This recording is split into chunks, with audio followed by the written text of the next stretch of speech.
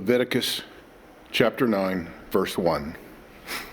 On the 8th day, Moses called Aaron and his sons and the elders of Israel, and he said to Aaron, "Take for yourself a bull calf for a sin offering and a ram for a burnt offering, both without blemish, and offer them before the Lord.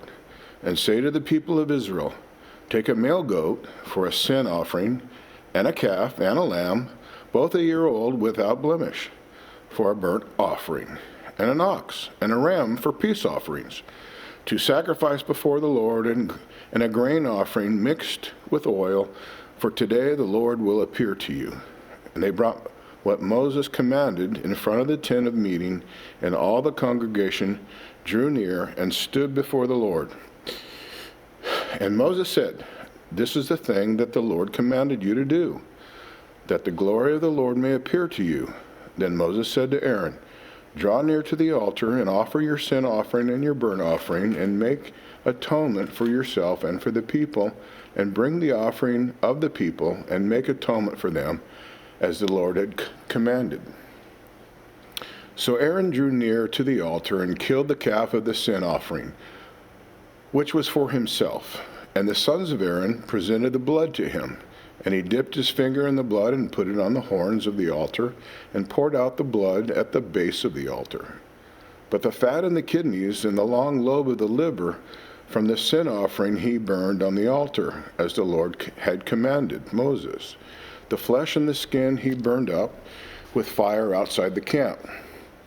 Then he killed the burnt offering, and Aaron's sons handed him the blood, and he threw it against the sides of the altar. And they handed the burnt offering to him, piece by piece, and the head, and he burned them on the altar. And he washed the entrails and the legs, and burned them with the burnt offering on the altar. Then he presented the people's offering, and took the goat of the sin offering that was for the people, and killed it, and offered it as a sin offering, like the first one. And he presented the burnt offering, and offered it according to the rule. And he presented the grain offering, took a handful of it, and burned it on the altar, besides the burnt offering of the morning. Then he killed the ox and the ram, the sacrifice of peace offerings for the people. And Aaron's sons handed him the blood, and he threw it against the sides of the altar. But the fat pieces of the ox and the ram, and the fat tail, and that which covers the entrails and the kidneys and the long lobe of the liver, they put the fat pieces on the breast, and he burned the fat pieces on the altar. But the breast and the right thigh Aaron waved for a wave offering before the Lord, as Moses commanded. Then Aaron lifted up his hands toward the people and blessed them. And he came down from offering the sin offerings and the burnt offering and the peace offerings. And Moses and Aaron went into the tent of meeting, and when they came out, they blessed the people. And the glory of the Lord appeared to all the people. And fire came out from the Lord and consumed the burnt offering and the pieces of fat on the altar. And when all the people saw it, they shouted and fell on their faces. Now, verse 10, or chapter 10, sorry. Now Nadab and Abihu, the sons of Aaron, each took his censer and put fire in it, and laid incense on it, and offered unauthorized fire before the Lord, which he had not commanded them. And fire came out from before the Lord and consumed them. They died before the Lord. Then Moses said to Aaron, "This is what the Lord has said. Among those who are near me, I will be sanctified, and before all the people I will be glorified." And Aaron held his peace.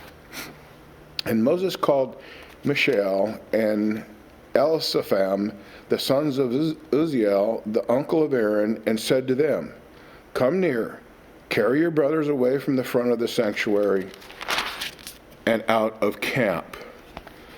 They came near and carried them in their coats out of the camp, as Moses had said.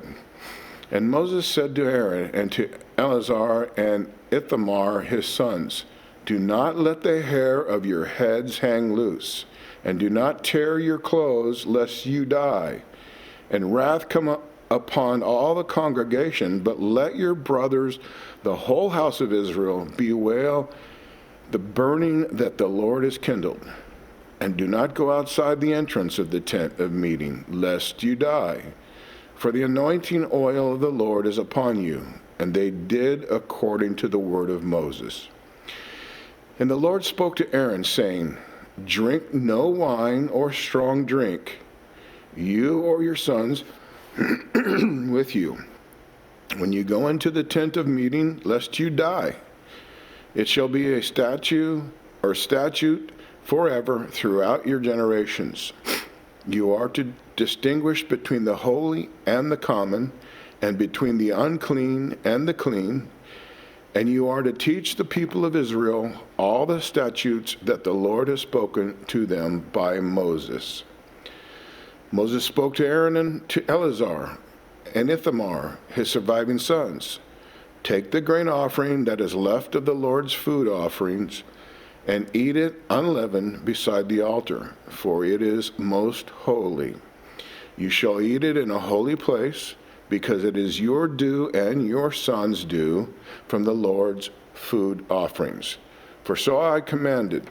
But the breast that is waved and the thigh that is contributed, you shall eat in a clean place, you and your sons and your daughters with you, for they are given as your due and your sons' due from the sacrifices of the peace offerings of the people of Israel.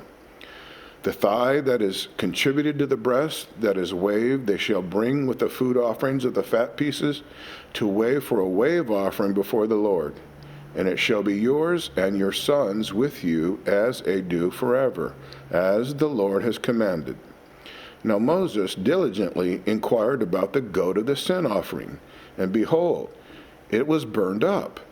And he was angry with Eleazar and Ithamar, the surviving sons of Aaron, saying, why have you not eaten the sin offering in the place of the sanctuary, since it is the thing most holy, and has been given to you that may bear the iniquity of the congregation, to make atonement for them before the Lord? Behold, its blood was not brought into the inner part of the sanctuary. Your certainty ought to have eaten it in the sanctuary as I commanded. And Aaron said to Moses, behold, today they have offered their sin offerings and their burnt offerings before the Lord. And yet such things as these have happened to me. If I had eaten the sin offering today, would the Lord have approved? When Moses heard that, he approved. And the Lord spoke to Moses, and Aaron, chapter 11, to Moses and Aaron, saying to them, speak to the people of Israel, saying, these are the living things that you may eat among all the animals that are on the earth. Whatever parts the hoof and is cloven-footed and chews the cud, among the animals you may eat. Nevertheless, among those that chew the cud or part of the hoof, you shall not eat these: the camel, because it chews the cud, but does not part the hoof, is unclean to you. And the rock badger, because it chews the cud, but does not part the hoof, it's also unclean to you. And the hare, because it chews the cud, but does not part the hoof, is unclean to you. And the pig, because it parts the hoof and is cloven-footed, but does not chew the cud, is unclean. You shall not eat any of their flesh, and you shall not touch their carcasses. They are unclean to you. These you may eat. Of all that are in the waters, everything in the waters that has fins and scales, whether in the seas or in the rivers, you may eat. But anything in the seas or the rivers that does not have fins and scales, of the swimming creatures in the waters and of the living creatures that are in the waters, is detestable to you. You shall regard them as detestables. You shall not eat any of their flesh, and you shall detest their carcasses. Everything in the waters that does not have fins and scales is detestable to you. And these you shall detest among the birds. They shall not be eaten. They are detestable: the eagle, the bearded vulture, the black vulture, the kite, the falcon of any kind, every raven of any kind, the ostrich, the nighthawk, the seagull, the hawk of any kind, the little owl, the cormorant, the short-eared owl, the barn owl, the tawny owl, carrion vulture, the stork, the heron of any kind, the hoopoe, and the bat. All winged insects that go on all fours are detestable to you. Yet among the winged insects that go on all fours, you may eat those that have jointed legs above their feet, with which to hop on the ground. Any of them you may eat. The locust of any kind, the bald locust of any kind, the cricket of any kind, the grasshopper of any kind, but all other winged insects that have 4 feet are detestable to you. And by these you shall become unclean. Whoever touches their carcass shall be unclean until the evening. And whoever carries any part of their carcass shall wash his clothes and be unclean until the evening. Every animal that parts the hoof, but is not cloven-footed or does not chew the cud, is unclean.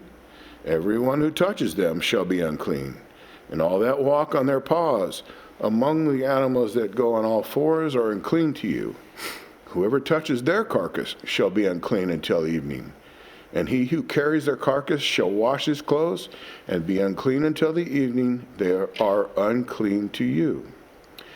And these are unclean to you among the swarming things that swarm on the ground: the mole rat, the mouse, the great lizard of any kind, the gecko, the monitor lizard, the sand lizard, and the chameleon.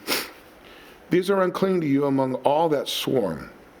Whoever touches them when they are dead shall be unclean until the evening. And anything on which any of them falls when they are dead shall be unclean, whether it is an article of wood, or a garment, or a skin, or a sack, any article that is used for any purpose. It must be put into water and shall be unclean until the evening, then it shall be clean. And if any of them falls into any earthenware vessel, all that is in it shall be unclean, and you shall break it. Any food in it that could be eaten, on which water comes, shall be unclean. And all drink that could be drunk from every such vessel shall be unclean. And everything on which any part of their carcass falls shall be unclean, whether oven or stove. It shall be broken in pieces. They are unclean and shall remain unclean for you. Nevertheless, a spring or cistern holding water shall be clean, but whoever touches a carcass in them shall be unclean. And if any part of their carcass falls upon any seed grain that is to be sown, it is clean. But if the water is put on the seed, any part of their carcass falls on it, it shall be unclean to you. And if any animal which you may eat dies, whoever touches its carcass shall be unclean until the evening. And whoever eats of its carcass shall wash his clothes and be unclean until the evening. And whoever carries the carcass shall wash his clothes and be unclean until the evening. Every swarming thing that swarms on the ground is detestable. It shall not be eaten. Whatever goes on its belly, and whatever goes on its all fours, or whatever has many feet, any swarming thing that swarms on the ground you shall not eat, for they are detestable. You shall not make yourselves detestable with any swarming thing that swarms, and you shall not defile yourself with them and become unclean through them. For I am the Lord your God. Consecrate yourselves therefore, and be holy, for I am holy. You shall not defile yourself with any swarming thing that crawls on the ground. For I am the Lord who brought you up out of the land of Egypt to be your God. You shall therefore be holy, for I am holy. This is the law about beast and bird, and every living creature that moves through the waters, and every creature that swarms on the ground, to make a distinction between the unclean and the clean, and between the living creature that may be eaten and the living creature that may not be eaten. Chapter 12. The Lord spoke to Moses, saying, Speak to the people of Israel, saying, If a woman conceives and bears a male child, then he shall be unclean 7 days, as at the time of her menstruation she shall be unclean. And on the 8th day the flesh of his foreskin shall be circumcised. Then she shall continue for 33 days in the blood of her purifying. She shall not touch anything holy, nor come into the sanctuary until the days of her purifying are completed.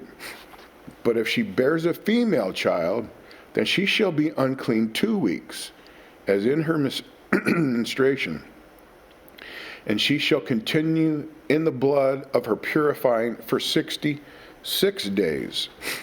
And when the days of her purifying are completed, whether for a son or for a daughter, she shall bring to the priest at the entrance of the tent of meeting a lamb, a year old, for a burnt offering, and a pigeon or a turtle dove for a sin offering. And he shall offer it before the Lord and make atonement for her. Then she shall be clean from the flow of her blood. This is the law for her who bears a child, either male or female. And if she cannot afford a lamb, then she shall take 2 turtle doves or 2 pigeons, one for a burnt offering and the other for a sin offering. And the priest shall make atonement for her, and she shall be clean. Chapter 13. The Lord spoke to Moses and Aaron, saying, when a person has on the skin of his body a swelling or an eruption or a spot, and it turns into a case of leprous disease on the skin of his body, then he shall be brought to Aaron the priest, or to one of his sons, the priest, and the priest shall examine the diseased area on the skin of his body, and if the hair in the diseased area has turned white and the disease appears to be deeper than the skin of his body, it is a case of leprous disease. When the priest has examined him, he shall pronounce him unclean. But if the spot is white in the skin of his body and appears no deeper than the skin, and the hair in it has not turned white, the priest shall shut up the deceased person for 7 days. And the priest shall examine him on the 7th day. And if in his eyes the disease is checked and the disease has not spread in the skin, then the priest shall shut him up for another 7 days. And the priest shall examine him again on the 7th day. And if the diseased area had faded and the disease has not spread in the skin, then the priest shall pronounce him clean. It is only an eruption, and he shall wash his clothes and be clean. But if the eruption spreads in the skin after he has shown himself to the priest for his cleansing, he shall appear again before the priest.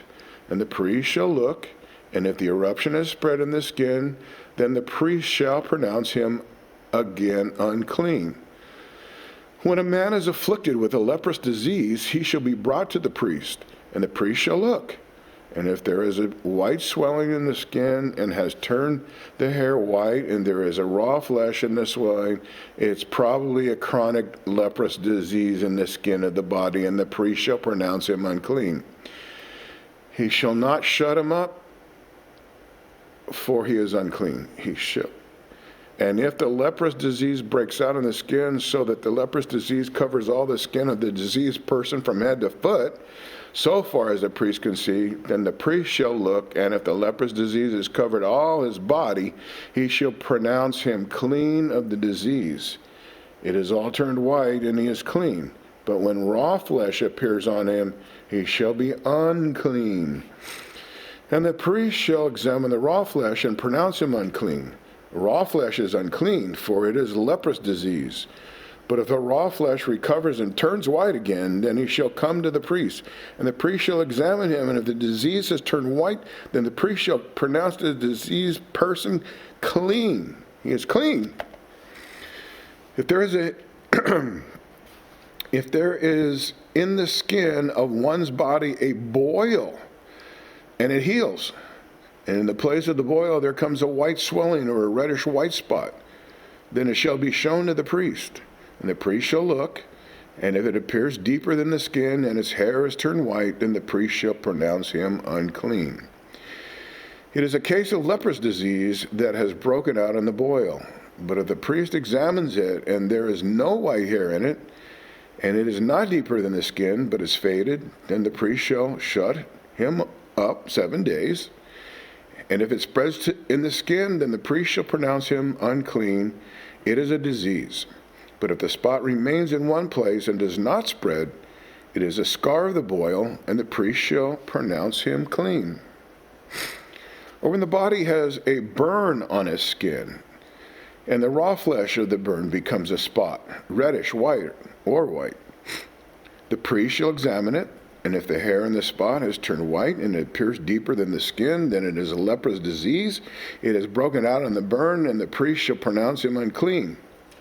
But if the priest examines it, and there is no white hair in the spot, and it is no deeper than the skin, but has faded, the priest shall shut him up again for 7 days, and the priest shall examine him the 7th day. If it is spreading in the skin, then the priest shall pronounce him unclean. It is a case of leprous disease. But if the spot remains in one place and does not spread in the skin, but has faded, it is a swelling from the burn, and the priest shall pronounce him clean, for it is a scar of the burn. Who's next? Mikey. I hope you're enjoying this reading. Verse 29. Chapter 13, verse 29.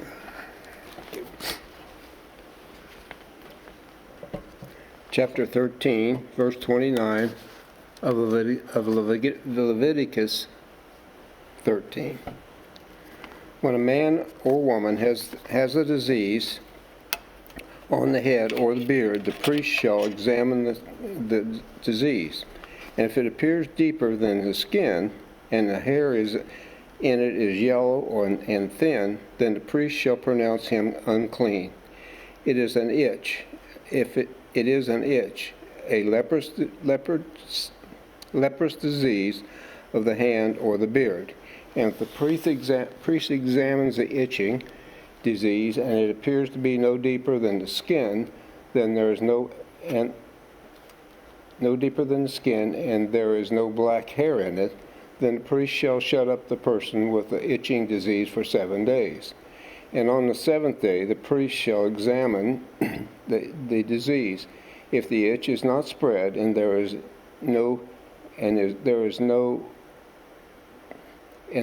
it is no yellow hair, and the itch appears to be no deeper than the skin, then he shall shave himself, but the itch he shall not shave. And the priest shall shut up the person with the itching disease for another 7 days.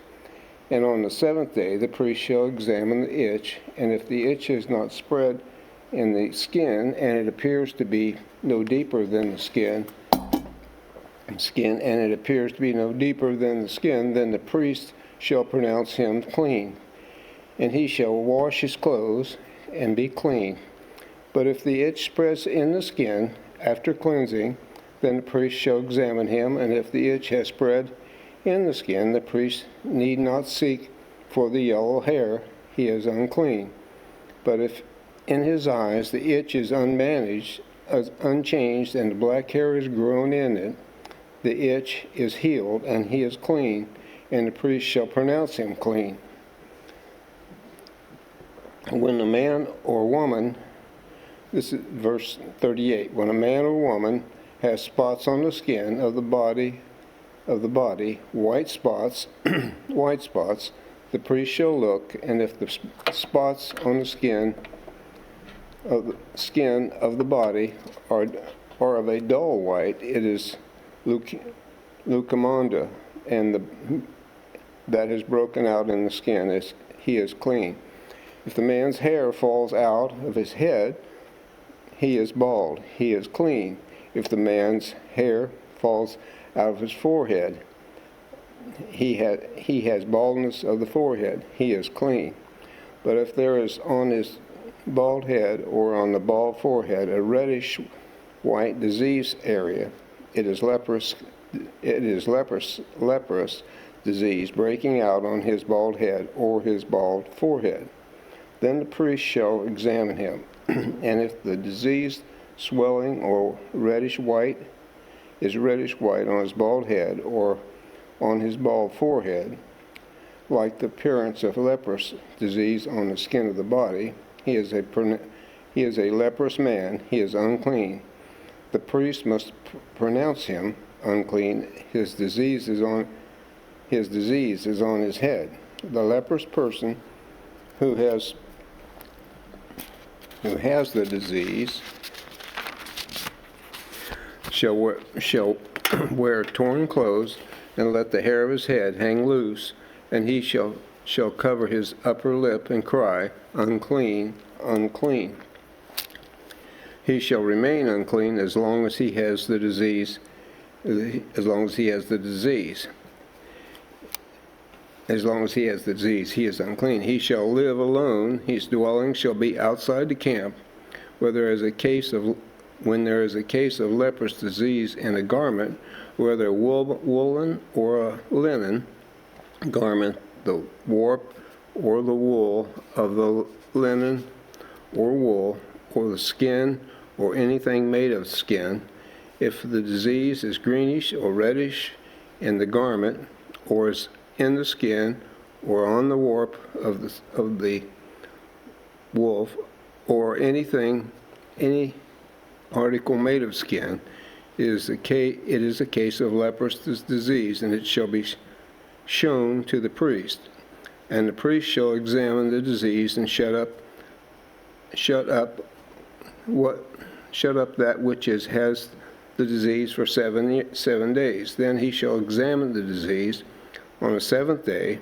If the disease has spread in the garment, in the warp or woof, or on the skin, whatever be the use of the skin, the disease is a persistent leprous disease, it is unclean. And he shall burn the garment and the warp or the woof or the wool or the linen or any article made of skin that is diseased, for it is persistent leprous disease. It shall be burned in the fire. And if the priest examines and finds the disease has not spread in the garment, in the warp, or the woof, or any article made of skin, then the priest shall command that they wash the thing in which the disease,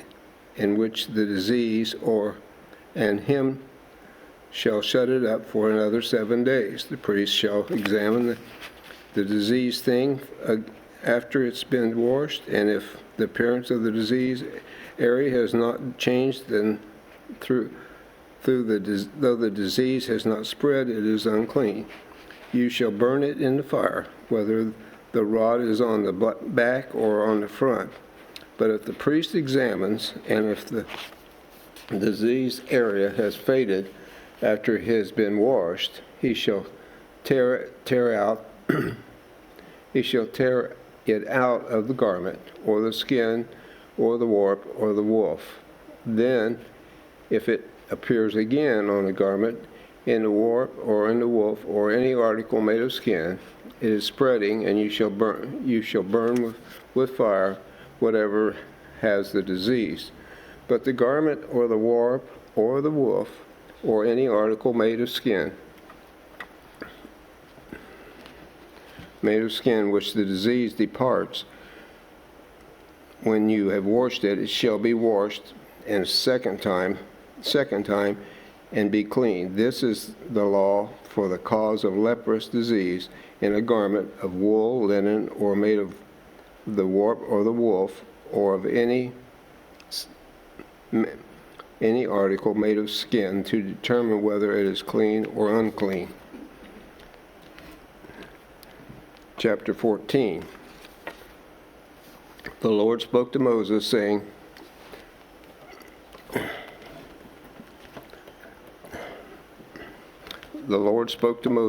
this shall be the law of the leprous person for the day of his cleansing. He shall be brought to the priest, and the priest shall go out of the camp, and the priest shall look. Then if the case of the priest's leprous disease is healed, in the leprous person, the priest shall command them to take for him who is to be cleansed two live cleaned birds and two clean birds, cedar wood and scarlet yarn and a hyssop. And the priest shall command them to kill one of the birds in an earthenware vessel over fresh water. He shall take the live bird with the cedar wood and the scarlet yarn and the hyssop and dip them and the live bird in the blood of the bird that is killed over the fresh water.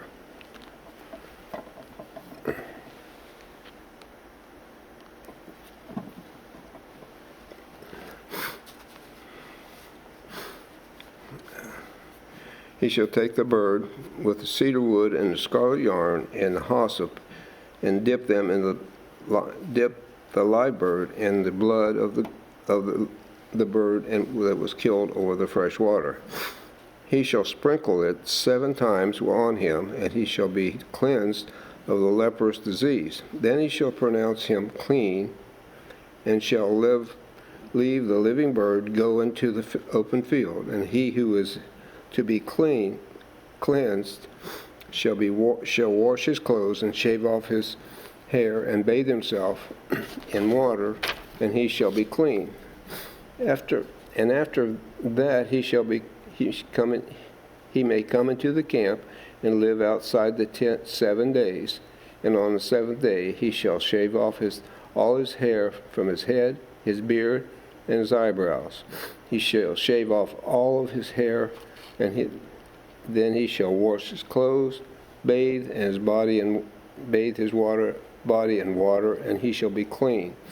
On the 8th day he shall take out 2 lambs without blemish, and 1 ewe lamb, and a year-old without blemish, and a grain offering of 3/10 of an ephah of fine flour mixed with oil, and one log of oil.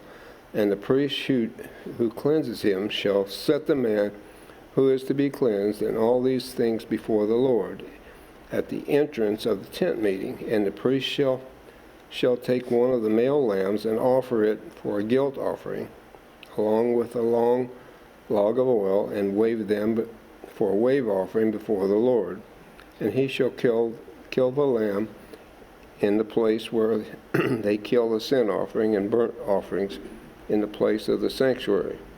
For the guilt offering, like the sin offering, belongs to the priest. It is most holy. The priest shall take some of the blood of the guilt offering, and the priest shall put it on the lobe of the right ear of him who has been cleansed, and on the thumb of his right hand, and on the big toe of his right foot. Then the priest shall take some of the log oil and pour it into the palm of his own left hand, and dip his right finger in the oil that is in his left hand, and sprinkle some oil with his finger 7 drops 7 times before the Lord. And some of the oil that remains in his hand the priest shall put on the lobe of the right ear of him who is to be cleansed, and on the thumb of his right hand, and on the big toe of his right foot, on top of the blood of the guilt offering.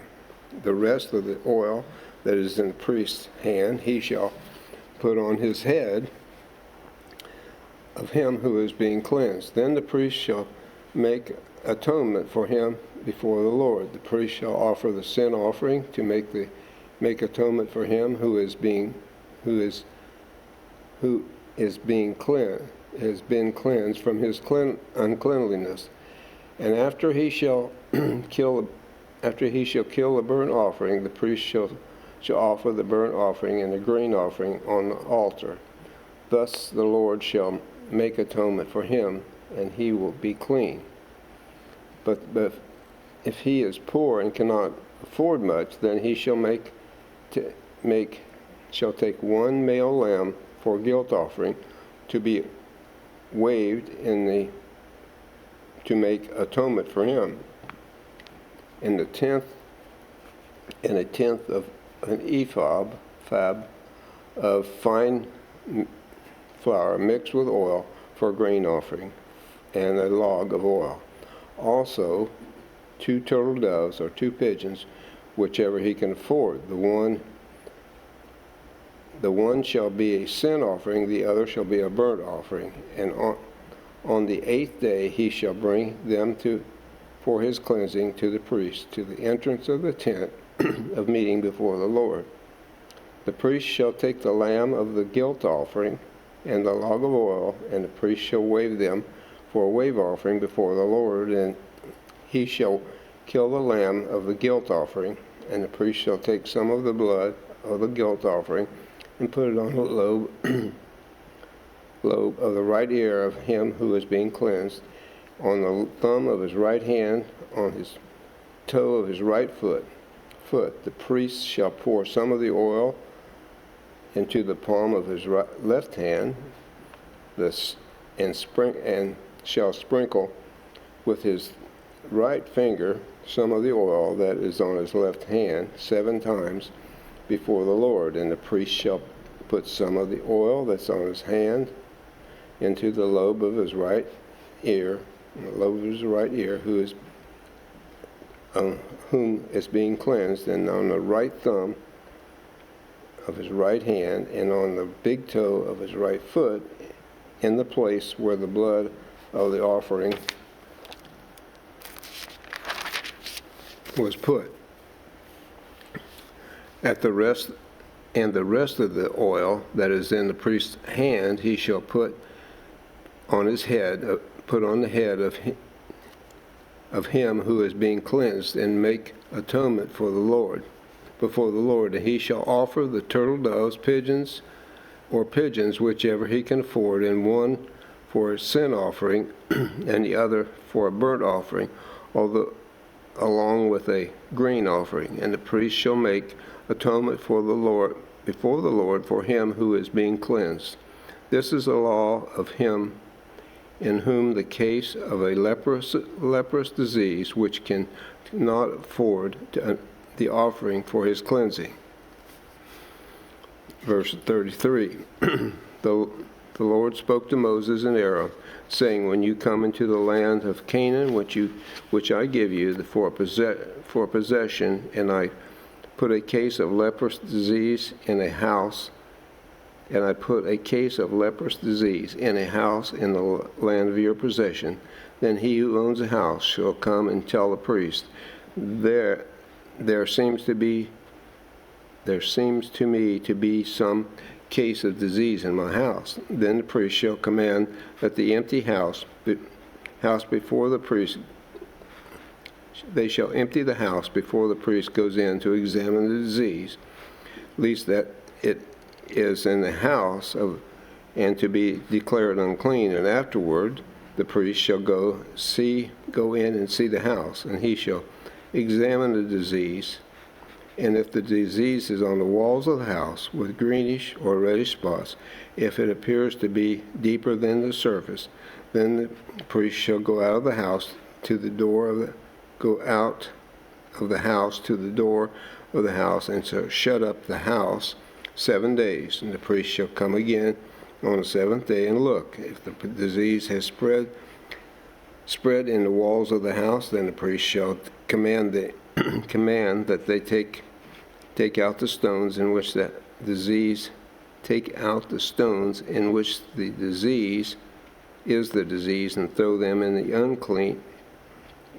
an unclean place, and cry without the city. And he shall have the inside of the house scraped all around, and the plaster and the plaster they shall scrape off. They shall pour in an unclean place outside the house. Then they shall take other stones and put them in a place of the stones, and he shall take another plaster and plaster the house.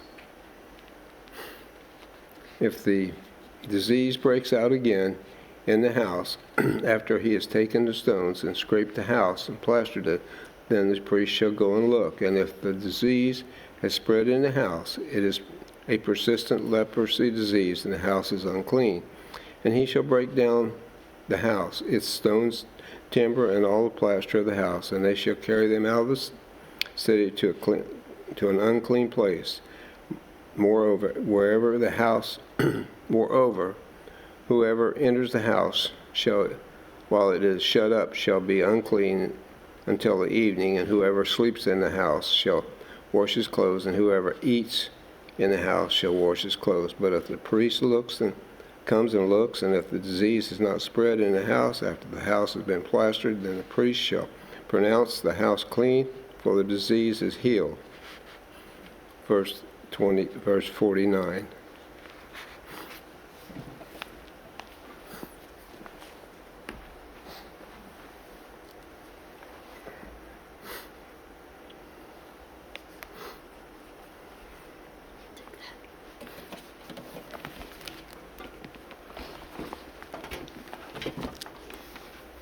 Help me.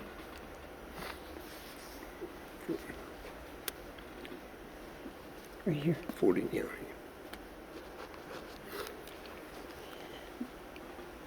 Leviticus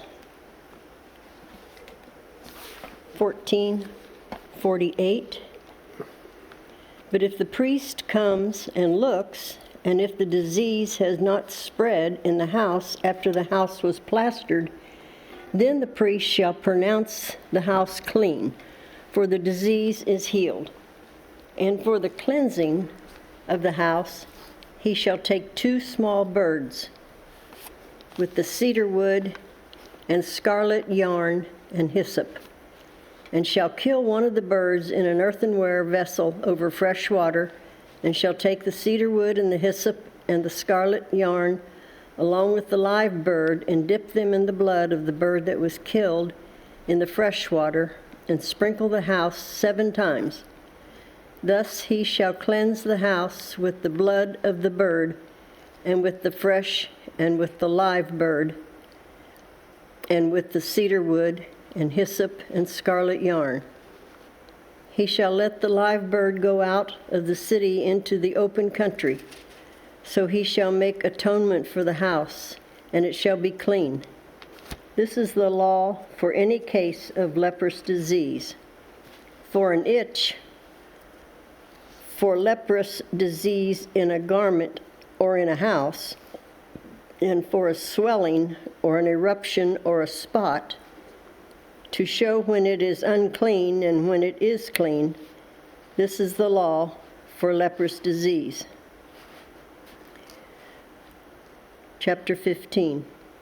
The Lord spoke to Moses and Aaron, saying, Speak to the people of Israel and say to them, when any man has a discharge from his body, a discharge is unclean, and this is the law of his uncleanness for a discharge.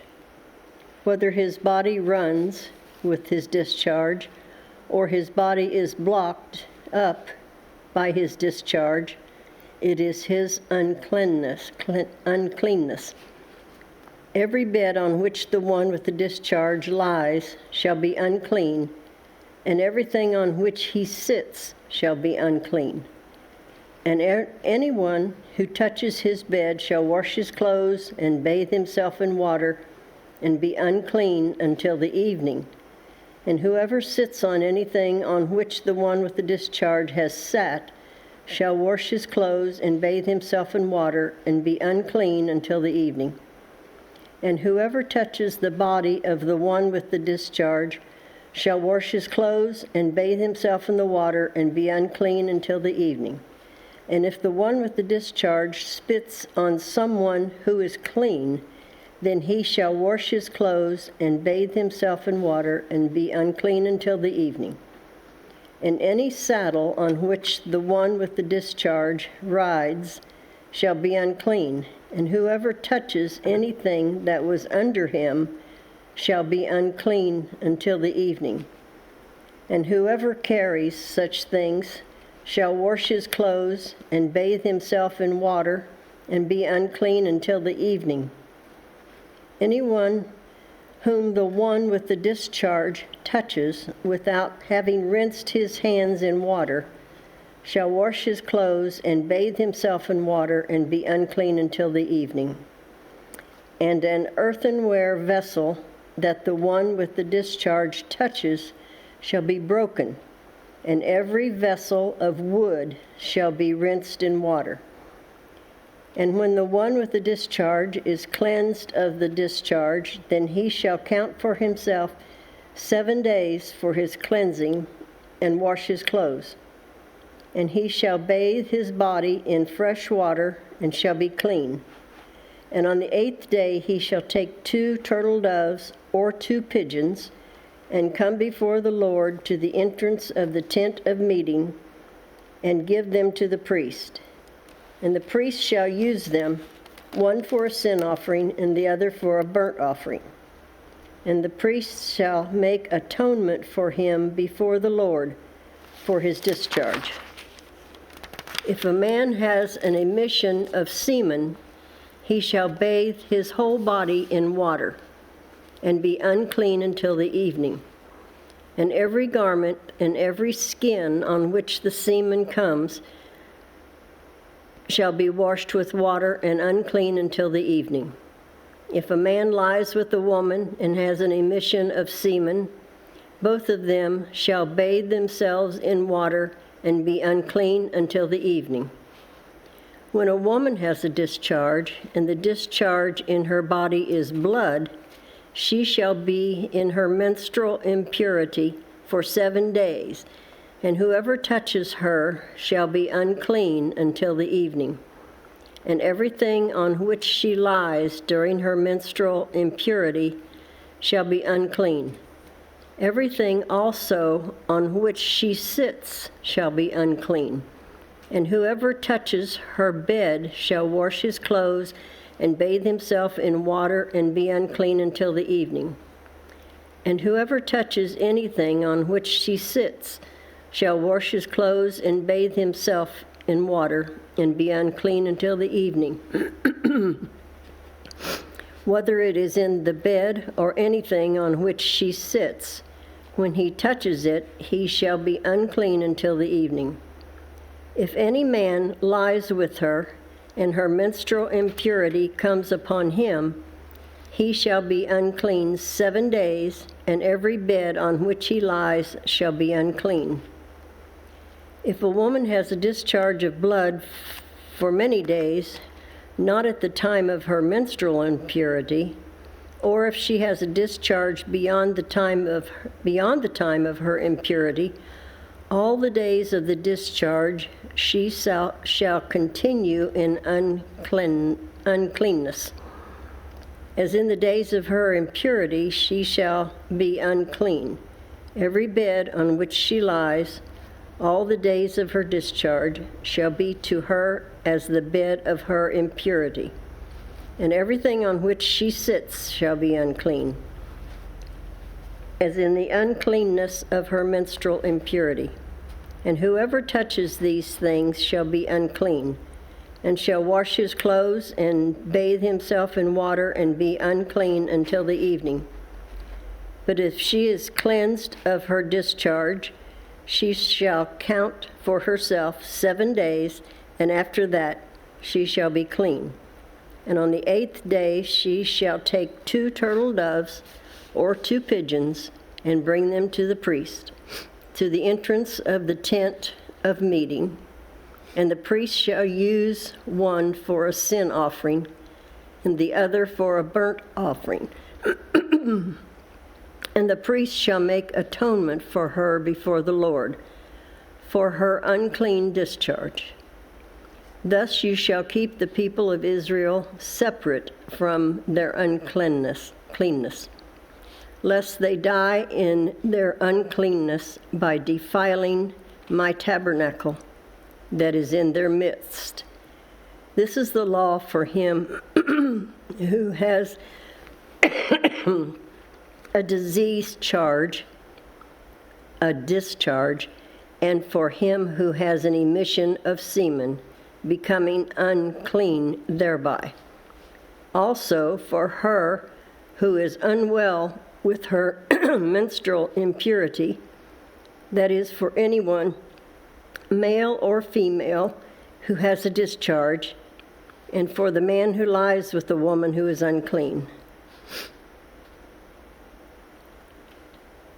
The Lord spoke, chapter 16. The Lord spoke to Moses after the death of the two sons of Aaron, when they drew near before the Lord and died. And the Lord said to Moses, "Tell Aaron your brother not to come at any time into the holy place inside the veil, before the mercy seat that is on the ark, so that he may not die. For I will appear in the cloud over the mercy seat. But in this way Aaron shall come into the holy place with a bull from the herd for a sin offering, and a ram for a burnt offering. He shall put on the holy linen coat, and shall have the linen undergarment on his body. And he shall tie the linen sash around his waist, and wear the linen turban. These are the holy garments. He shall bathe his body in water, and then put them on. And he shall take from the congregation of the people of Israel 2 male goats for a sin offering, and 1 ram for a burnt offering. Aaron shall offer the bull as a sin offering for himself, and shall make atonement for himself and his house. Then he shall take the 2 goats and set them before the Lord at the entrance of the tent of meeting. And Aaron shall cast lots over the 2 goats, 1 lot for the Lord, and the other lot for Azazel. And Aaron shall present the goat on which the lot fell for the Lord, and use it as a sin offering. But the goat on which the lot fell for Azazel shall be presented alive before the Lord to make atonement over it, that it may be sent away into the wilderness to Azazel. Aaron shall present the bull as a sin offering for himself, and shall make atonement for himself and for his house. He shall kill the bull as a sin offering for himself, and he shall take a censer full of coals of fire from the altar before the Lord, and 2 handfuls of sweet incense, beaten small, and he shall bring it inside the veil, and put the incense on the fire before the Lord, that the cloud of the incense may cover the mercy seat that is over the testimony, so that he does not die. And he shall take some of the blood of the bull and sprinkle it with his finger on the front of the mercy seat on the east side. And in front of the mercy seat he shall sprinkle some of the blood with his finger 7 times. Then he shall kill the goat of the sin offering that is for the people, and bring its blood inside the veil, and do with its blood as he did with the blood of the bull, sprinkling it over the mercy seat and in front of the mercy seat.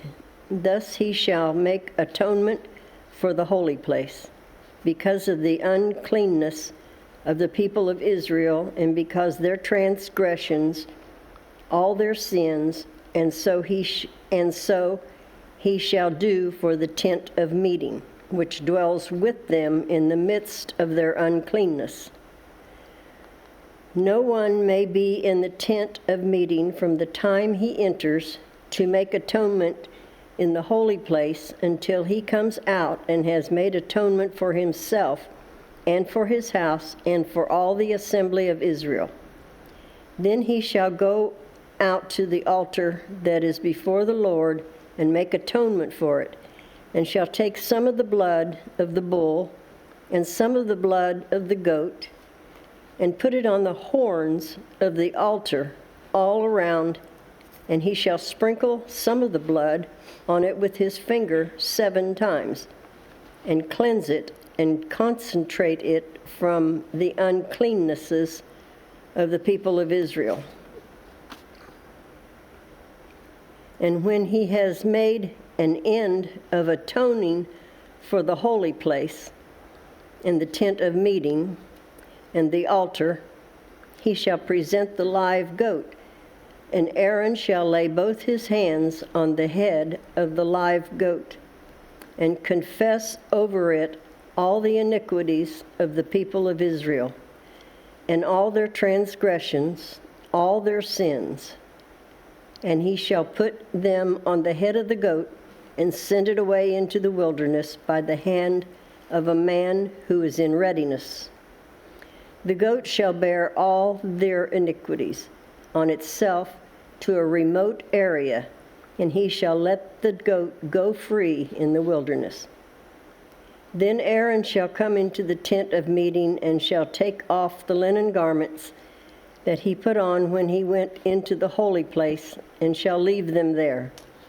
And he shall bathe his body in water in a holy place, and put on his garments, and come out and offer his burnt offering in the burnt offering of the people, and make atonement for himself and for the people. And the fat of the skin offering he shall burn on the altar. And he who lets the goat go to Azazel shall wash his clothes and bathe his body in water. And afterward he may come into the camp. And the bull for the sin offering, and the goat for the sin offering, whose blood was brought in to make atonement in the holy place, shall be carried outside the camp. Their skin and their flesh and their dung shall be burned up with fire. And he who burns them shall wash his clothes and bathe his body in water, and afterward he may come into the camp. And it shall be a statute to you forever, that in the 7th month, on the 10th day of the month, you shall afflict yourself and shall do no work, either the native or the stranger who sojourns among you. For on this day shall atonement be made for you to cleanse you. You shall be clean before the Lord from all your sins. It is a Sabbath of solemn rest to you, and you shall afflict yourselves. It is a statute forever. And the priest who is anointed and consecrated as priest in his father's place, shall make atonement wearing the holy linen garments. He shall make atonement for the holy sanctuary, and he shall make atonement for the tent of the meeting and for the altar, and he shall make atonement for the priests and for all the people of the assembly. And this shall be a statute forever for you, that atonement may be made for the people of Israel once in the year because of all their sins. And Aaron did as the Lord commanded Moses. It's a good stopping place. Okay. This was the chapter 16 of Leviticus.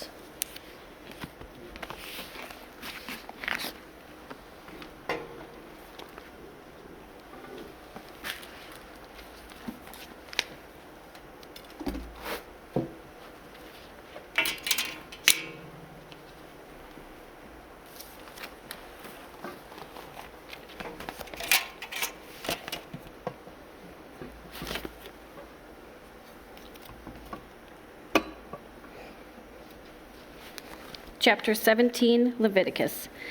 And the Lord spoke to Moses, saying, "Speak to Aaron and his sons, and to all the people of Israel, and say to them, this is the thing that the Lord has commanded. If any of the house of Israel kills an ox, or a lamb, or a goat in camp, or kills it outside the camp and does not bring it to the entrance of the tent of meeting to offer it as a gift to the Lord in front of the tabernacle of the Lord, blood guilt shall be imputed to that man. He has shed blood, and that man shall be cut off from among his people. This is to the end that the people of Israel may bring their sacrifices, and that they sacrifice in the open field, and that they may bring them to the Lord, to the priest at the entrance of the tent of meeting, and sacrifice them as sacrifices of peace offerings to the Lord. And the priest shall throw blood on the altar of the Lord at the entrance of the tent of meeting, and burn the fat for a pleasing aroma to the Lord. So they shall no more sacrifice their sacrifices to goat demons, after whom they whore. They shall be a statute forever for them throughout their generations. And you shall say to them, any one of the house of Israel, or any of the strangers who sojourn among them, who offer a burnt offering or a sacrifice, and does not bring it to the entrance of the tent of meeting to offer it to the Lord, that man shall be cut off from his people. If any one of the house of Israel, or of the strangers who sojourn among them, eats any blood, it will set my face against that person who eats blood, and will cut him off from among his people. For the life of the flesh is in the blood, and I have given it for you on the altar to make atonement for your souls, for it is the blood that makes atonement by the life. Therefore I have said to the people of Israel, no person among you shall eat blood, neither shall any stranger who sojourns among you shall eat blood. And anyone also of the people of Israel, or of the strangers who sojourns among them, who takes in hunting any beast or bird that may be eaten, shall pour out its blood and cover it with the earth. For the life of every creature is its blood, and its blood is its life. Therefore I have said to the people of Israel, you shall not eat blood of any creature, for the life of every creature is its blood. Whoever eats it shall be cut off. Every person who eats what dies of itself, or what is torn by beast, whether he is a native or sojourner, shall wash his clothes and bathe himself in water, and be unclean until the evening. Then he shall be clean. But if he does not wash them or bathe his flesh, he shall bear his iniquities. Leviticus 18.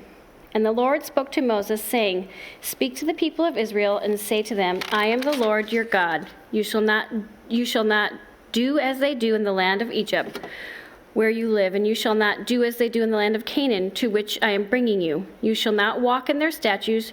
You shall follow my rules and keep my statutes and walk in them. I am the Lord your God. You shall therefore keep the statutes and my rules, and if any person does them, he shall live by them. I am the Lord. None of you shall approach any one of his close relatives to uncover nakedness. I am the Lord. You shall not uncover nakedness of your father, which is the nakedness of your mother. She is your mother. You shall not uncover her nakedness. You shall not uncover her nakedness from her father's wife. It is your father's nakedness. You shall not uncover the nakedness of your sister, your father's daughter, or your mother's daughter, whether brought up in the family or in another home. You shall not uncover the nakedness of your son's daughter or of your daughter's daughter, for their nakedness is your own nakedness. You shall not uncover the nakedness of your father's wife's daughter, brought up in your father's family, since she is your sister. You shall not uncover the nakedness of your father's sister. She is the father of your relative. She is your father's relative. You shall not uncover the nakedness of your mother's sister, for she is your mother's relative. You shall not uncover the nakedness of your father's brother, that is, you shall not approach his wife, she is your aunt. You shall not uncover the nakedness of your daughter-in-law, she is your son's wife. You shall not uncover her nakedness. You shall not uncover the nakedness of your brother's wife, it is your brother's nakedness. You shall not uncover your nakedness of a woman and her daughter. You shall not take her son's daughter or her daughter's daughter to uncover her nakedness. They are relatives. It is depravity.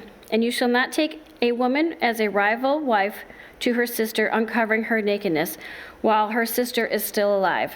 You shall not approach a woman to uncover her nakedness while she is in her menstrual uncleanness. And you shall not lie sexually with a neighbor's wife, so to make yourself unclean with her. You shall not give any of your children to offer them to Molech, and so profane the name of your God. I am the Lord.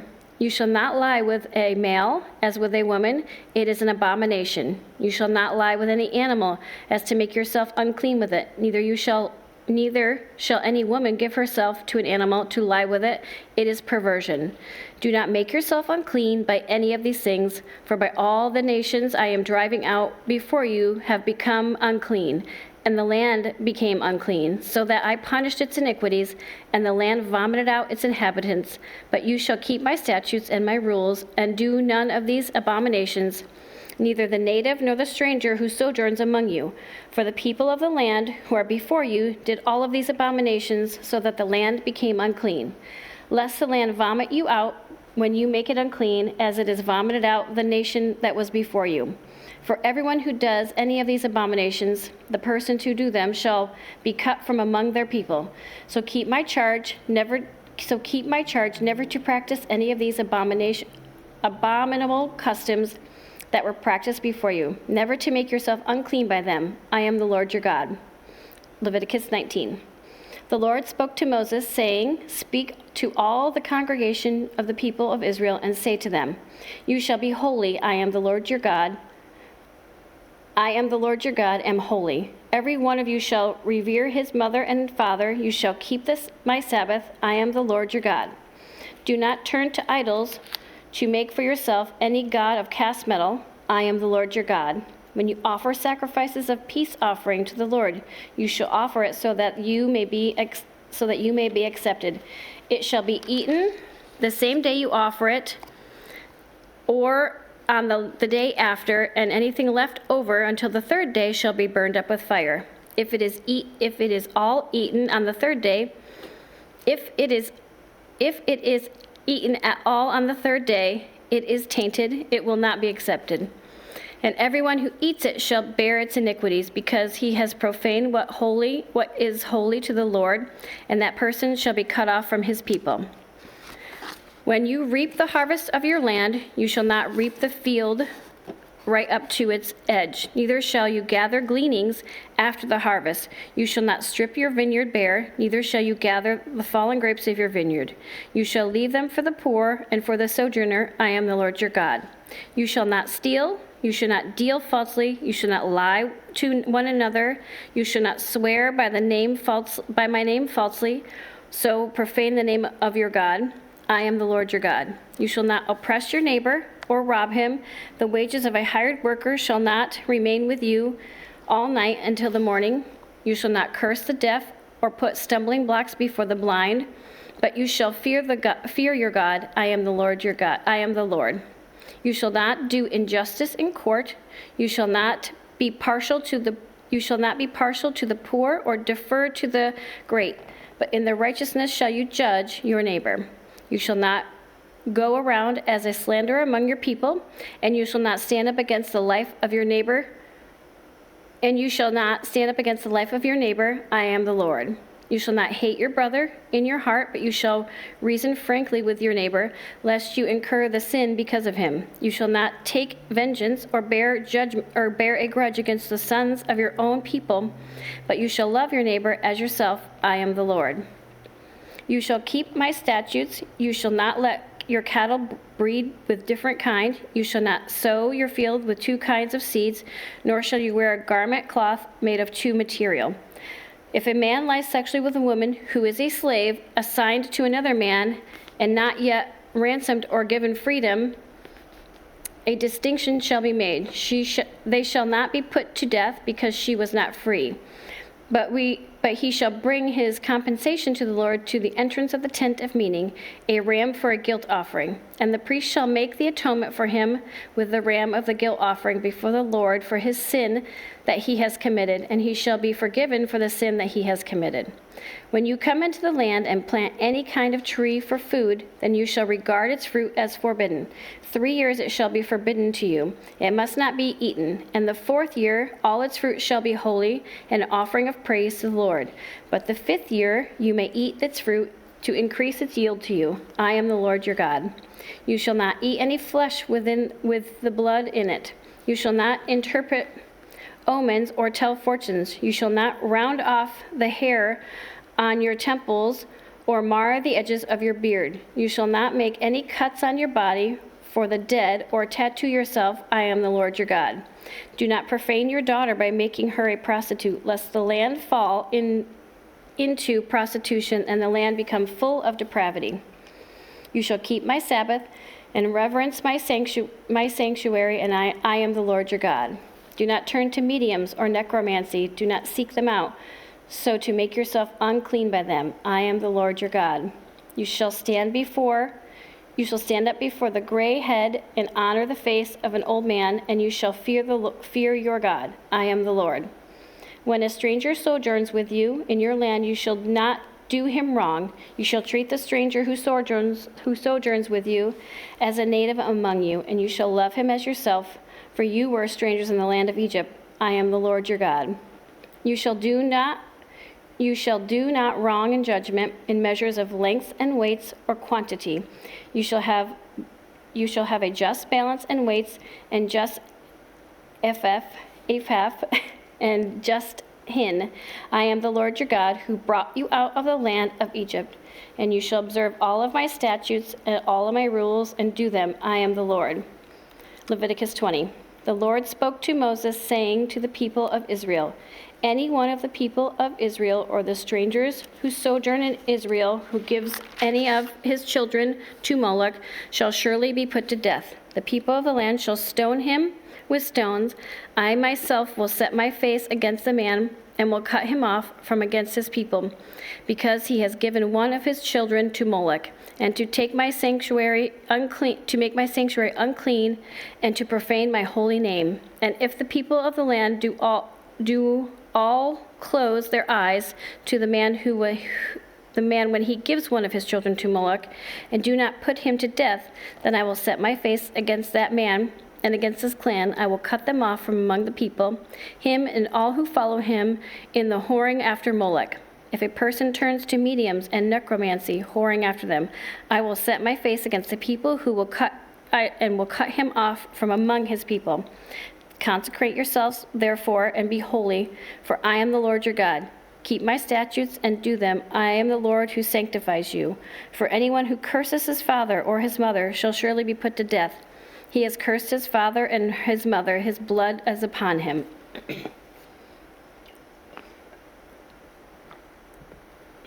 If a man commits adultery with his wife of the wife of his neighbor, both the adulterer and the adulteress shall surely be put to death. If a man lies with his father's wife, he is uncovering his father's nakedness.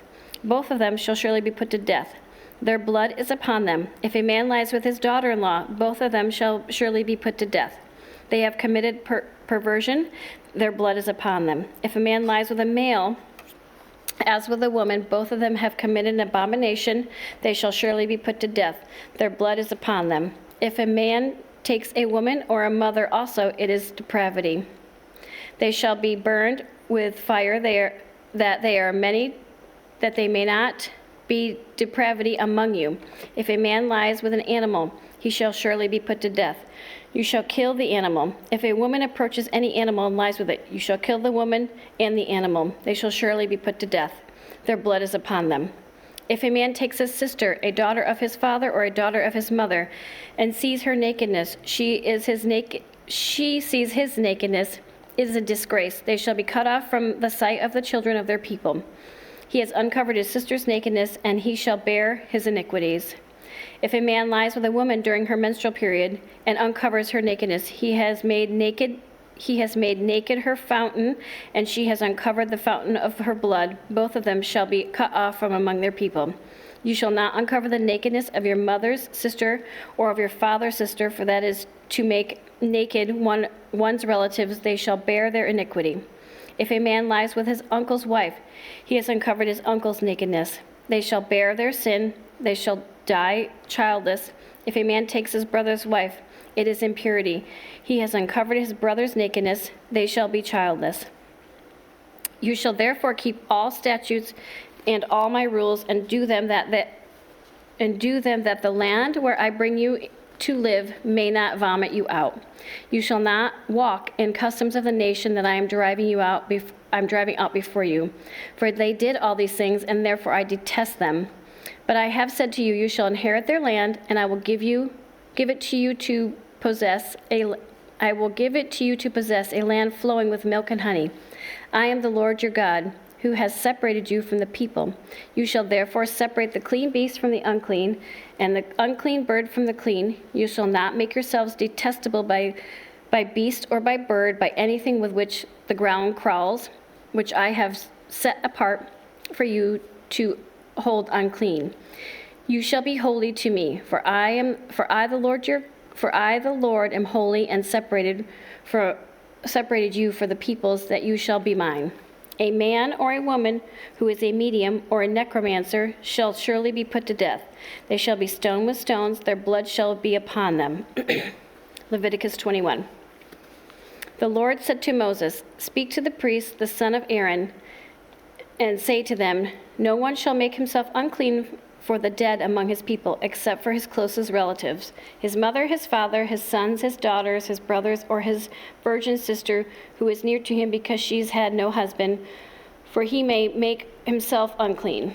He shall not make himself unclean as a husband among his people, and so profane himself. They shall not make bald patches on their heads, nor shave off the edges of their beards, nor make any cuts on their body. They shall be holy to their God, and not profane the name of their God. For they offer the Lord's food offering, the bread of their God, therefore they shall be holy. They shall not marry a prostitute or a woman who has been defiled, neither shall they marry a woman divorced from her husband, for the priest is holy to God. You shall sanctify him, for he offers the bread of your God. He shall be holy to you, for I am the Lord who sanctifies you. I am holy. And the daughter of any priest, if she profanes herself by whoring, profanes her father, she shall be burned with fire. The priest who is chief among his brothers, on whose head anointing oil is poured, and who has been consecrated to wear the garments, shall not let the hair of his head hang loose, nor tear his clothes. He shall not go into any dead bodies, nor make himself unclean, even for his father or for his mother. He shall not go out of the sanctuary, lest he profanes the sanctuary of his God. For the consecration of anointing oil of his God is on him. I am the Lord. And he shall take his wife in virginity, a widow or a divorced woman, a woman who has been defiled, or a prostitute. These he shall not marry, but he shall take his wife as a virgin of his own people, that he may not profane his offspring among his people. For I am the Lord who sacrifices him. And the Lord spoke to Moses, saying, Speak to Aaron, saying, None of your offspring throughout your generation who has a blemish may approach to offer the bread of his God. For no one has a blemish shall draw near, a man blind or lame, or one who has a mutilated face or a limb too long, a man who has injured foot or an injured hand, or a hunchback, or a dwarf, or a man with a defect in his sight, or itching disease, or scabs, or crushed testicles. No man of the offspring of Aaron, the priest, who has a blemish, shall come near to offer the Lord's food offering, since he has a blemish. He shall not come near to offer the bread of his God. He may eat the bread of his God, the most holy, and of the holy things. He shall not go through the veil or approach the altar, because he has a blemish, that he may not profane the sanctuaries. For I am the Lord who sanctifies them. So Moses spoke to Aaron, to his sons, and to all the people of Israel. Leviticus 22. And the Lord spoke to Moses, saying, Speak to Aaron and his sons, so that they abstain from the holy things of the people of Israel, which they dedicate to me so that they do not profane my holy name. I am the Lord. Say to them, if any of all of your offspring throughout your generations approaches the holy things that the people of Israel dedicate to the Lord while he is in uncleanness, that the person shall be cut off from my presence. I am the Lord.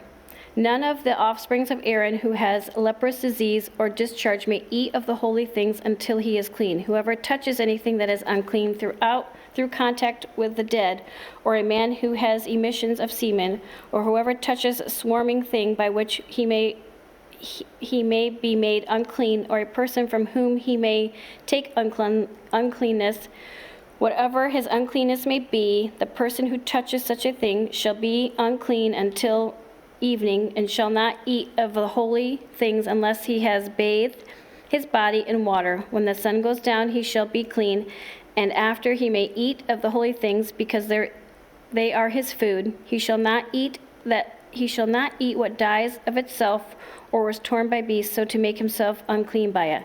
I am the Lord.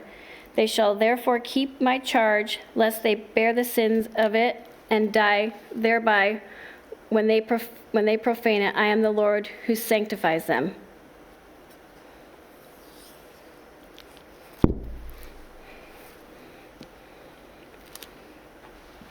I'm right there. Okay. Leviticus 22:10. A lay person shall not eat of a holy thing. No foreign guest of the priest or hired worker shall eat of a holy thing. But if a priest buys a slave as his property for money, the slave may eat of it, and anyone born in his house may eat of his food. If a priest's daughter marries a layman, she shall not eat of the contributions of the holy things. But if a priest's daughter is widowed or divorced and has no child and returns to her father's house as in her youth, she may eat of her the father's food. Yet no lay person shall eat of it. And if anyone eats of a holy thing unintentionally, he shall add the fifth of its value to and give the holy thing to the priest.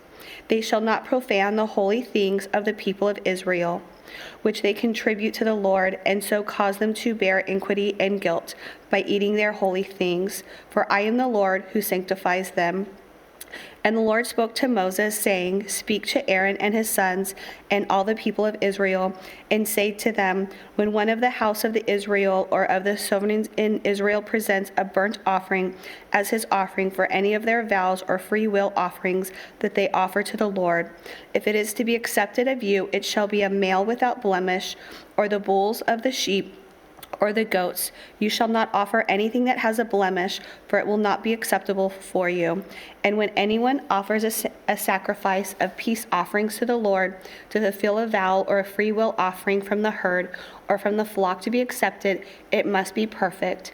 There shall be no blemish in it. Animals blind or disabled or mutilated or have a discharge or an itch or scabs, or shall not offer to the Lord or give to the Lord as a food offering on the altar. You may present a bull or a lamb that has a part too long or too short for a free-willing offering, but for a vow offering it cannot be accepted. Any animal that has its testicles bruised or crushed or torn or cut, you shall not offer to the Lord. You shall not do it within your land, neither shall you offer it as the bread of your God, and such animals gotten from a foreigner. Since there is a blemish in them, because they are mutilated, they will not be accepted for you. And the Lord spoke to Moses, saying, when an ox or a sheep or a goat is born, it shall remain 7 days with its mother, and from the 8th day on it shall be acceptable as a food offering to the Lord. But you shall not kill an ox or a sheep and her young in 1 day. And when you sacrifice a sacrifice of thanksgiving to the Lord, you shall sacrifice it so that you may be accepted. It shall be eaten on the same day. You shall leave nothing of it until morning. I am the Lord. So you shall keep my commandments and do them. I am the Lord. And you shall not profane my holy name, that I may be sacrificed among the people of Israel. I am the Lord who sacrifices you, who brought you out to the land of Egypt to be your God. I am the Lord. Leviticus 23. The Lord spoke to Moses, saying, Speak to the people of Israel and say to them, These are the appointed feasts of the Lord that you shall proclaim as holy. Convocations that are appointed feasts the Sabbath. 6 days shall work be done, but on the seventh day is a Sabbath, a solemn rest, a holy convocation. You shall do no work. It is a Sabbath to the Lord, to all of your dwelling places. The Passover. These are the appointed feasts of the Lord, the holy convocations which you shall proclaim at the time appointed for them. In the first month of the 14th day of the month at twilight, it is the Lord's Passover. And on the 15th day of the same month is the feast of unleavened bread to the Lord. For 7 days you shall eat unleavened bread. On the first day you shall have a holy convocation. You shall not do any ordinary work, but you shall present a food offering to the Lord for 7 days. On the seventh day is a holy convocation. You shall not do any ordinary work. The feast of first fruits. And the Lord spoke to Moses, saying, Speak to the people of Israel, and say to them, When you come to the land that I give you and reap its harvest, you shall bring the sheaf of the first fruits of your harvest to the priest, and he shall wave the shaft before the Lord, so that you may be accepted. On the day after the Sabbath, the priest shall wave it, and on the day when you wave the sheaf, you shall offer a male lamb a year old without blemish as a burnt offering to the Lord. And the grain offering with it shall be 2/10 of an ephah of fine flour mixed with oil, a food offering to the Lord with a pleasant aroma. And the drink offering, when it shall be wine, 1/4 of hin. And you shall eat neither bread nor grain, parched or fresh, until the same day, until you have brought the offering of your God. It's a statute forever throughout your generations in all of your dwellings. The Feast of Weeks. You shall count 7 full weeks from the day of the Sabbath, from the day that you brought the sheaf from the wave offering. You shall count 50 days to the day after the 7th Sabbath. Then you shall present a grain offering of new grain to the Lord. You shall bring from your dwelling places 2 loaves of bread to be waved, made of 2/10 of ephah. They shall be of fine flour, and they shall be baked with leaven, at first fruits to the Lord. And you shall present with the bread 7 lambs a year old, without blemish, and 1 bull from the herd, and 2 rams. They shall be a burnt offering to the Lord, with their grain offering and their drink offerings, a food offering with a pleasant aroma to the Lord. You shall offer 1 male goat of a sin offering, and 2 male lambs a year old as a sacrifice of peace offerings. And the priest shall wave them with the bread of the first fruits as a wave offering before the Lord with the 2 lambs. They shall be hold to the Lord of the priest, and you shall make a proclamation on the same day. You shall hold a holy convocation. You shall not do any ordinary work. It is a statute forever in all your dwelling places throughout your generations. And when you reap the harvest of your land, you shall not reap your field right up to its edge, nor shall you gather the gleanings after your harvest. You shall leave them for the poor, for the souvenir. I am the Lord your God. The Feast of Trumpets. And the Lord spoke to Moses, saying, Speak to the people of Israel, saying, In the 7th month of the first day of the month, you shall observe a day of solemn rest, a memorial proclaimed with blast of trumpets, a holy convocation. You shall not do any ordinary work, and you shall present a food offering to the Lord, the Day of Atonement. And the Lord spoke to Moses, saying, Now on the 10th day of the 7th month, in the day of atonement, it shall be for you a time of holy convocation, and you shall afflict yourself and present a food offering to the Lord. And you shall not do any work on the very day, and for the day of atonement, to make an atonement for you before the Lord your God. For whoever is not afflicted on the very day shall be cut off from its people, and whoever does not work on the very day, that person I will destroy from among his people. You shall not do any work. It is a statute forever throughout your generations in all your dwelling places. It shall be to you a Sabbath of solemn rest, and you shall afflict yourselves. On the 9th day of the month, beginning at evening, from evening to evening, you shall keep the Sabbath, the Feast of Booths. And the Lord spoke to Moses, saying, Speak to the people of Israel, saying, On the 15th day of the 7th month, and the 7th days, and the Feast of Booths to the Lord, on the first day shall be a holy convocation. You shall not do any ordinary work. For the 7th day you shall present food offering to the Lord. On the 8th day you shall hold a holy convocation and present a food offering to the Lord. It is a solemn assembly. You shall not do any ordinary work. These are the appointed feasts of the Lord, which you shall proclaim at times of the holy convocation for presenting to the Lord food offering, burnt offerings, and grain offerings, sacrifices, and drink offerings, each on its proper day. Besides the Lord's Sabbaths, and besides your gifts, and besides all of your vow offerings, and besides all of your free will offerings, which you give to the Lord. On the 15th day of the 7th month, when you have gathered in produce of the land, you shall celebrate the feast of the Lord 7 days. On the first day shall be a solemn rest, and on the 8th day shall be a solemn rest.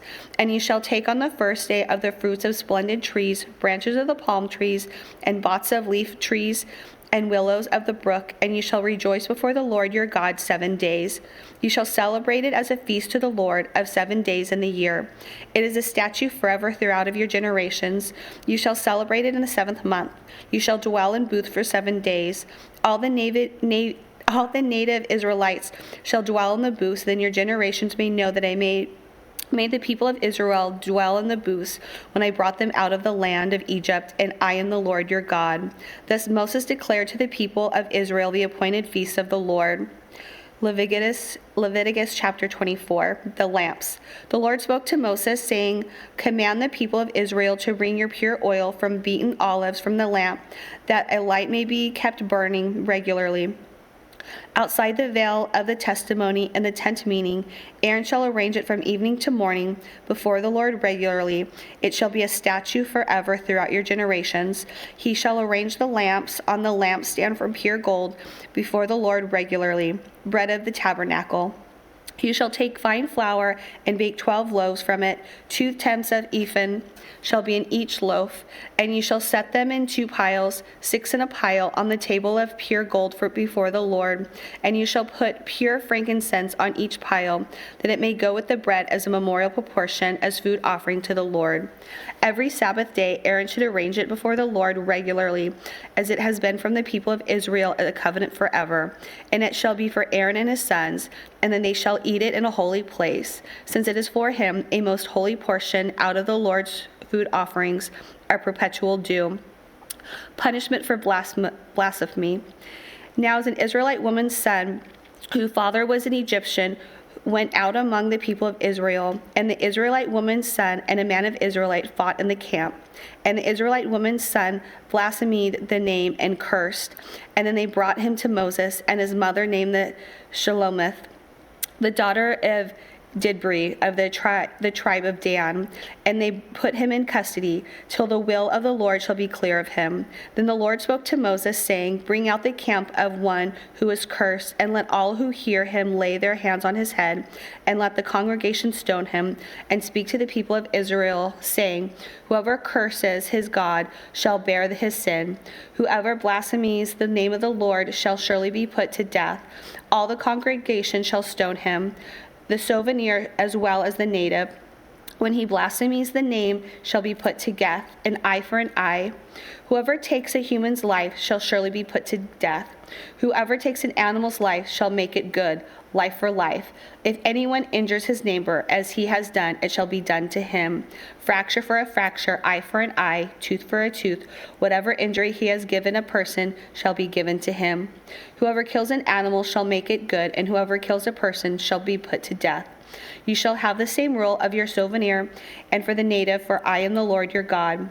So Moses spoke to the people of Israel, and they brought out of the camp the one who has cursed and stoned him with stones. Thus the people of Israel did as the Lord commanded to Moses. Leviticus 25. The Lord spoke to Moses on Mount Sinai, saying, Speak to the people of Israel and say to them, When you come into the land that I give you, the land shall be kept a Sabbath to the Lord. For 6 years you shall sow your field, and for 6 years you shall prune your vineyard and gather it in the fruits. But in the 7th year there shall be a Sabbath, a solemn rest for the land, a Sabbath to the Lord. You shall not sow your field or prune your vineyard. You shall not reap with what grows of itself in your harvest, or gather the grapes of your undressed vine. It shall be a year of solemn rest of the land. The Sabbath of the land shall provide food for you, for yourself, for your male and your female slaves, and for your hired worker, your souvenir, who lives with you, and for your cattle, for the wild animals that are in your land. All its yield shall be for food. The year of Jubilee. You shall count 7 weeks of years, 7 times 7 years, so that the time of the 7 weeks of 7 years shall give you 49 years. Then you shall shout the loud trumpet of the 10th day of the 7th month on the Day of Atonement. You shall sound the trumpet throughout your land, and you shall consecrate the 15th year, and proclaim liberty throughout the land to all of its inhabitants. It shall be a jubilee for you. With each of you shall return his property, and each of you shall return in his clan. The 15th year shall be a jubilee for you. In it you shall neither sow nor reap what grows itself, nor gather the grapes from the undressed vines, for it is a jubilee. It shall be holy to you. You may eat the produce of the fields. And this year of jubilee, each of you shall return to his property, and if you make a sale to your neighbor or buy from your neighbor, you shall not wrong one another. You shall pay your neighbor according to the number of years after the jubilee, and he shall sell to you according to the number of years for crops. In the years as many, you shall increase the price, and if the years are few, you shall reduce the price for the number of crops that he is selling to you. You shall not wrong one another, but you shall fear God, for I am the Lord your God. Therefore you shall do my statutes and keep my rules and perform them, and then you will dwell in the land securely. The land will yield its fruit, and you will eat your field and dwell in it securely. And if you say, what shall we eat in the 7th year? It may not sow or gather to your crop. I will command my blessing on you in the 6th year, so it will produce a crop sufficient for 3 years. When you sow in the 8th year, you will eat some of the old crop. You shall eat the old until the 9th year, when its crop arrives, redemption of property. The land shall not be sold in propriety, for the land is mine, for you are strangers and sojourners with me. And in all the country you possess, you shall allow the redemption of the land. If your brother becomes poor and sells part of his property, then his nearest redeemer shall come and redeem what his brother has sold. If a man has no one to redeem it, then himself becomes prosperous and finds sufficient means to redeem it. Let him calculate the years since he sold it and pay back the balance to the man whom he sold it, and then return to his property. But he does not have a sufficient means to recover it. Then when he sold shall remain in the hand of the buyer until the year of Jubilee. In the Jubilee it shall be released, and he shall return the property. If a man sells a dwelling house in a walled city, he may redeem it within a year of its sale. For a full year he shall have the right of redemption.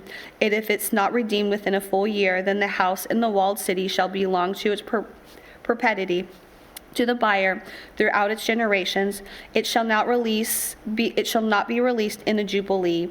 But the houses of the villages that have no wall around them then shall be classified with the fields of the land. They may be redeemed, and they shall be released in the Jubilee. And for the cities of Levites, the Levites may redeem at any time the house and the city they possess.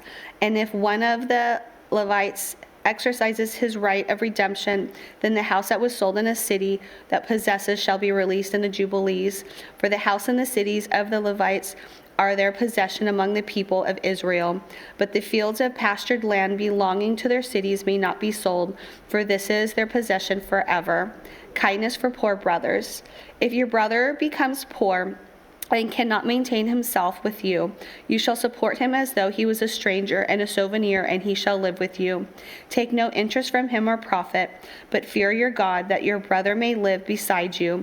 You shall not lend him your money at interest, nor give him your food for profit. I am the Lord your God, who brought you out of the land of Egypt to give you the land of Canaan and to be your God. If your brother becomes poor beside you and sells himself to you, you shall not make him serve as a slave. He shall be with you as a hired worker, as a sojourner. He shall serve with you until the year of the Jubilee. Then he shall go out from you, he and his children with him, and go back to his own clan and return to the possession of his father. For these are my servants whom I brought out of the land of Egypt. They shall not be sold as slaves. You shall not rule over him ruthlessly, but shall fear your God. As for your male and female slaves whom you may have, you may buy male and female slaves from among the nations that are around you. You may also buy among the strangers who sojourn with you, and their clans are with you, who have been born in your land and may be your property. You may bequeath them to your sons after you inherit a possession forever. You may make them slaves of them, and forever your brothers and the people of Israel. You shall not rule over one another ruthlessly. If a stranger or sojourner with you becomes rich, your brother besides him becomes poor and sells himself to the stranger or sojourner with you, or to a member by the stranger's clan, then, after he is sold, he may be redeemed. One of his brothers may redeem him, or his uncle or his cousin may redeem him, or a close relative from his clan may redeem him. Or if he grows rich, he may be redeemed himself. He shall calculate with his buyer for the year when he sold himself to him until the year of Jubilee, and the price of sales shall vary with the numbers of years. The time he was with his owner shall be rated as the time of a hired worker.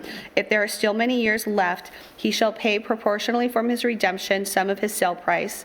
If there remains but a few years until the year of Jubilee, he shall calculate and pay for his redemption in proportion to his years of service.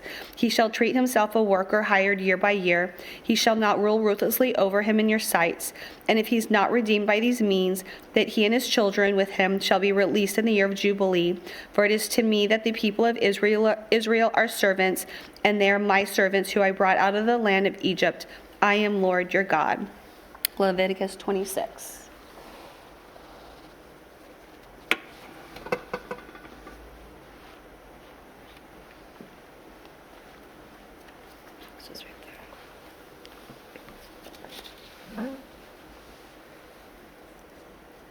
Leviticus 26.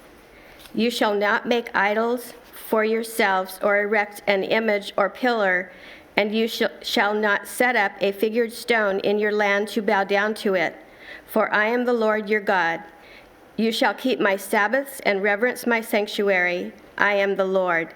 If you walk in my statutes and observe my commandments and do them, then I will give you your rains in their season, and the land shall yield its increase, and the trees of the field shall yield their fruit. Your threshing shall last to the time of the grape harvest, and the grape harvest shall last to the time for sowing. And you shall eat your bread to the full and dwell in your land securely. I will give you peace in the land, and you shall lie down, and none shall make you afraid.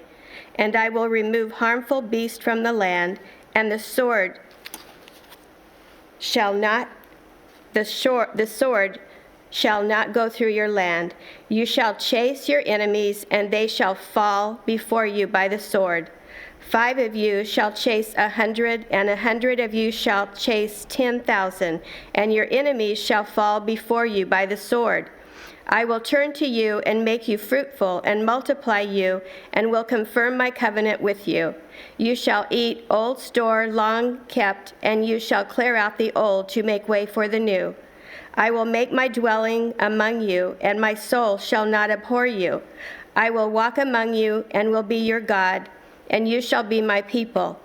I am the Lord your God, who brought you out of the land of Egypt, that you shall not be slaves, and I have broken the bars of your yoke and made you walk erect. But if you will not listen to me and will not do all these commandments, if you spurn my statutes, and if your soul abhors my rules, so that you will not do all my commandments, but break my covenants, then I will do this to you. I will visit you with panic, with wasting disease and fever that consumes the eyes and make the heart ache. And you shall sow your seed in vain, for your enemies shall eat it. I will set my face against you, and you shall be struck down before your enemies. Those who hate you shall rule over you, and you shall flee with none when none pursues you. And if in spite of this you will not listen to me, then I will discipline you again, sevenfold for your sins. And I will break the pride of your power, And I will make your heavens like iron, and your earth like bronze, and your strength shall be spent in vain. For your land shall not yield its increase, and the trees of the land shall not yield their fruit. Then if you walk contrary to me and will not listen to me, I will continue striking you sevenfold for your sins, and I will let loose the wild beast against you, which shall bereave you of your children and destroy your livestock and make you few in number, so that your roads shall be deserted. And if by this discipline you are not turned to me, but walk contrary to me, then I also will walk contrary to you, and I myself will strike you sevenfold for your sins. And I will bring a sword upon you that shall execute vengeance for the covenant. And if you gather within your cities, I will send pestilence among you, and you shall be delivered into the hand of the enemy. When I break your supply of bread, 10 women shall bake your bread in a single oven, and shall dole out your bread again by weight, and you shall eat and not be satisfied. But if in spite of this you will not listen to me, but walk contrary to me, then I will walk contrary to you in fury, and I myself will discipline you sevenfold for your sins. You shall eat the flesh of your sons, and you shall eat the flesh of your daughters. And I will destroy your high places, and cut down your intense altars, and cast your dead bodies upon the dead bodies of your idols. And my soul will abhor you, and I will lay your cities waste, and will make your sanctuaries desolate. And I will not smell your pleasing aromas, and I myself will devastate the land, so that your enemies who settle in it shall be appalled at it. And I will scatter you among the nations, and I will unsheath the sword after you, and your land shall be a desolate, and your cities shall be a waste. Then the land shall enjoy its Sabbaths as long as it lies desolate while you are in your enemies. Then the land shall rest and enjoy its Sabbaths. As long as it lies desolate, it shall have rest, and the rest that it did not have on your Sabbaths when you were dwelling in it. And as for those of you who are left, I will send faintness into their hearts, into their enemies, into the land of their enemies. The sound of a driven leaf shall put them to flight, and they shall flee as one flees from the sword, and they shall fall when none pursues. They shall stumble over one another as if to escape a sword, though none pursues. And you shall have no power to stand before your enemies, and you shall perish among the nations, and the land of your enemies shall eat you up. And those of you who are left shall rot away in your enemies' lands because of their iniquity, and also because of the iniquities of their fathers. They shall rot away like them.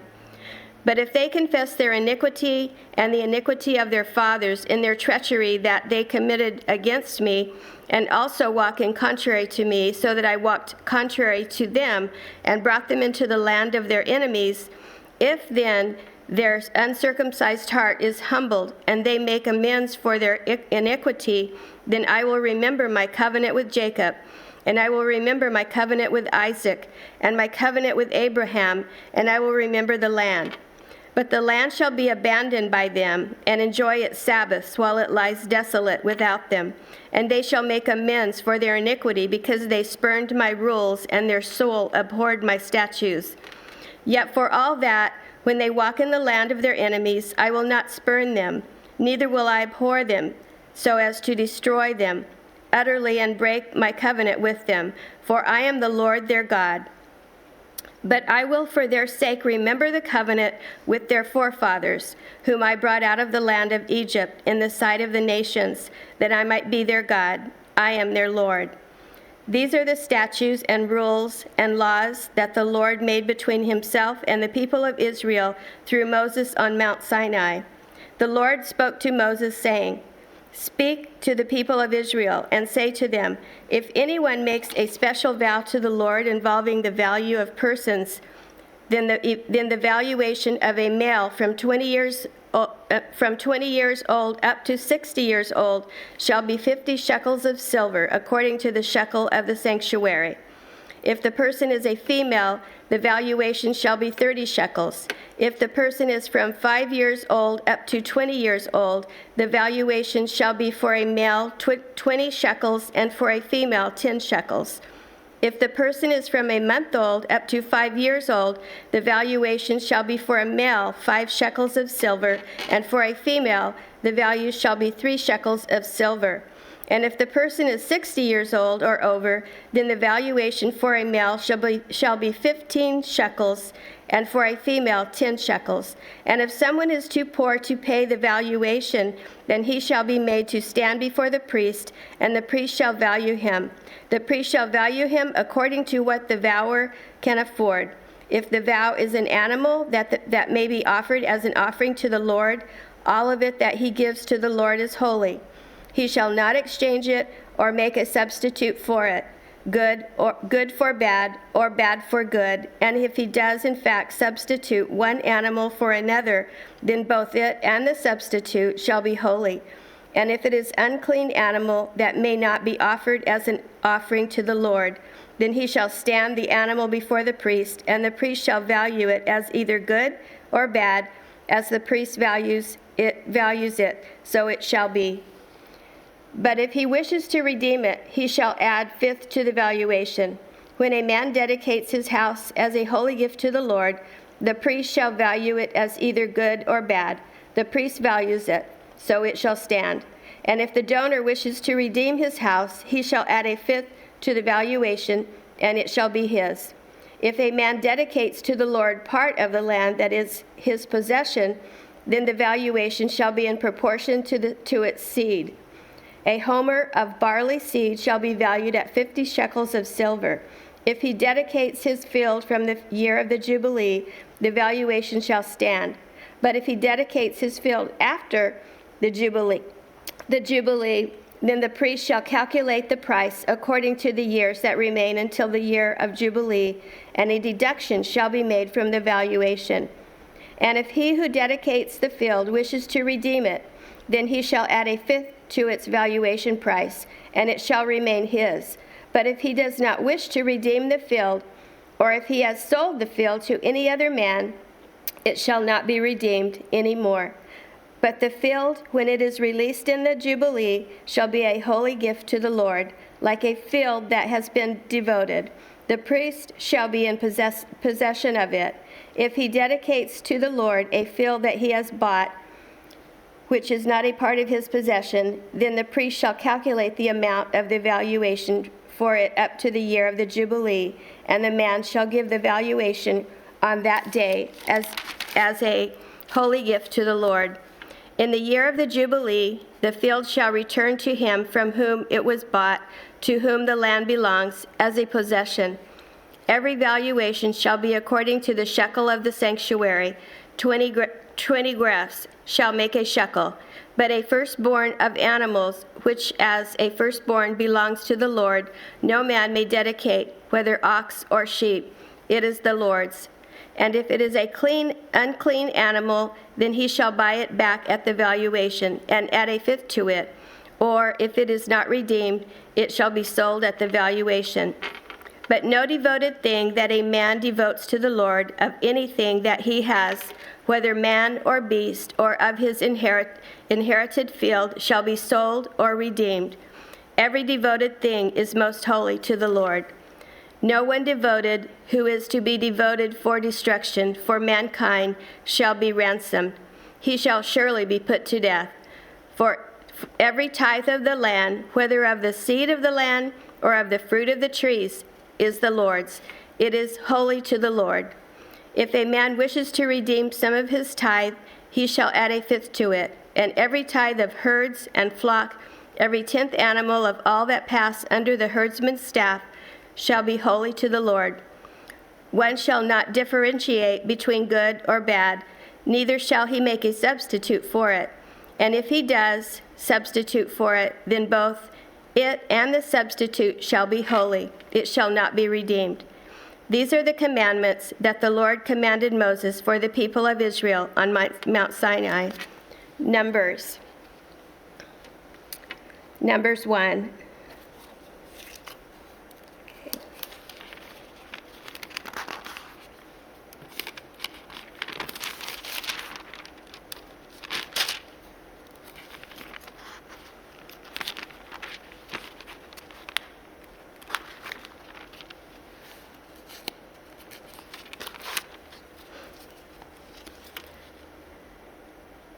The Lord spoke to Moses in the wilderness of Sinai in the tent of meeting on the first day of the second month in the second year after they had come out of the land of Egypt, saying, Take a census of all the congregation of the people of Israel by clans, by fathers' houses, according to the number of names, every male, head by head, from 20 years old and upward, all in Israel who are able to go to war. You and Aaron shall list them, company by company, and there shall be with you a man from each tribe, each man being the head of the house of his fathers. And these are the names of the men who shall assist you. From Reuben, Eleazar, the son of Shadur; from Simon, Shemuel, the son of Zurishte; from Judah, Nanshon, the son of the Amminadab; from Ishar, Nathaniel, the son of Zur; from Zebulun, Elab, the son of Helon; from the sons of Joseph; from Ephraim, Elisham, the son of Ammihud; and from Manasseh, Gamaliel, the son of Pedazar; from Benjamin, Abidan, the son of Gideon; from Dan, Ahiezer, the son of Ammishaddai; from Asher, Pagiel, the son of Akram; from Gad, Elisab, the son of Duel; from Naphtali, Ahir, the son of Enan. These were the ones chosen from the congregation, the chiefs of their ancestral tribes, the head of the clans of Israel. Moses and Aaron took these men who had been named, and on the first day of the second month, they assembled the whole congregation together, who registered themselves by clans, by fathers' houses, according to the number of names from 20 years old and upward, head by head, as the Lord commanded Moses. So he listed them in the wilderness of Sinai, the people of Reuben, Israel's firstborn, their generations by their clans, by their fathers' houses, according to the number of names, head by head, every male from 20 years old and upward, all who were able to go to war. All who were able to go to war. Those listed, the tribe of Reuben, were 46,500. Of the people of Simon, their generations by their clans, by their fathers' houses, those of them who were listed, according to the number of names, head by head, every male from 20 years old and upward, all who were able to go to war. Those listed of the tribe of Simon were 59,300. Of the people of Gad, their generations by their clans, by their fathers' houses, according to the number of the names from 20 years old and upward, all who were able to go to war, those listed of the tribe of Gad were 45,650. Of the people of Judah, their generations by their clans, by their fathers' houses, according to the number of names, from 20 years old and upward, every man able to go to war, those listed of the tribe of Judah were 74,600. Of the people of Ishkar, their generation, by their clans, by their fathers' houses, according to the number of names, from 20 years old and upward, every man able to go to war, those listed of the tribe of Ishkar were 54,400. Of the people of Zebulun, their generation, by their clans, by their fathers' houses, according to the number of names, from 20 years old and upward, every man able to go to war, those listed of the tribe of Zebulun were 57,400. Of the people of Joseph, namely of the people of Ephraim, their generations by their clans, by their fathers' houses, according to the number of names, from 20 years old and upward, every man able to go to war, those listed of the tribe of Ephraim were 40,500. Of the people of Manasseh, their generations, by their clans, by their fathers' houses, according to the number of names, from 20 years old and upward, every man able to go to war, those listed of the tribe of Manasseh were 32,200. Of the people of Benjamin, their generations, by their clans, by their fathers' houses, according to the number of names, from 20 years old and upward, every man able to go to war, those listed of the tribe of Benjamin were 35,400. Of the people of Dan, their generations, by their clans, by their fathers' houses, according to the number of names, from 20 years old and upward, every man able to go to war. Those listed of the tribe of Dan were 62,700. Of the people of Asher, their generations, by their clans, by their fathers' houses, according to the number of names, from 20 years old and upward, every man able to go to war. Those listed of the tribe of Asher were 41,500. Of the people of Naphtali, their generations, by their clans, by their fathers' houses, according to the number of names, from 20 years old and upward, every man able to go to war.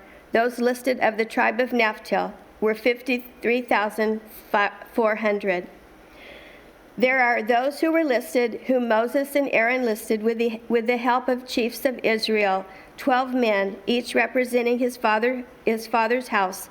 So all those listed of the people of Israel by their fathers' houses, from 20 years old and upward, every man able to go to war in Israel, all those listed were 603,550.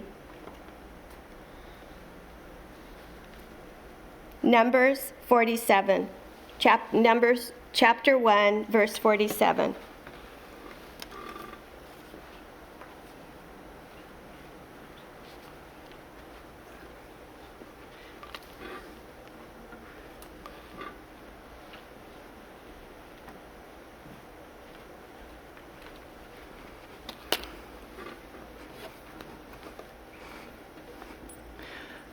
But the Levites were not listed along with them by their ancestral tribe.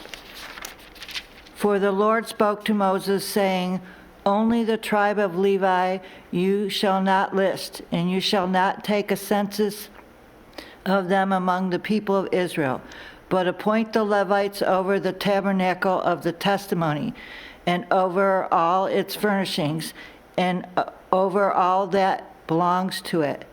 They are to carry the tabernacle and all of its furnishings, and they shall take care of it, and shall camp around the tabernacle.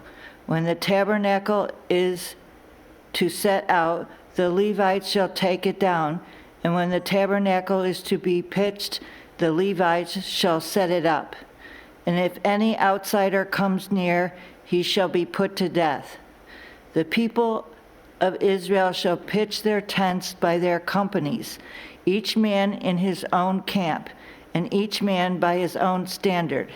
But the Levites shall camp around the tabernacle of the testimony, so that there may be no wrath on the congregation of the people of Israel. And the Levites shall keep guard over the tabernacle of the testimony. Thus did the people of Israel. They did according to all that the Lord commanded Moses. Numbers 2. The Lord spoke to Moses and Aaron, saying, "The people of Israel shall camp each by his own standard, and with the banners of their fathers' houses. They shall camp facing the tent of meeting on every side. Those who camp on the east side toward the sunrise shall be of the standard of the camp of Judah, by their companies, the chief of the people of Judah being Nahshon, the son of Amminadab. His company is listed being 74,600. Those who camp next to him shall be the tribe of Issachar, the chief of the people of Issachar being Nathaniel, the son of Zuccur. His company is listed being 54,400. Then the tribe of Zebulun, the chief of the people of Zebulun, being Eliab, the son of Helon, his company listed as 57,400. All those listed of the camp of Judah by their companies were 186,400. They shall set out first on the march. On the south side shall be the standard of the camp of Reuben by their companies. The chief of the people of Reuben being Elzur, the son of Shadur, his company is listed being 46,500. And those to camp next to him shall be the tribe of Simeon. The chief of the people of Simeon being Shilmiel, the son of Zur-Shadi. His company is listed being 59,300. Then the tribe of Gad, the chief of the people of Gad, being Eliphaz, the son of Reuel. His company is listed as 45,650. All those listed of the camp of Reuben by their companies were 151,450. They shall set out second. Then the tent of meeting shall set out with the camp of the Levites in the midst of the camps. As they camp, so shall they set out, each in position, standard by standard. On the west side shall be the standard of the camp of Ephraim. By their companies, the chief of the people of Ephraim, being Elishama, the son of Ammihud, his company listed as being 40,500. The next to him shall be the tribe of Manasseh, the chief of the people of Manasseh being Gamaliel, the son of Pedahzur. His company is listed being 32,200. Then the tribe of Benjamin, the chief of the people of Benjamin, being Abidan, the son of Gideoni, his company is listed as being 35,400. All those listed of the camp of Ephraim by their companies were 108,100. They shall set out third on the march. On the north side shall be the standard of the camp of Dan, and by their companies the chief of the people of Dan being Ahiezer, the son of Ammishaddai. His company is listed being 62,700. And those to camp next to him shall be the tribe of Asher, the chief of the people of Asher being Pagiel, the son of Okran. His company is listed being 41,500. Then the tribe of Naphtali, the chief of the people of Naphtali being Ahira, the son of Enan. His company is listed as 53,400. All those listed of the camp of Dan were 157,600. They shall set out at last, standard by standard. These are the people of Israel as listed by their fathers' houses. All those listed in the camps by their companies were 603,550. But the Levites were not listed among the people of Israel, as the Lord commanded Moses. Thus did the people of Israel according to all that the Lord commanded Moses, so they camped by their standards. So they set out each one in his clan according to his father's son. Numbers 3. These are the generations of Aaron and Moses at the time when the Lord spoke with Moses on Mount Sinai. These are the names of the sons of Aaron: Nadab, the firstborn, Abihu, Elzar, Ithamar, and these are the names of the sons of Aaron, the anointed to priests, who he ordained to serve as priests. But Nadab and Abihu died before the Lord when they offered unauthorized fire before the Lord in the wilderness of Sinai, and they had no children. So Eleazar and Ithamar served as priests in the lifetime of Aaron, their father. And the Lord spoke to Moses, saying, "Bring the tribe of Levi near and set them before Aaron the priest, that they may minister to him. They shall keep guard over him and over the whole congregation before the tent of meeting, as they ministered at the tabernacle. They shall guard all the furnishings of the tent of meeting and keep guard over the people of Israel as they minister at the tabernacle. And you shall give the Levites to Aaron and his sons. They are wholly given to him from among the people of Israel. And you shall appoint Aaron and his sons, and they shall guard their priesthood. But if any outsider comes near, he shall be put to death. And the Lord spoke to Moses, saying, Behold, I have taken the Levites from among the people of Israel instead of every firstborn who opens the womb among the people of Israel. The Levites shall be mine, for all the firstborn are mine. On the day that I struck down all the firstborn in the land of Egypt, I consecrated for my own all the firstborn in Israel, both of man and of beast. They shall be mine. I am the Lord.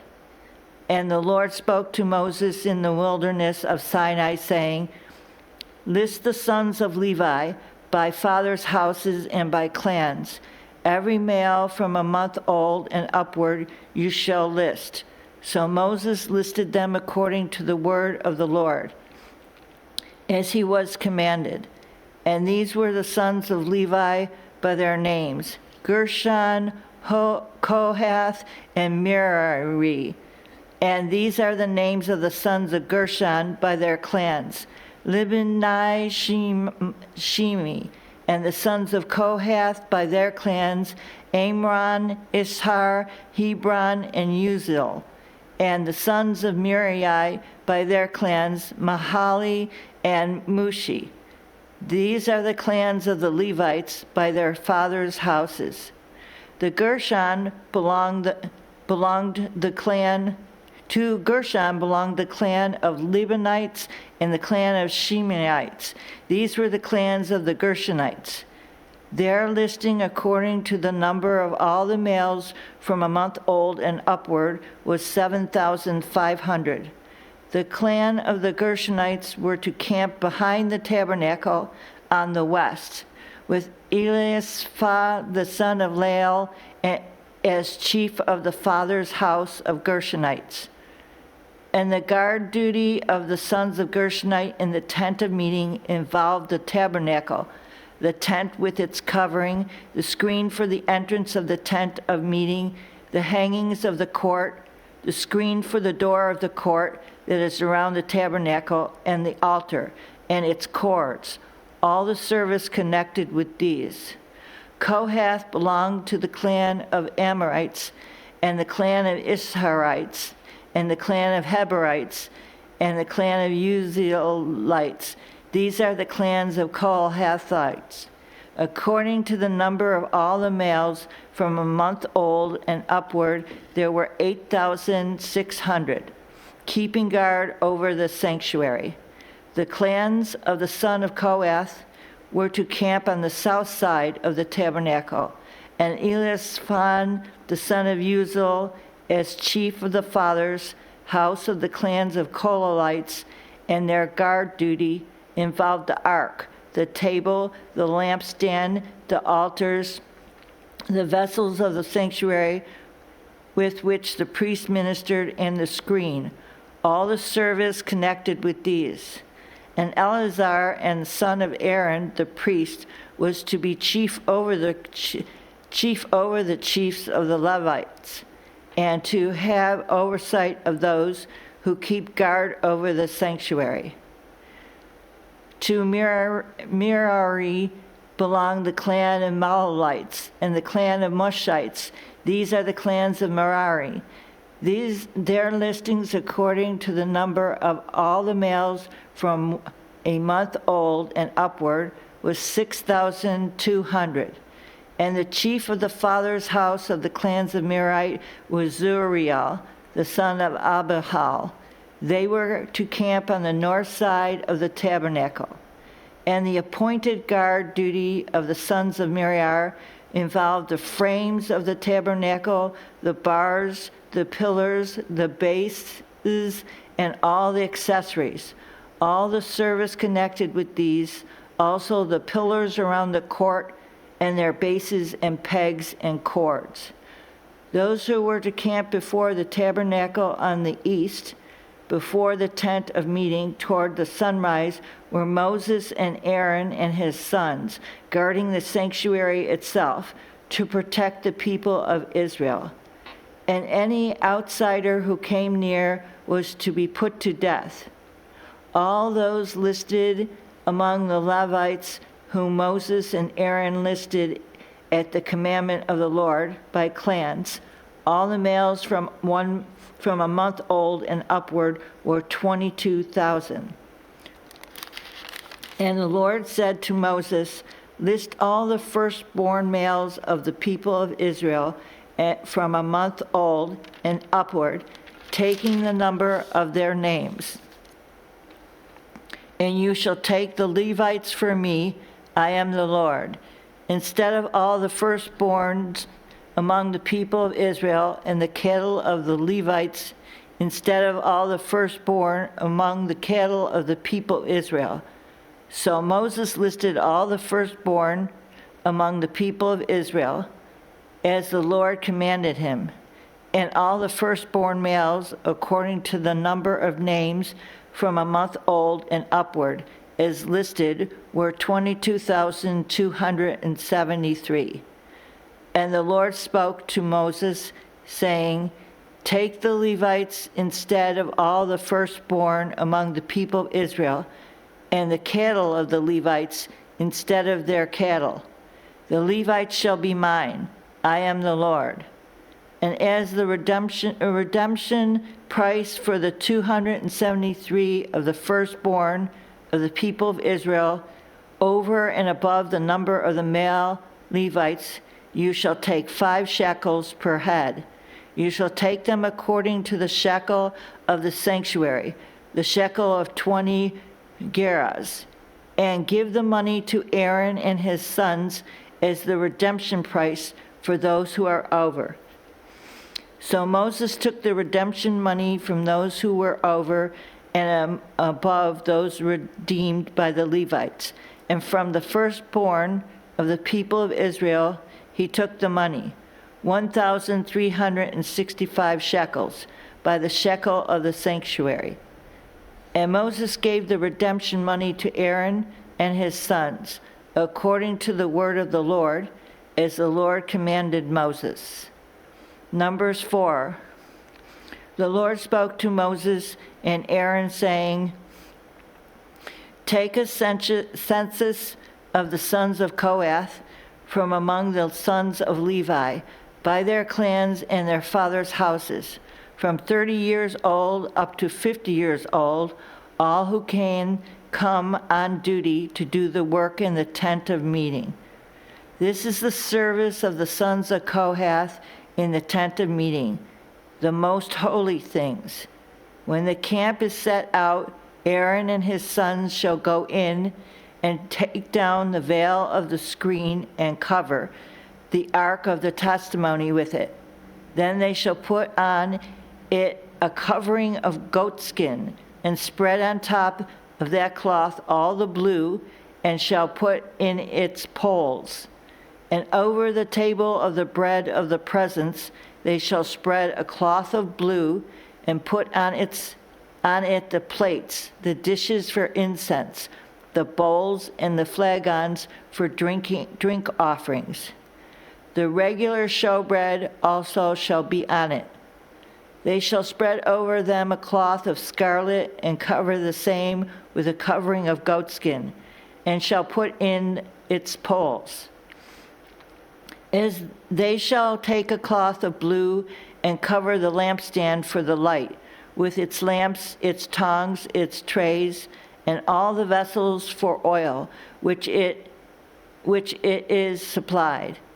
And they shall put it with all its utensils in a covering of goatskin, and put it on the carrying frame.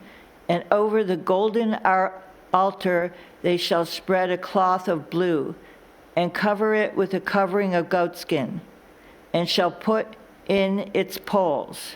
And they shall take all the vessels of the service that are used in the sanctuary, and put them in a cloth of blue, and cover them with a covering of goatskin, and put them on a carrying frame.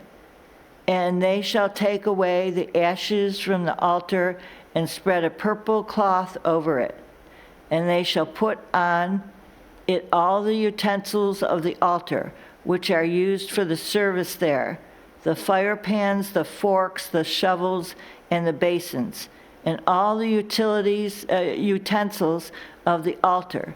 And they shall spread on it a covering of goatskin, and shall put in its poles. And when Aaron and his sons have finished covering the sanctuary and all the furnishings of the sanctuary, as the camp sets out, after that the sons of Kohath shall come to carry these, but they must not touch the holy things, lest they die. There are the things of the tent of meeting that the sons of Kohath are to carry.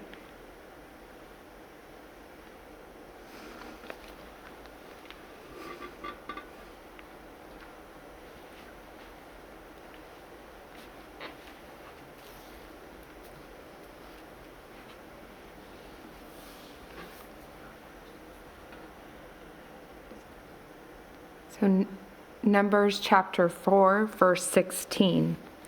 And Eleazar, the son of Aaron, the priest, shall have charge of the oil for the light, the fragrant incense, the regular grain offering, and the anointing oil, with the oversight of the whole tabernacle and all that is in it, of the sanctuary and its vessels. The Lord spoke to Moses and Aaron, saying, Let not the tribe of the clans of the Kohathites be destroyed from among the Levites, but deal thus with them, that they may live and not die when they come near to the most holy things. Aaron and his sons shall go in and appoint them each to his task and to his burden, but they shall not go in to look on the holy things, even for a moment, lest they die. The Lord spoke to Moses, saying, Take a census of the sons of Gershon, also by their fathers' houses and by their clans. From 30 years old up to 50 years old, you shall list them, all who can come to do duty, to do service in the tent of meeting. This is the service of the clans of the Gershonites in serving and bearing burdens. They shall carry the curtains of the tabernacle and the tent of meeting with its covering and the covering of goatskin that is on top of it, and the screen for the entrance of the tent of meeting, and the hangings of the court, and the screen for the entrance of the gate of the court that is around the tabernacle and the altar, and their cords and all the equipment for their service. And they shall do all that needs to be done with great regard to them. All the service of the sons of the Gershonites shall be at the command of Aaron and his sons, in all that they are to carry, and in all that they do, all that they have to do. And you shall assign to their charge all they are to carry. This is the service of the clans of the sons of the Gershonites in the tent of meeting, and their guard duty is to be under the direction of Ithamar, the son of Aaron, the priest. As for the sons of Merari, you shall list them by their clans and their fathers' houses. From 30 years old up to 50 years old, you shall list them, everyone who can come on duty to do the service of the tent of meeting. And this is what they are charged to carry, as the whole of their service in the tent of meeting: the frames of the tabernacle with its bars, pillars, and bases, and the pillars around the court with their bases, pegs, and cords, with all their equipment and all their accessories. And you shall list by the name the objects that they are required to carry. This is the service of the clans of the sons of Merari, the whole of their service in the tent of meeting, under the direction of Ithamar, the son of Aaron, the priest. And Moses and Aaron and the chiefs of the congregation listed the sons of the Kohathites by their clans and their fathers' houses, from 30 years old up to 50 years old, everyone who could come on duty for service in the tent of meeting. And those listed by the clans were 2,750. This was the list of the clans of the Kohathites. all who served in the tent of meeting, whom Moses and Aaron listed according to the commandment of the Lord by Moses. Those listed are the sons of Gershon by their clans and their fathers' houses, from 30 years old up to 50 years old, everyone who could come on duty for service in the tent of meeting. Those listed by their clans and their fathers' houses were 2,630. This was the list of the clans of the sons of Gershon, all who served in the tent of meeting, whom Moses and Aaron listed according to the commandment of the Lord. Those listed are the clans of the sons of Merari by their clans and their fathers' houses, from 30 years old up to 50 years old, everyone who could come on duty for service in the tent of meeting. Those listed by clans were 3,200. This was the list of the clans of the sons of Merari, whom Moses and Aaron listed according to the commandment of the Lord of Moses. All those who were listed of the Levites, whom Moses and Aaron and the chiefs of Israel listed, by their clans and their fathers' houses, from 30 years old up to 50 years old, everyone who could come to do the service of ministry and the service of bearing burdens in the tent of meeting. Those listed were 8,580. According to the commandment of the Lord through Moses, they were listed, each one with his task of serving or carrying. Thus they were listed by him as the Lord commanded Moses. Numbers chapter 5. The Lord spoke to Moses, saying, "Command the people of Israel that they put out of the camp everyone who is leprous or has a discharge, and everyone who is unclean through contact with the dead. You shall put out both male and female, putting them outside the camp, that they may not defile their camp, in the midst of which I dwell." And the people of Israel did so, and put them outside the camp. As the Lord said to Moses, so the people of Israel did. Confession and restitution. And the Lord spoke to Moses, saying, "Speak to the people of Israel. When a man or woman commits any of the sins that people commit by breaking faith with the Lord, and that the person realizes his guilt, he shall confess his sin that he has committed, and he shall make full restitution for his wrong, adding a fifth to it, and giving it to him to whom he did the wrong. But if the man has no next of kin to whom restitution may be made for the wrong, the restitution for wrong shall go to the Lord for the priest, in addition to the ram of atonement with which atonement is made for him. And every contribution, all the holy donations of the people of Israel, which they bring to the priest, shall be his. Each one shall keep his holy donations. Whatever anyone gives to the priest shall be his. And the Lord spoke to Moses, saying, "Speak to the people of Israel. If the man's wife goes astray and breaks faith with him, if a man lies with her sexually, and it is hidden from the eyes of her husband, and she is undetected, though she has defiled herself, and there is no witness against her, since she was not taken in the act, and if the spirit of jealousy comes over him, and he is jealous of his wife who has defiled herself, or if the spirit of jealousy comes over him, and he is jealous of his wife though she has not defiled herself, then the man shall bring his wife to the priest, and bring the offering required of her, a tenth of an ephah of barley flour. He shall pour no oil on it, and put no frankincense on it, for it is a grain offering of jealousy, a grain offering of remembrance, bringing iniquity to remembrance. And the priest shall bring her near and set her before the Lord. And the priest shall take holy water in an earthenware vessel, and take some of the dust that is on the floor of the tabernacle, and put it into the water. And the priest shall set the woman before the Lord, and unbind the hair of the woman's head, and place in her hands the grain offering of remembrance, which is the grain offering of jealousy. and in his hand the priest shall have the water of bitterness that brings the curse. The priest shall make her take an oath, saying, if no man has lain with you, and if you have not turned aside to uncleanness while you were under your husband's authority, be free from this water of bitterness that brings the curse.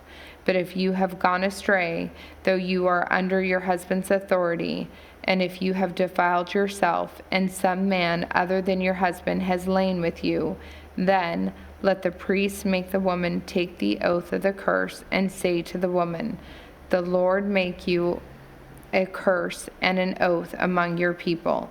When the Lord makes your thigh fall away and your body swell, may this water that brings the curse pass into your bowels and make your womb swell and your thigh fall away. And the woman shall say, Amen.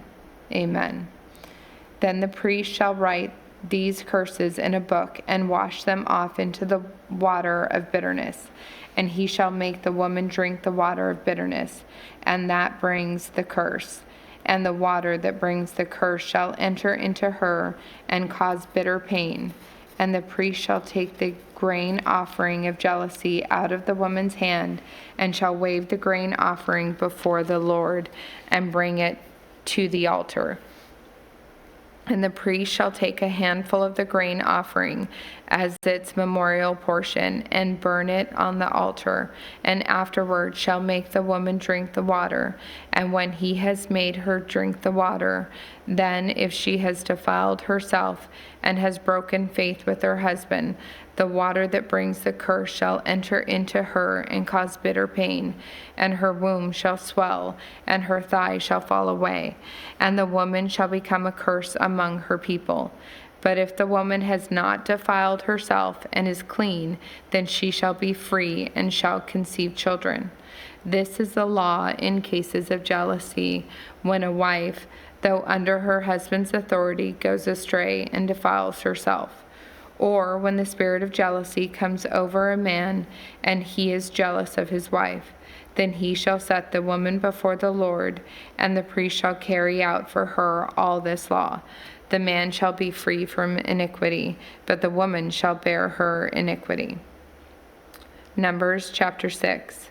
And the Lord spoke to Moses, saying, speak to the people of Israel, and say to them, when either a man or a woman makes a special vow, the vow of a Nazirite, to separate himself to the Lord, he shall separate himself from wine and strong drink.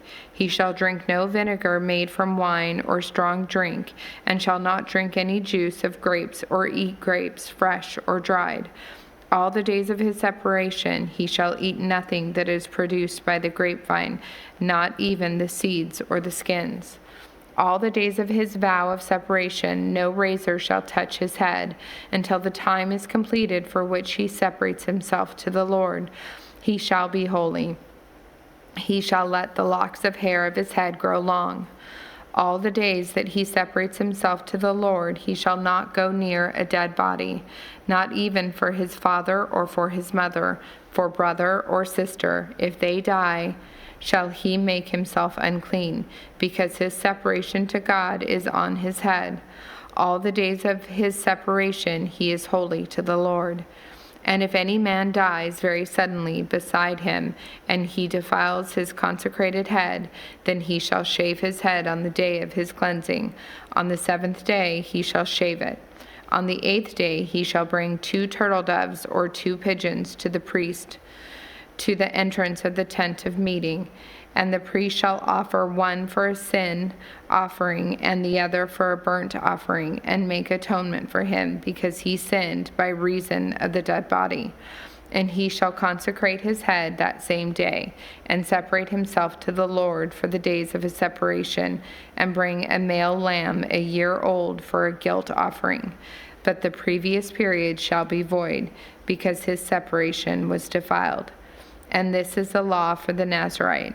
When the time of his separation has been completed, he shall be brought to the entrance of the tent of meeting, and he shall bring his gift to the Lord, 1 male lamb a year without blemish for a burnt offering, and 1 ewe lamb a year without blemish as a sin offering, and 1 ram without blemish as a peace offering, and a basket of unleavened bread, loaves of fine flour mixed with oil, and unleavened wafers smeared with oil, and their grain offering and their drink offerings.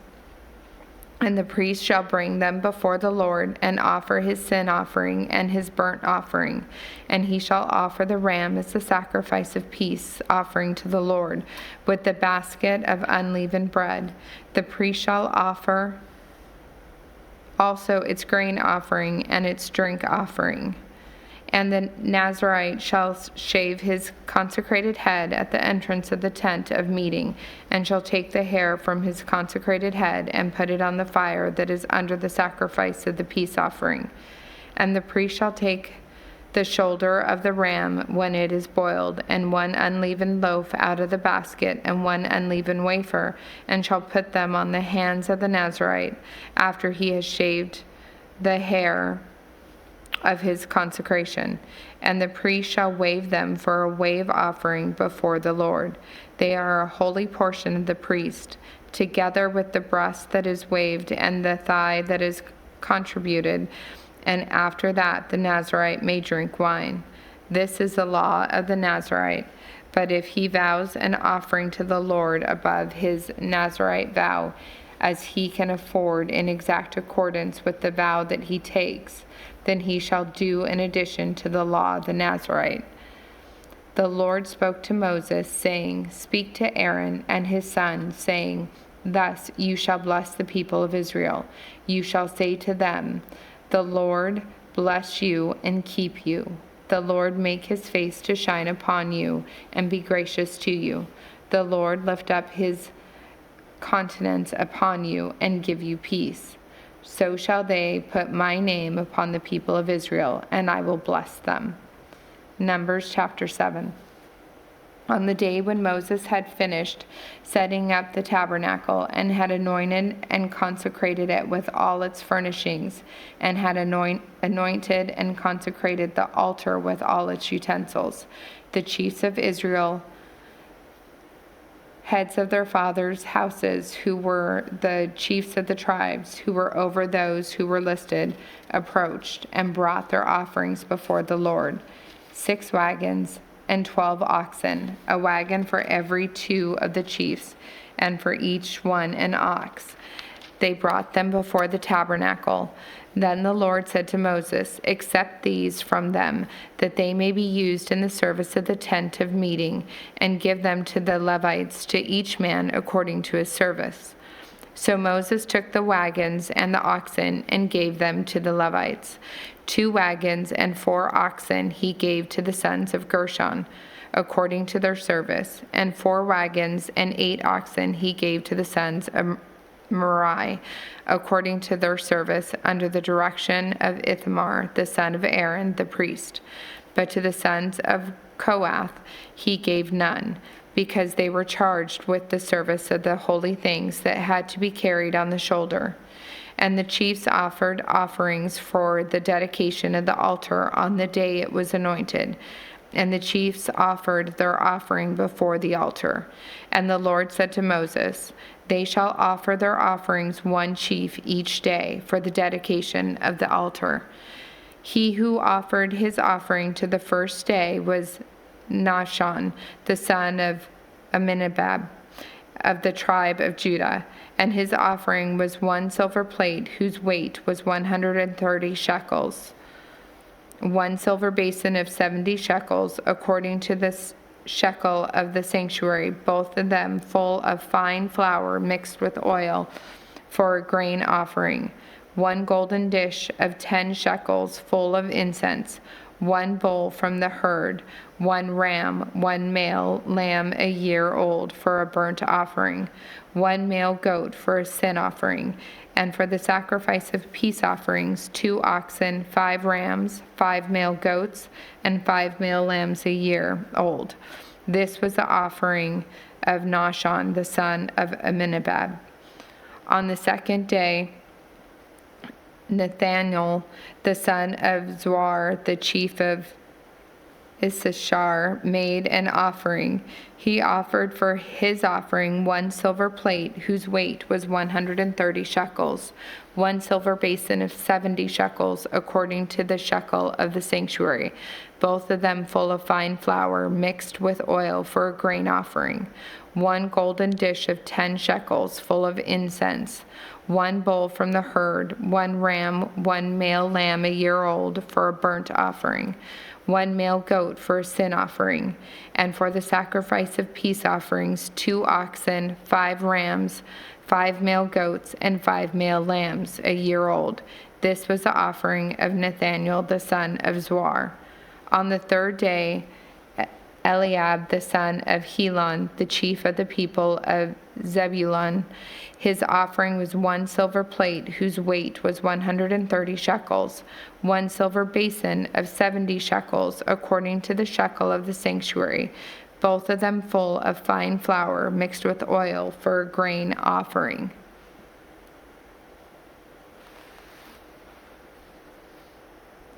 Numbers chapter 7, verse 25.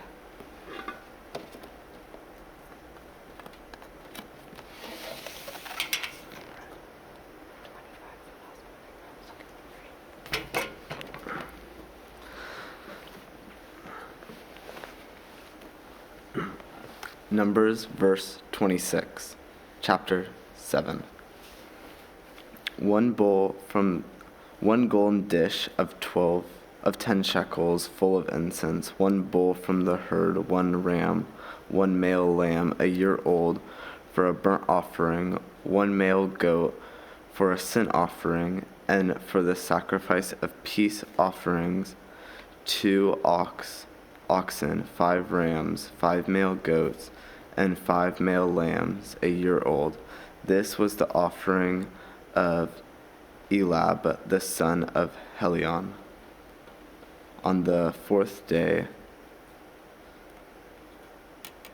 Izziar, the son of Shelder, the chief of the people of Reuben, his offering was 1 silver plate whose weight was 130 shekels, 1 silver basin of 70 shekels according to the shekelin of sanctuary, both of them full of fine flour mixed with oil for a grain offering, 1 golden dish of 10 shekels full of incense, 1 bull from the herd, 1 ram, 1 male lamb a year old for a burnt offering, 1 male goat for a sin offering, and for the sacrifice of peace offering, 2 oxen, 5 rams, 5 male goats, and 5 male lambs a year old.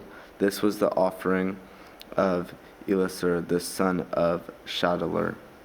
On the 5th day, Shelaniam, the son of Zershariah, the chief of the people of Simon, his offering was 1 silver plate whose weight was 130 shekels, 1 silver basin of 70 shekels according to the shekel of the sanctuary, both of them full of fine flour mixed with oil for a grain offering, 1 golden dish of 10 shekels full of incense, 1 bull from the herd, 1 ram, 1 male lamb a year old for a burnt offering, 1 male goat for a sin offering, and the sacrifice of peace offerings, 2 oxen, 5 rams, 5 male goats, and 5 male lambs a year old.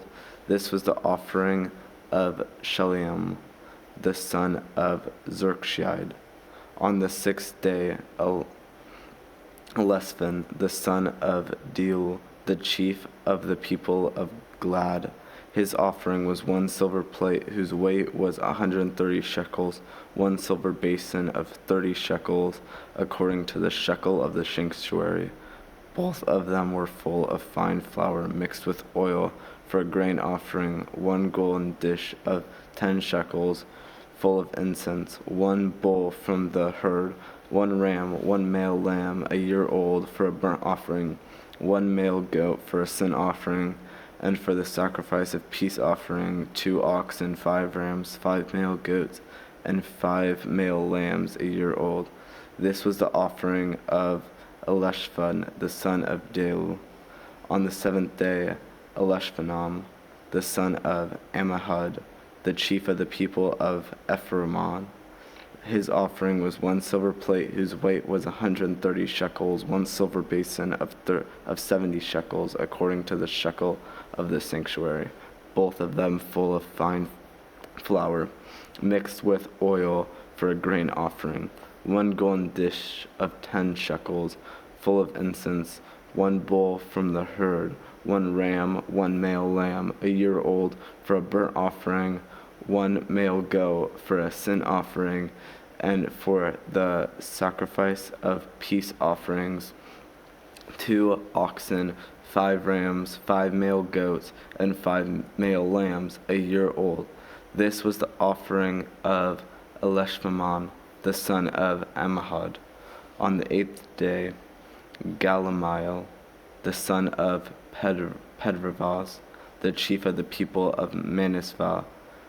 His offering was 1 silver plate whose weight was 130 shekels, 1 silver basin of 70 shekels, according to the shekel of the sanctuary, both of them full of fine flour mixed with oil for a grain offering, 1 golden dish of 10 shekels, full of incense, 1 bull from the herd, 1 ram, 1 male lamb, a year old, for a burnt offering, 1 male goat for a sin offering, and for the sacrifice of peace offering, 2 oxen, 5 rams, 5 male goats, and 5 male lambs, a year old. This was the offering of Gamaliel, the son of Pedravaz.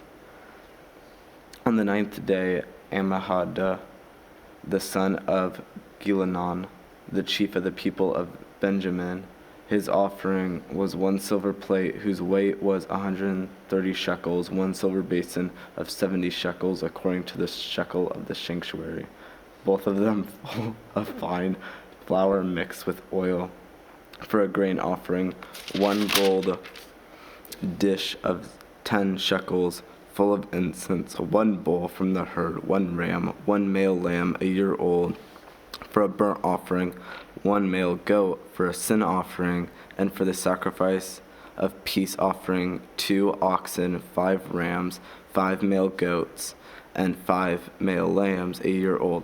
This was the offering of Amidon, the son of Galion.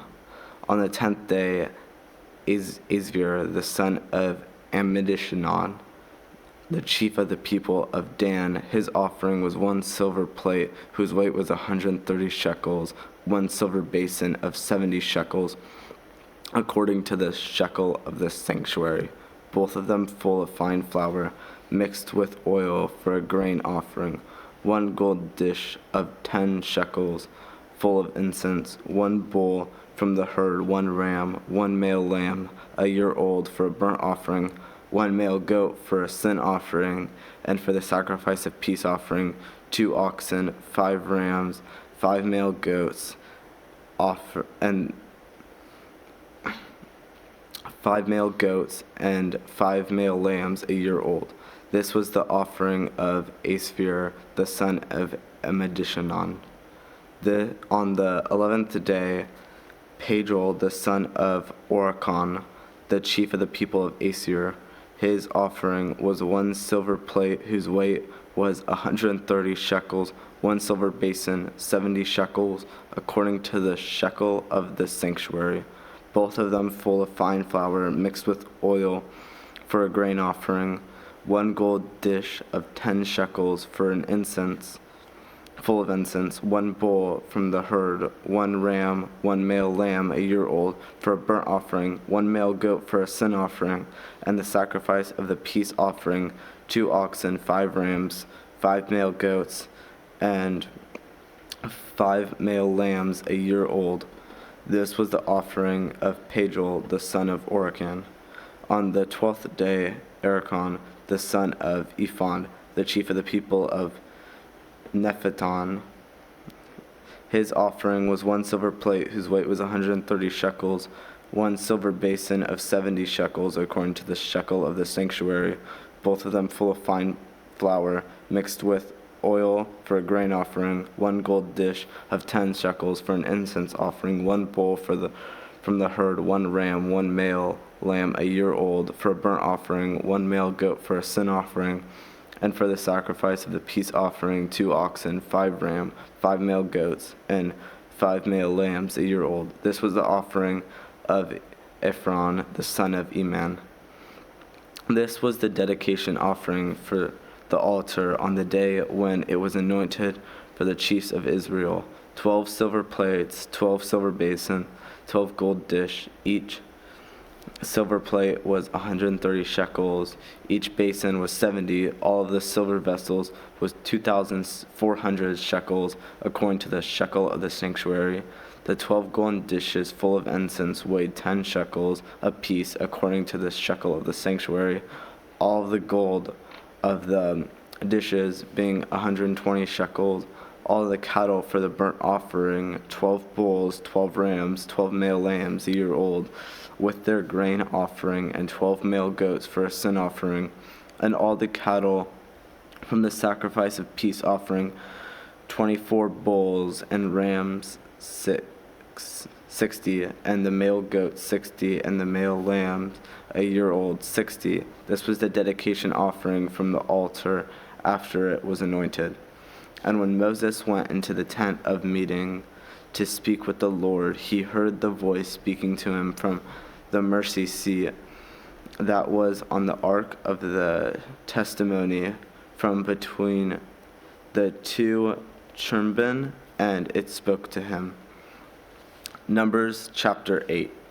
Now the Lord spoke to Moses, saying, "Speak to Aaron." And he said to him, "When you set up the lambs, the 7 lambs shall give light in front of the lampshade." And Aaron did so. He set up its lambs in front of the lampshade as the Lord commanded Moses. And this was the workmanship of the lampshade, hammered work of gold. From its base to its flowers it was hammered accordingly to the pattern that the Lord had shown Moses, so he made the lampshade. And the Lord spoke to Moses, saying, "Take the Levites from among the people of Israel and cleanse them. Thus you shall do to them to cleanse them. Sprinkle the water of purification upon them, and let them go with a razor over all their body, and wash their clothes and cleanse themselves. Then let them take a bull from the herd and its grain offering of flour mixed with oil, and you shall take another bull from the herd for a sin offering, and you shall bring the Levites before the tent of meeting, and assemble the whole congregation of the people of Israel. When you bring the Levites before the Lord, the people of Israel shall lay their hands on the Levites, and Aaron shall offer the Levites before the Lord as a wave offering from the people of Israel, that they may do the service of the Lord. Then the Levites shall lay their hands on the heads of the bulls, and you shall offer the one of the sin offerings and the other for a burnt offering to the Lord, to make the anointment for the Levites. And you shall set the Levites before Aaron and his son, and shall offer them as a wave of offering to the Lord. Thus you shall separate the Levites from among the people of Israel, and the Levites shall be mine. And after that the Levites shall go to serve at the tent of meeting. When you have cleansed them and offered them as a wave offering for the holy given to me from among the people of Israel, instead of all who open the womb of the firstborn of all the people of Israel, I have taken them for myself. For all the firstborn among the people of Israel are mine, both man and the beast. On the day that I struck down the firstborn of Israel in the land of Egypt, I considered them for myself, and I have taken the Levites instead of all the firstborn among the people of Israel. And I have given the Levites as a gift to Aaron and his sons from among the people of Israel to do the service for the people of Israel at the tent of meeting, and to make anointment for the people of Israel, that there may be no plague among the people of Israel when the people of Israel come near the sanctuary. Thus did Moses and Aaron and all the congregation of the people of Israel to the Levites, according to all that the Lord commanded Moses concerning the Levites. The people of Israel did to them, and the Levites purified themselves from the sin and washed their clothes. And Aaron offered them a wave offering before the Lord, and Aaron made the anointment for them to cleanse them. And after that the Levites went to do their service in the tent of meeting before Aaron and his sons, as the Lord had commanded Moses concerning the Levites, so they did to them. And the Lord spoke to Moses, saying, This applies to the Levites. From 25 years old and upwards, they shall come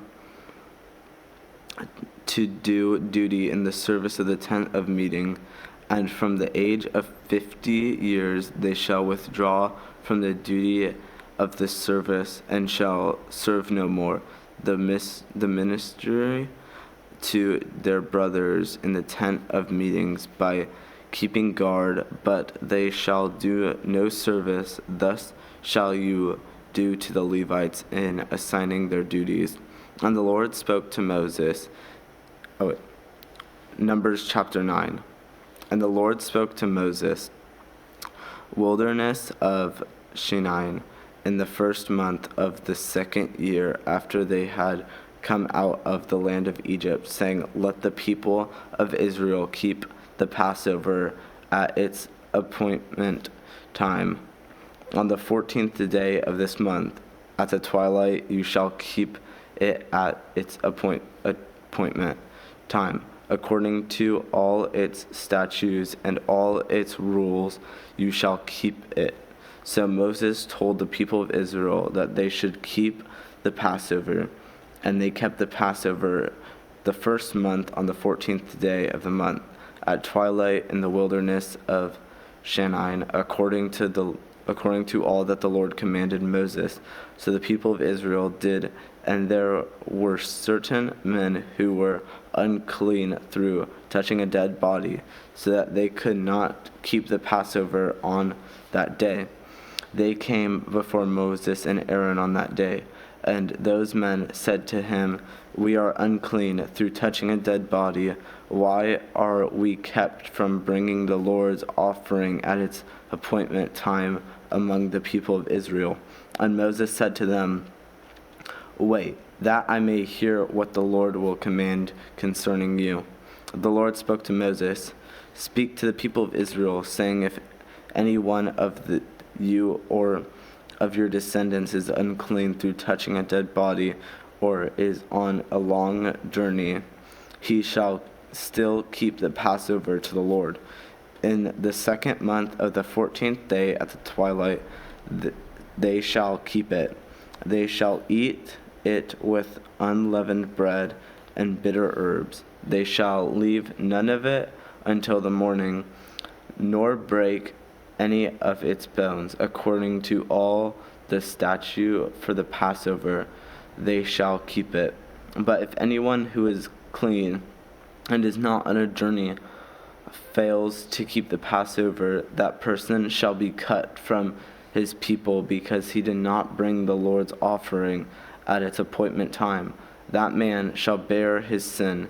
And if a stranger sojourns among you and would keep the Passover to the Lord according to the statute of the Passover and according to its rules, so shall he do. You shall have one statute both for the sojourn and for the natives.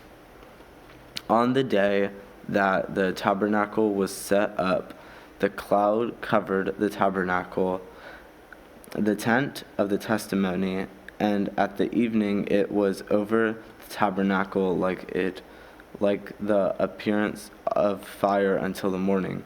So It was always the cloud covered by day, and the appearance of fire by night. And whenever the cloud lifted from over the tent, after the people of Israel set out, and in the place where the cloud settled down, there the people of Israel camped. At the command of the Lord, the people of Israel set out, and at the command of the Lord they camped. As long as the cloud rested over the tabernacle, they remained in camp. Even when the cloud continued over the tabernacle many days, the people of Israel kept the charge of the Lord and did not set out. Sometimes the cloud was a few days over the tabernacle, and according to the commandment of the Lord, they remained in camp. Then according to the command of the Lord, they set out. And sometimes the cloud remained from evening until morning, and then the cloud lifted in the morning, and they set out. Or if it continued for a day and a night, when the cloud lifted, they set out. Whether it was 2 days or a month, or a longer time that the cloud continued over the tabernacle, abiding there, the people of Israel remained in camp and did not set out, but when it lifted, they set out. Numbers chapter 9, verse 22.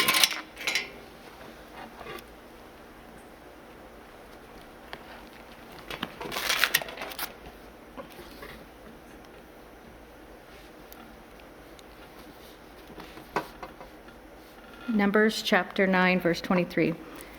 At the command of the Lord they camped, and at the command of the Lord they set out.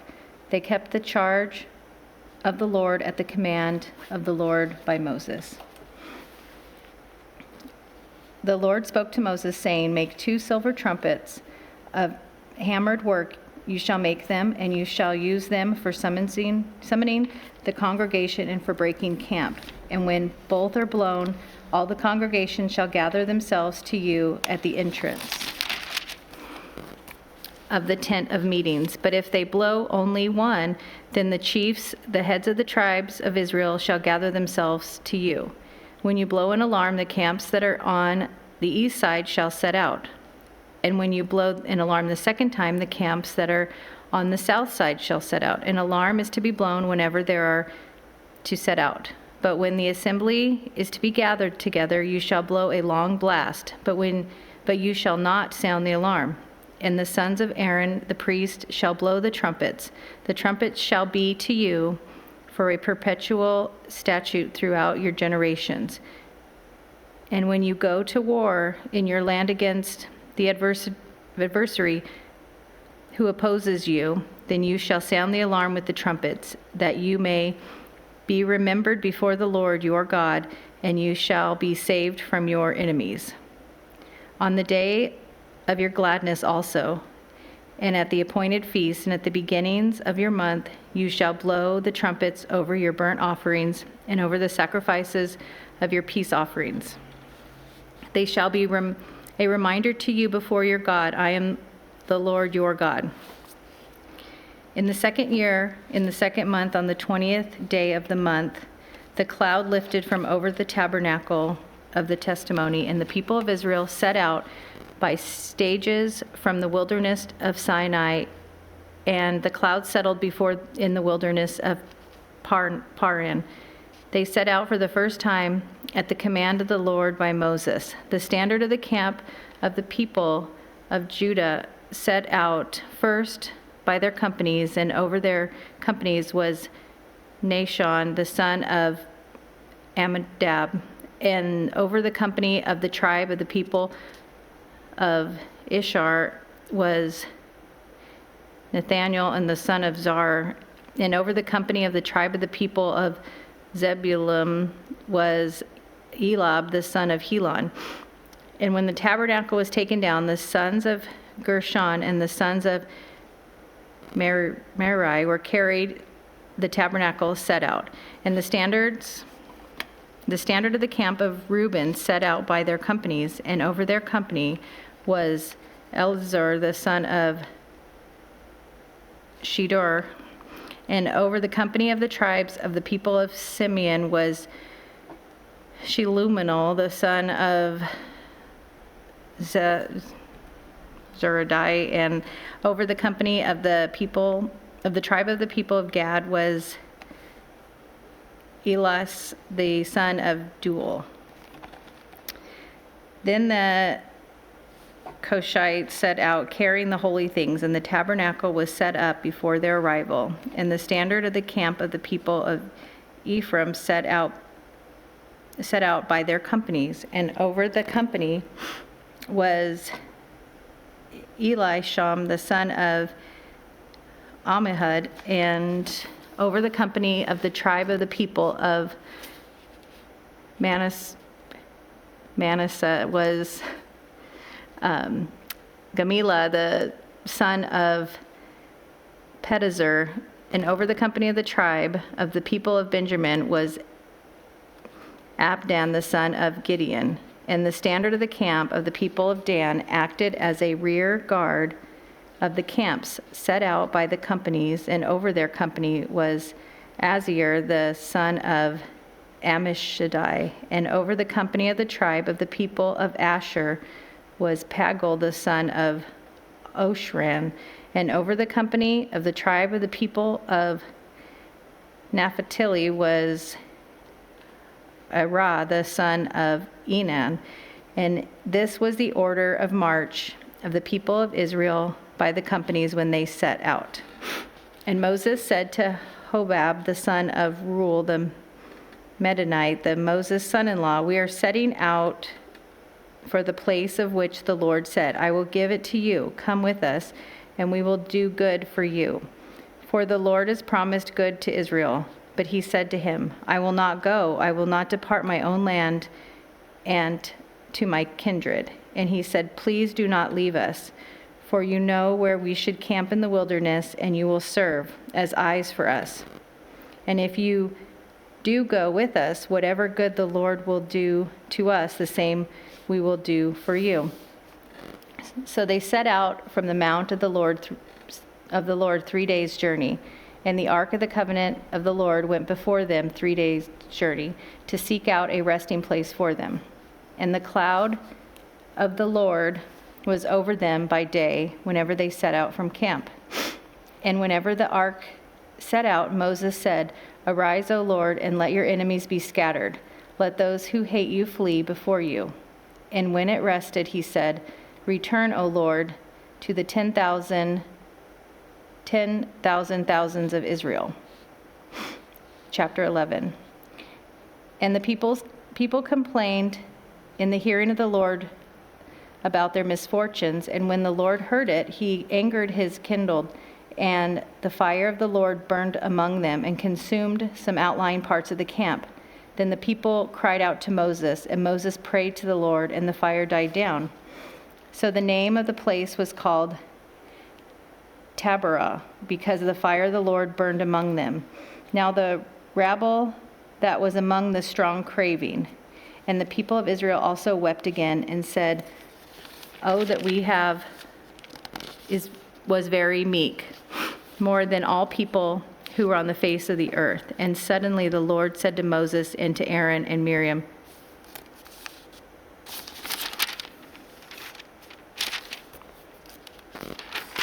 Did I skip?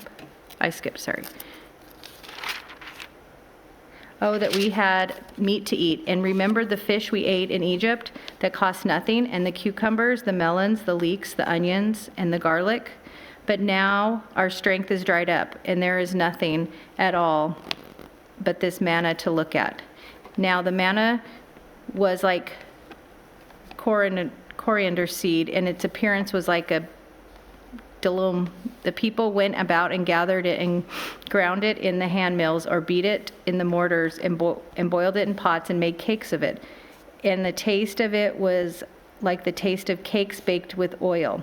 And when the dew fell upon the camp in the night, the manna fell with it. Moses heard the people weeping through their throughout their clans, everyone at the door of his tent. And the anger of the Lord blazed hotly, and Moses was displeased. Moses said to the Lord, "What have you dealt ill with your servants, and why have I not found favor in your sight, that you lay the burden of all the people on me? Did I conceive all of this people? Did I give them birth, that you should say to me, carry them in your bosom as a nurse carries a nursing child to land, and that you swore to give their fathers? Where am I to get meat to give all of these people? For they weep before me and say, 'Give us meat, that we may eat.' I am not able to carry all of these people alone. The burden is too heavy for me. If you will treat me like this, kill me at once. If I find favor in your sight, that I may not see my wretchedness." The Lord said to Moses, "Gather for me 70 men of the elders of Israel, whom you know to be elders of the people, and officers over them, and bring them to the tent of meetings, and let them take their stand there with you. And I will come down and talk with you there. And I will take some of the Spirit that is on you and put it on them, and they shall bear the burden of the people with you, so that you may not bear it yourself alone. And say to the people, 'Consecrate yourself for tomorrow, and you shall eat meat. For you have wept in the hearing of the Lord, saying, Who will give us meat to eat? For this is better for us, for it was better for us in Egypt. Therefore the Lord will also give you meat, and you shall eat. You shall not eat 1 day, or 2 days, or 5 days, or 10 days, or 20 days, but a whole month, until it comes out of your nostrils and becomes loathsome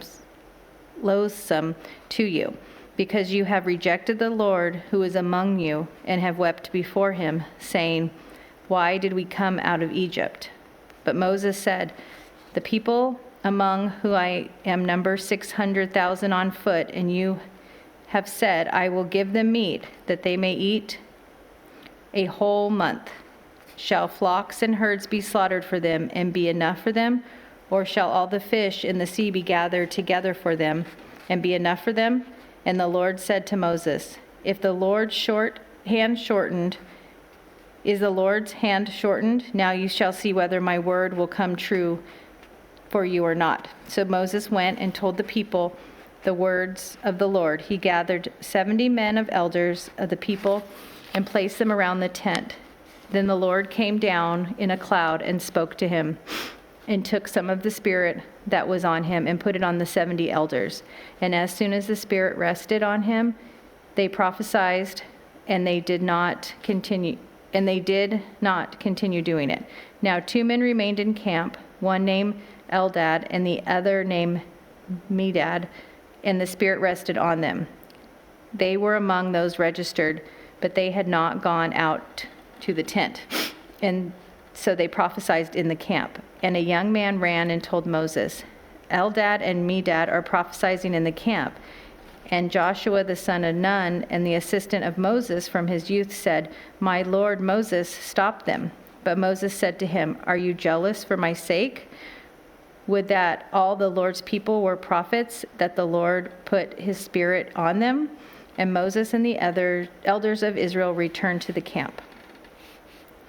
Then a wind from the Lord sprang up, and it brought quail from the sea and let them fall beside camp, about a day journey on this side and a day's journey on the other side, around the camp and around 2 cubits above the ground. And the people rose all that day and night and all the next day and gathered the quail.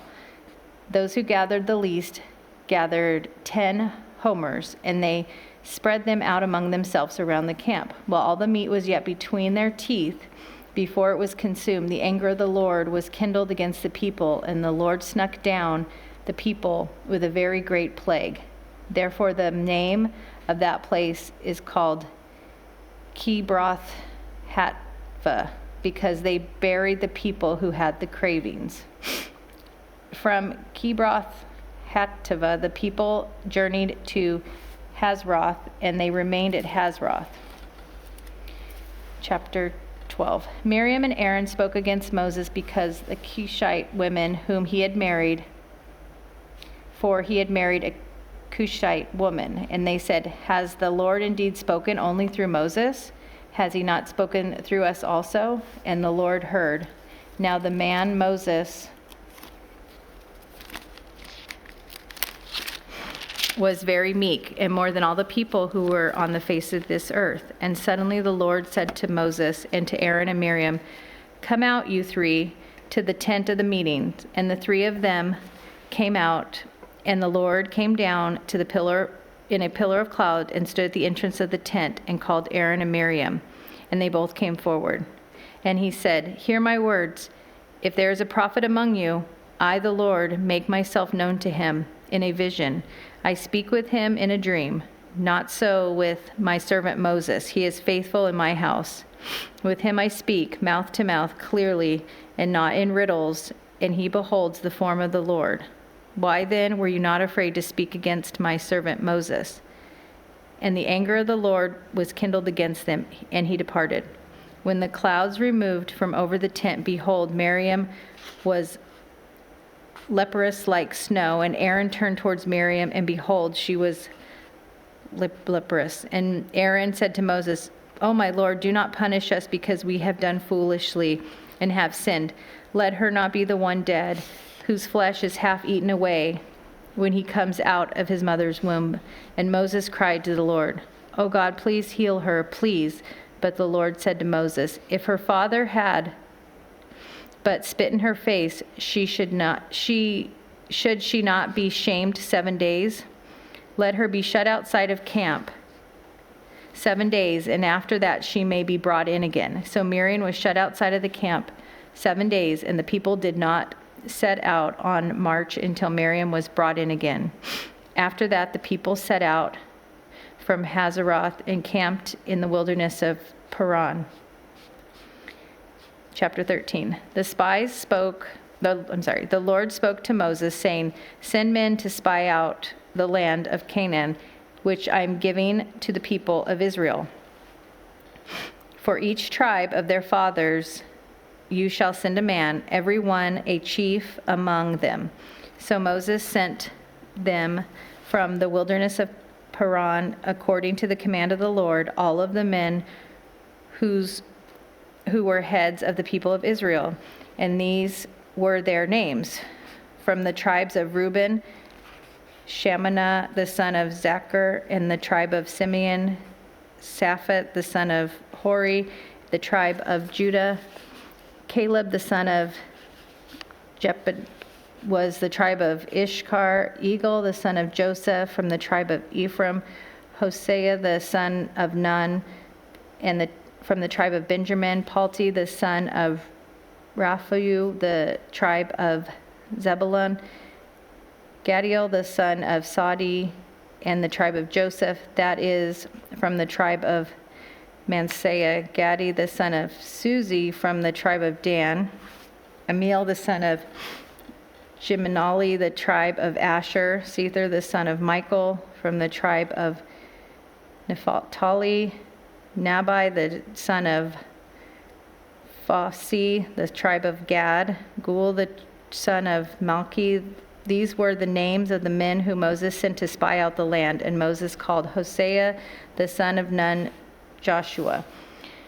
Moses sent them to spy out the land of Canaan and said to them, "Go up to the Negbi and go up into the hill country and see what the land is, and whether the people who dwell in it are strong or weak, whether they are few or many, and whether the land that they dwell on is good or bad, and whether the cities that they dwell in are camps or strongholds, and whether the land is rich or poor, and whether there are traces in it or not.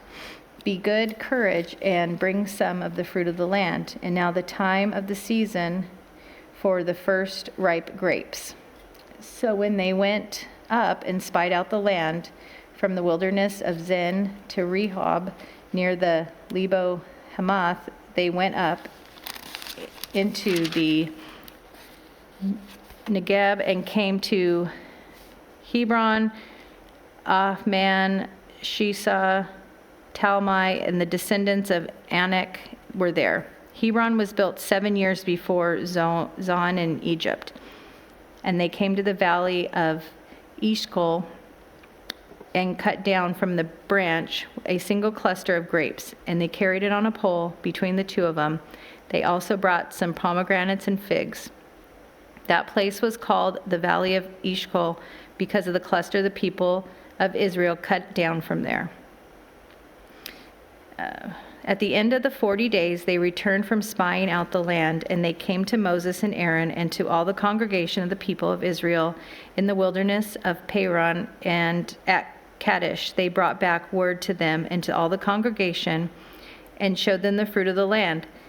And they told him, "We came to the land to which you sent us. It flows with milk and honey, and this is its fruit. However, the people who dwell in the land are strong, and the cities are fortified and very large. And besides, we saw the descendants of Anak there. The Amalekites dwell in the land of Nebeg, and the Hittites and the Jebusites and the Amorites dwell in the hill country, and the Canaanites dwell in the sea along the Jordan." But Caleb quieted the people before Moses and said, "Let us go up at once and occupy it, for we are to be able to overcome it." And the men had gone up with him and said, "We are not able to go against the people, for they are stronger than we are." So they brought up to the people of Israel a bad report of the land that they had spied out, saying, "The land enough through which we have gone to spy out is the land that devours its inhabitants, and all of the people that we saw in it are of great height. And there we saw the Nephilim, the son of Anak, who came from the Nephilim, and we seemed to ourselves like grasshoppers, so we seemed to them." Numbers chapter 14.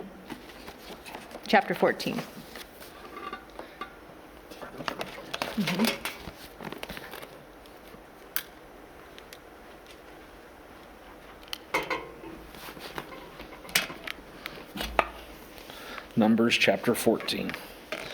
Then all the congregation raised a loud cry, and the people wept that night, and all the people of Israel grumbled against Moses and Aaron. The whole congregation said to them, "Would that we had died in the land of Egypt, or that we had died in this wilderness. Why is the Lord bringing us into this land, to fall by the sword? Our wives and our little ones will become a prey. Would it not be better for us to go back to Egypt?" And they said to one another, "Let us choose a leader and go back to Egypt." Then Moses and Aaron fell on their faces before all the assembly of the congregation of the people of Israel. And Joshua the son of Nun and Caleb the son of Jephunneh, who was among those who had spied out the land, tore their clothes and said to all the congregation of the people of Israel, "The land which we passed through to spy out is an exceedingly good land. If the Lord delights in us, he will bring us into this land and give it to us, a land that flows with milk and honey. Only do not rebel against the Lord, and do not fear the people of the land, for they are bread for us. Their protection is removed from them, and the Lord is with us. Do not fear them." Then all the congregation said to stone them with stones, but the glory of the Lord appeared at the tent of meeting to all the people of Israel. And the Lord said to Moses, "How long will this people despise me, and how long will they not believe in me? In spite of all the signs that I have done among them, I will strike them with the pestilence and disinherit them, and I will make of you a nation greater and mightier than they." But Moses said to the Lord, "Then the Egyptians will hear of it, for you brought up this people in your might from among us. And they will tell the inhabitants of this land, they have heard that you, O Lord, are in the midst of this people. For you, O Lord, are seen face to face, and your cloud stands over them, and you go before them in a pillar of cloud by day and in a pillar of fire by night. Now if you kill this people as one man, then the nations will have heard your fame will say, 'It is because the Lord was not able to bring this people into the land that he swore to give to them that he has killed them in the wilderness.' And now, please let the power of the Lord be great as you have promised, saying, the Lord is slow to anger and abounding in steadfast love, forgiving iniquity and transgression, but he will by no means clear the guilty, visiting the iniquity of the fathers of the children to the third and fourth generations. Please pardon the iniquity of this people, according to the greatness of your steadfast love, just as you have forgiven this people from Egypt until now. Then the Lord said, I have pardoned according to your word, but truly as I live, and as all the earth shall be filled with the glory of the Lord, none of the men who have seen my glory and my signs that I did in Egypt and the wilderness, and yet have put them to the test these 10 times, and have not obeyed my voice, shall see the land that I swore to give their fathers, and none of those who despise me shall see it. But my servant Caleb, because he has a different spirit and has followed me fully, I will bring into the land into which he went, and his descendants shall possess it. Now since the Amalekites and the Canaanites dwell in the valleys, turn tomorrow and set out for wilderness by the way to the Red Sea. And the Lord spoke to Moses and to Aaron, saying, how long shall this wicked congregation grumble against me? I have heard the grumblings of the people of Israel, which they grumble against me. Say to them, as I live, declares the Lord, what you have said in my hearing I will do to you. Your dead bodies shall fall in the wilderness, and all of your number listed in the census from 20 years old and upward, who have grumbled against me. Not one shall come into the land where I swore that I would make you dwell, except Caleb the son of Jephunneh and Joshua the son of Nun. But your little ones, who you said would become prey, I will bring in, and they shall know that the land that you have rejected. But as for you, your dead bodies shall fall in this wilderness. And your children shall be shepherds, and in the wilderness 40 years, and shall suffer for your faithlessness until the last of your dead bodies lies in the wilderness, according to the number of the days in which you spied out the land. 40 days, a year for each day, and you shall bear your iniquity 40 years, and you shall know my displeasure. I, the Lord, have spoken. Surely this will I do to all the wicked congregation who all gathered together against me. In this wilderness they shall come to a full end, and they shall die. And the men of whom Moses sent to spy out the land, who returned and made all the congregation grumble against him by bringing up a bad report about the land, the men who brought up a bad report of land died by plague before the Lord.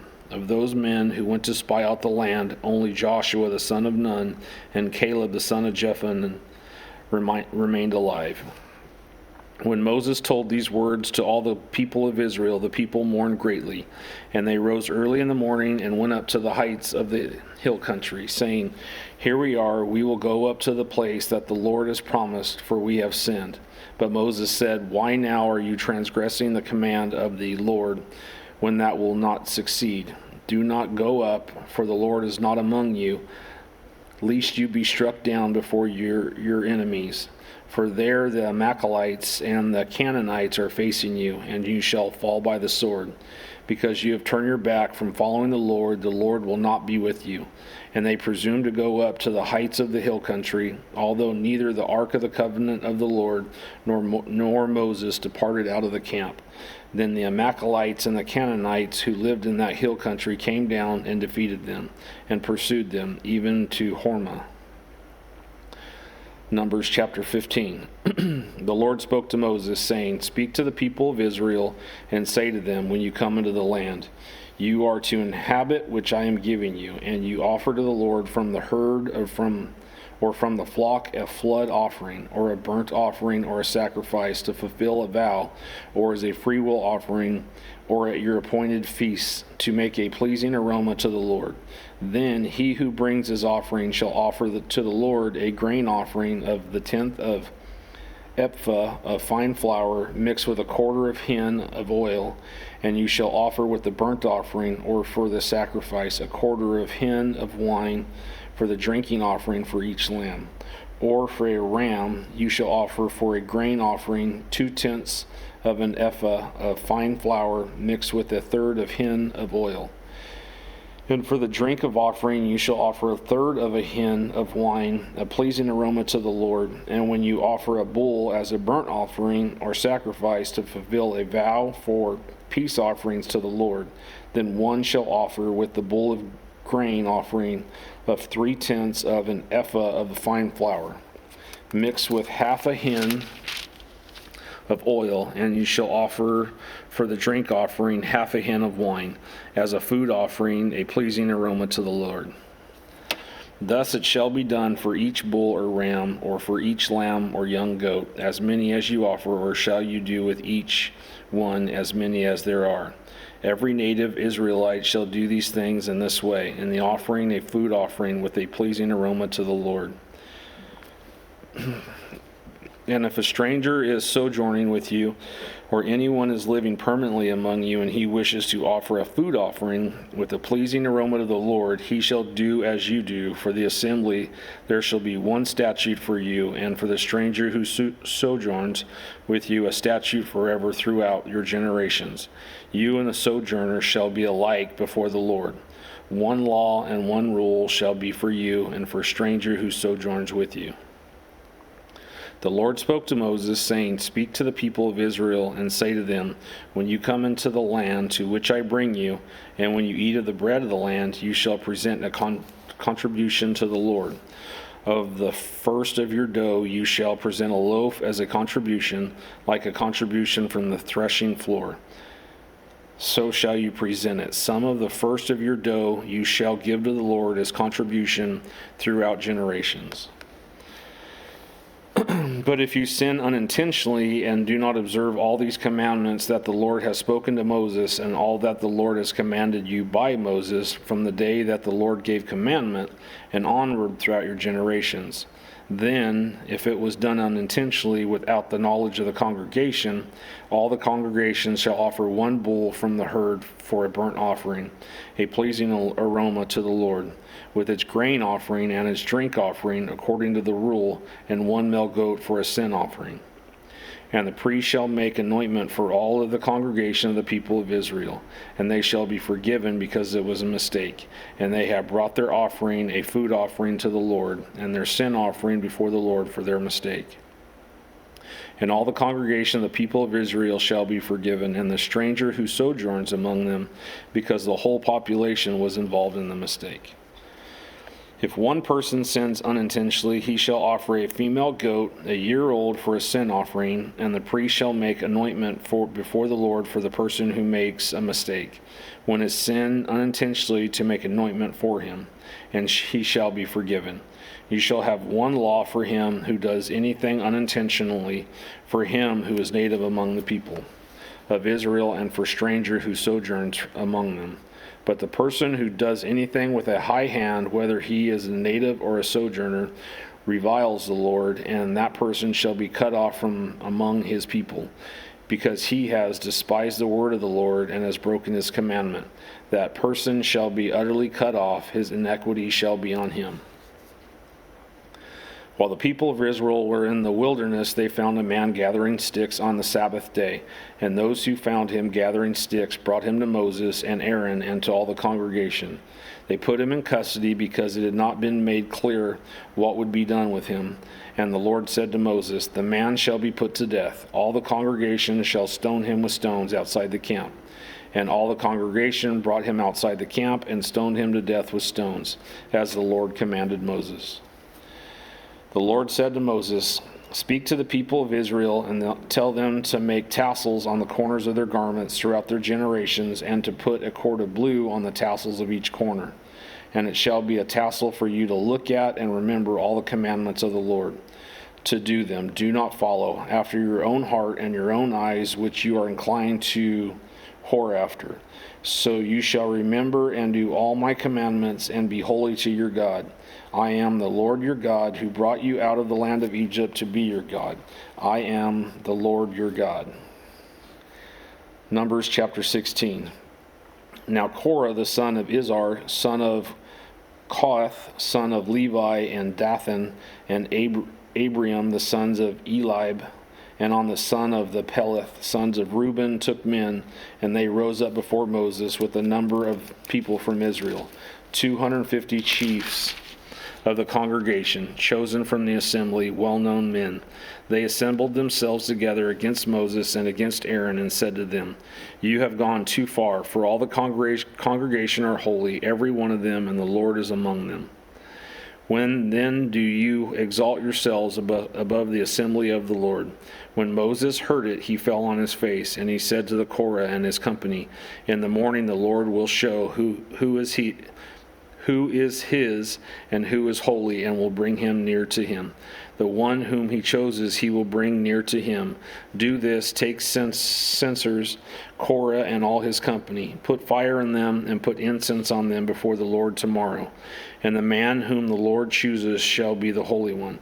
You have gone too far, sons of Levi." And Moses said to Korah, "Hear now, you sons of Levi, is it too small a thing for you that the God of Israel has separated you from the congregation of Israel, to bring you near to himself, to do service in the tabernacle of the Lord, and to stand before the congregation to minister to him, and that he has brought you near him and all your brothers, the sons of Levi, with you? And would you seek the priesthood also? Therefore it is against the Lord that you and all your company have gathered together. What is Aaron that you grumble against him?" And Moses sent to call Dathan and Abiram the son of Eliab, and they said, "We will not come up. Is it a small thing that you have brought us up out of a land flowing with milk and honey to kill us in the wilderness, that you must also make yourself a prince over us? Moreover, you have not brought us into a land flowing with milk and honey, nor given us inheritance of fields and vineyards. Will you put out the eyes of these men? We will not come up." And Moses was very angry and said to the Lord, "Do not respect their offering. I have not taken one donkey from them, and I have not harmed one of them."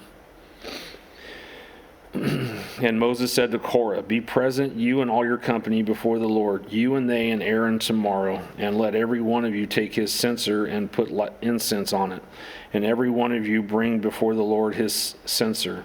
250 censers, your also and Aaron each his censer." So every man took his censer and put fire in them and laid incense on them, and stood at the entrance of the tent, meeting with Moses and Aaron. Then Korah assembled all of the congregation against them at the entrance of the tent meeting, and the glory of the Lord appeared to all the congregation. And the Lord spoke to Moses and to Aaron, saying, "Separate yourselves from among the congregation, that I may consume them in a moment." And they fell on their faces and said, "O God, the God of the spirits of all flesh, shall one man sin, and will you be angry with the congregation?" And the Lord spoke to Moses, saying, "Say to the congregation, get away from the dwelling of Korah, Dathan, and Abiram." Then Moses rose and went to Dathan and Abiram, and the elders of Israel followed him. And he spoke to the congregation, saying, "Depart, please, from the tents of these wicked men, and touch nothing of theirs, lest you be swept away with all their sins." So they got away from the dwelling of Korah, Dathan, and Abiram, and Dathan and Abraham came out and stood at the door of their tents, together with their wives, their sons, and their little ones. And Moses said, "Hereby you shall know the Lord has sent me to do all these works, and that it has not been of my own accord. If these men die, as all men die, or if they are visited by the fate of all mankind, then the Lord has not sent me. But if the Lord creates something new, and the ground opens its mouth and swallows them up, and all that belongs to them, and they go down alive into Sheol, then you shall know that these men have despised the Lord." And as soon as he had finished speaking all these words, the ground under them split apart, and the earth opened its mouth and swallowed them up, with their households and all the people who belonged to Korah and all their gods. So they all that belonged to them went down alive into the Sheol. And the earth closed over them, and they perished from the midst of the assembly. And all Israel who were around them fled at their cry, for they said, "Lest the earth swallow us up." And fire came out from the Lord and consumed the 250 men offering the incense. Then the Lord spoke to Moses, saying, Tell Eleazar, the son of Aaron, the priest, to take up the census out of the blaze, then scatter the fire far and wide, for they have become holy. And for the censers of these men who have sinned at the cost of their lives, let them be made into hammered plates as a covering for the altar. For they offered them before the Lord, and they became holy. Thus they shall be a sign to the people of Israel. So Eleazar the priest took the bronze censers, which those who were burned and offered, and they were hammered out as covering for the altar, to be a reminder to the people of Israel, so that no outsider who is not of the descendants of Aaron should draw near to burn incense before the Lord, lest he become like Korah and his company, as the Lord said to him through Moses. But on the next day, all the congregation of the people of Israel grumbled against Moses and against Aaron, saying, You have killed the people of the Lord. And when the congregation assembly against Moses and against Aaron, they turned toward the tent of meeting, and behold, the cloud covered it, and the glory of the Lord appeared. And Moses and Aaron came to the front of the tent meeting. And the Lord spoke to Moses, saying, Get away from the midst of the congregation, that I might consume them in a moment. And they fell on their faces. And Moses said to Aaron, Take your censer and put fire on it from off the altar, and lay incense on it, and carry it quickly to the congregation, and make an anointment for them. For wrath has gone out from the Lord, and plague has begun. So Aaron took it as Moses said, and ran into the midst of the assembly. And behold, the plague had already begun among the people, and he put on the incense and made atonement for the people. And he stood between the dead and the living, and the plague was stopped. Now those who died in the plague were 14,700, beside those who died in the affair of Korah. And Aaron returned to Moses at the entrance of the tent meeting when the plague was stopped.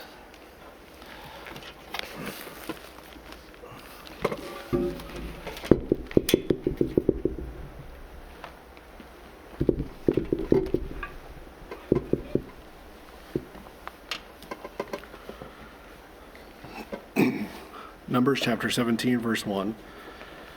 The Lord spoke to Moses, saying, Speak to the people of Israel, and get from them staffs, one for each of fathers of house. From all their chiefs, according to their father's house, 12 staffs. Write each man's name on a staff, and write Aaron's name on the staff of Levi, for there shall be one staff for the head of each father's house.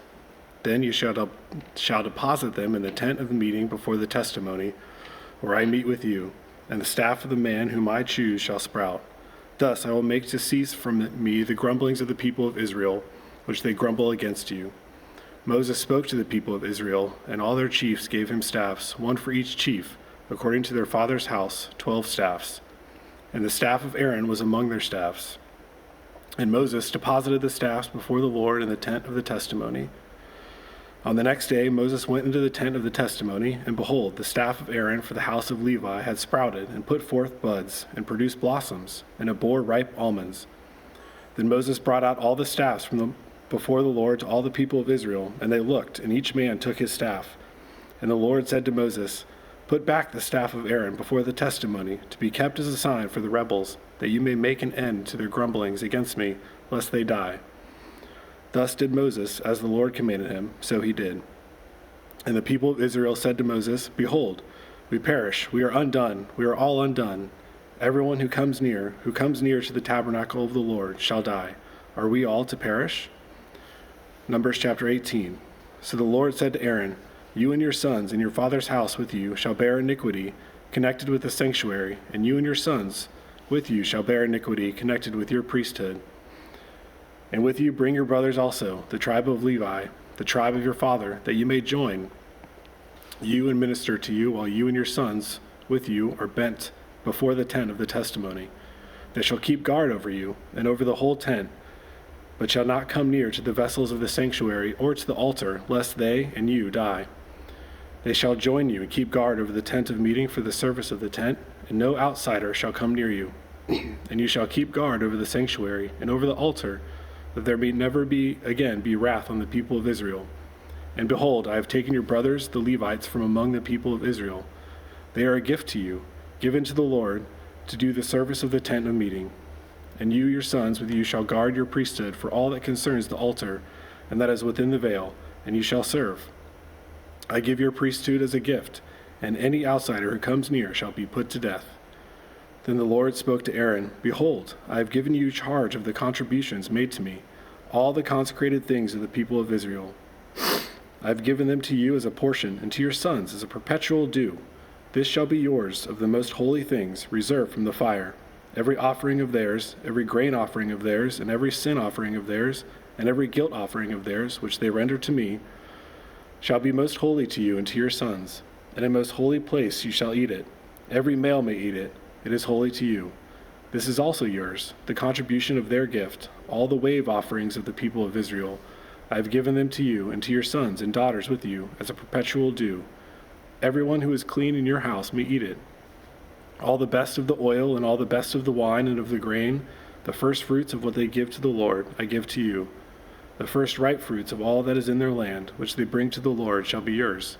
Everyone who is clean in your house may eat it. Every devoted thing in Israel shall be yours.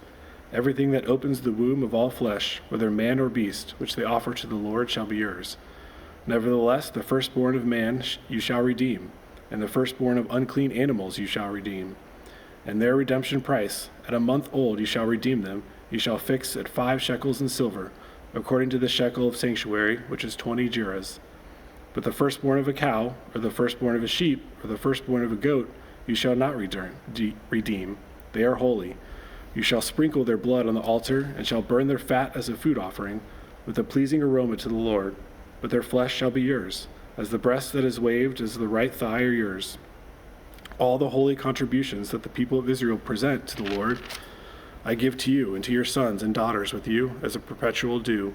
It is a covenant of salt forever before the Lord for you and your offspring with you. And the Lord said to Aaron, You shall have no inheritance in their land, neither shall you have any portion among them. I am your portion and your inheritance among the people of Israel. To the Levites I have given every tithe in Israel for an inheritance, in return for their service that they do, their service in the tent of meeting, so that the people of Israel do not come near the tent of meeting, lest they bear sin and die. But the Levites shall do the service of the tent of meeting, and they shall bear their iniquity.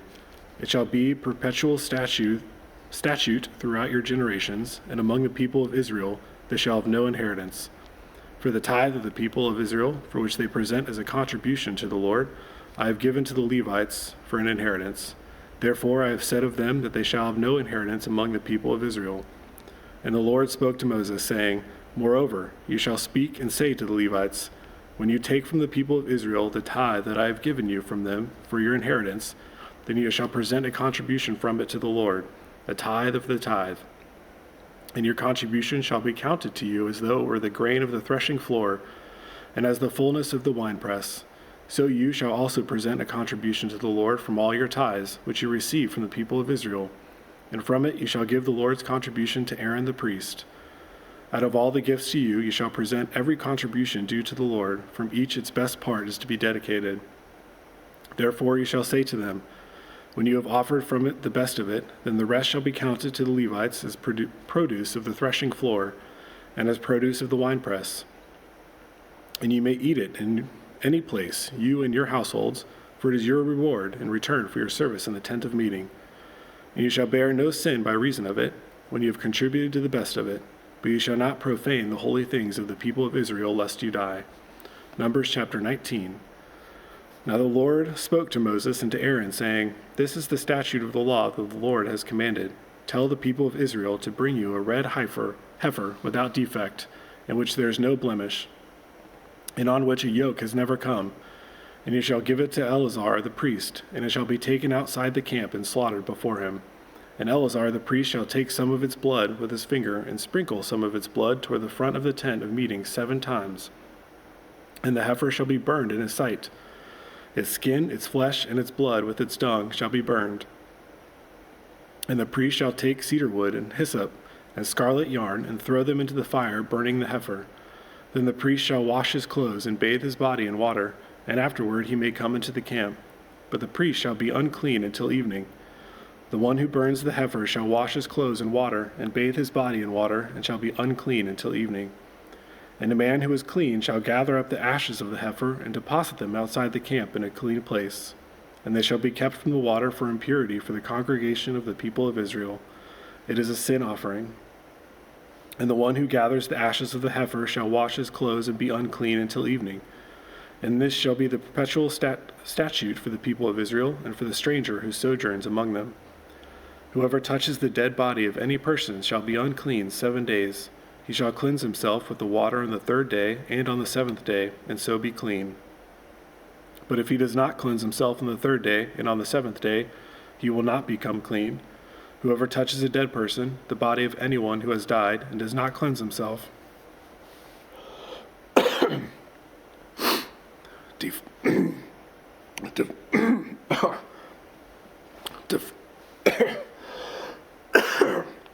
excuse me. Man.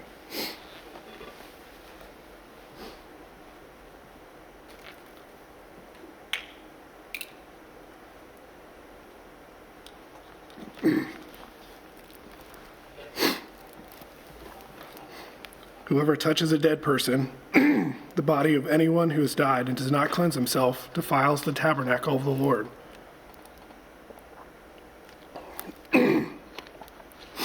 And that person shall be cut off from Israel, because the water for impurity was not thrown on him. He shall be unclean. His uncleanness is still on him. This is the law when someone dies in a tent. Everyone who comes into the tent and everyone who is in the tent shall be unclean 7 days. And every open vessel that has no cover fastened on it is unclean. Whoever in the open field touches someone who is killed with a sword or died naturally, or touches a human bone or a grave, shall be unclean 7 days. For the unclean, they shall take some ashes of the burnt sin offering, and fresh water shall be added in a vessel. Then a clean person shall take hyssop and dip it in the water, and sprinkle it on the tent, and all the furnishings, and on the persons who were there, and on whoever touched the bone, or the slain, or the dead, or the grave. And the clean person shall sprinkle it on the unclean on the 3rd day and on the 7th day. Thus on the 7th day he shall cleanse him, and he shall wash his clothes and bathe himself in water, and at evening he shall be clean. If the man who is unclean does not cleanse himself, that person shall be cut off from the midst of the assembly, since he has defiled the sanctuary of the Lord. Because the water for impurity has not been thrown on him, he is unclean, and it shall be statute forever for them. The one who sprinkles the water for impurity shall wash his clothes, and the one who touches the water for impurity shall be unclean until evening, and whatever the unclean person touches shall be unclean, and anyone who touches it shall be unclean until evening. Numbers chapter 20. And the people of Israel, the whole congregation, came into the wilderness of Zin in the 1st month, and the people stayed in Kadesh, and Miriam died there and was buried there. Now there was no water for the congregation, and they assembled themselves together against Moses and against Aaron. And the people quarreled with Moses and said, "Would that we had perished when our brothers perished before the Lord? Why have you brought the assembly of the Lord into this wilderness, that we should die here, both we and our cattle?"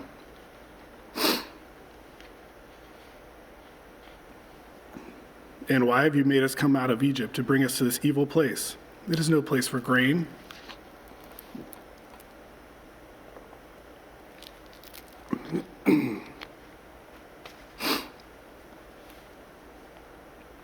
It is no place for grain or figs or vines or pomegranates, and there is no water to drink. Then Moses and Aaron went from the presence of the assembly to the entrance of the tent of meeting and fell on their faces, and the glory of the Lord appeared to them. And the Lord spoke to Moses, saying, "Take the staff and assemble the congregation, you and Aaron your brother, and tell the rock before their eyes to yield its water. So you shall bring water out of the rock for them, and give drink to the congregation and their cattle."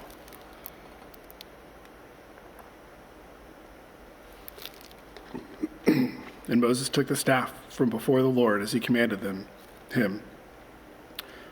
Then Moses and Aaron gathered the assembly together before the rock, and he said to them, "Hear now, you rebels, shall we bring water for you out of this rock?"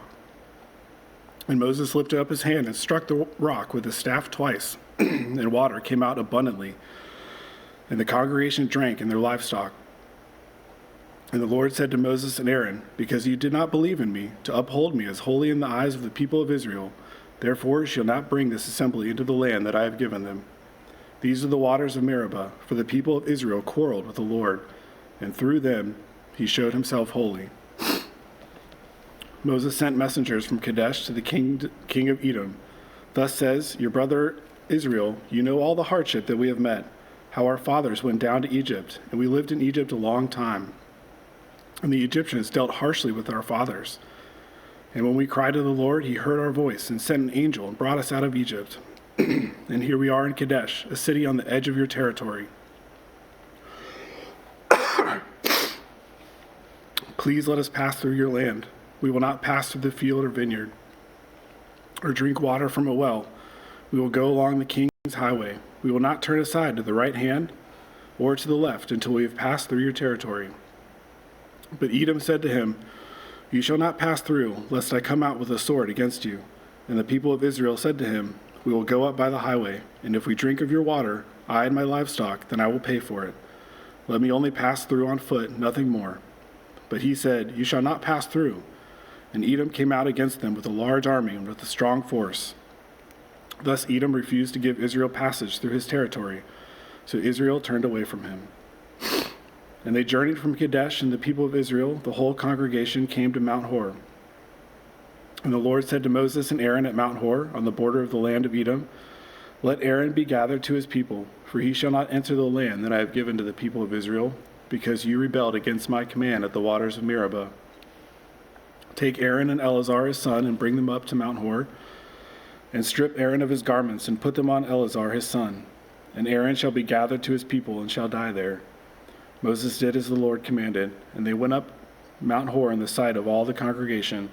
And Moses stripped Aaron of his garments and put them on Eleazar his son, and Aaron died there on the top of the mountain.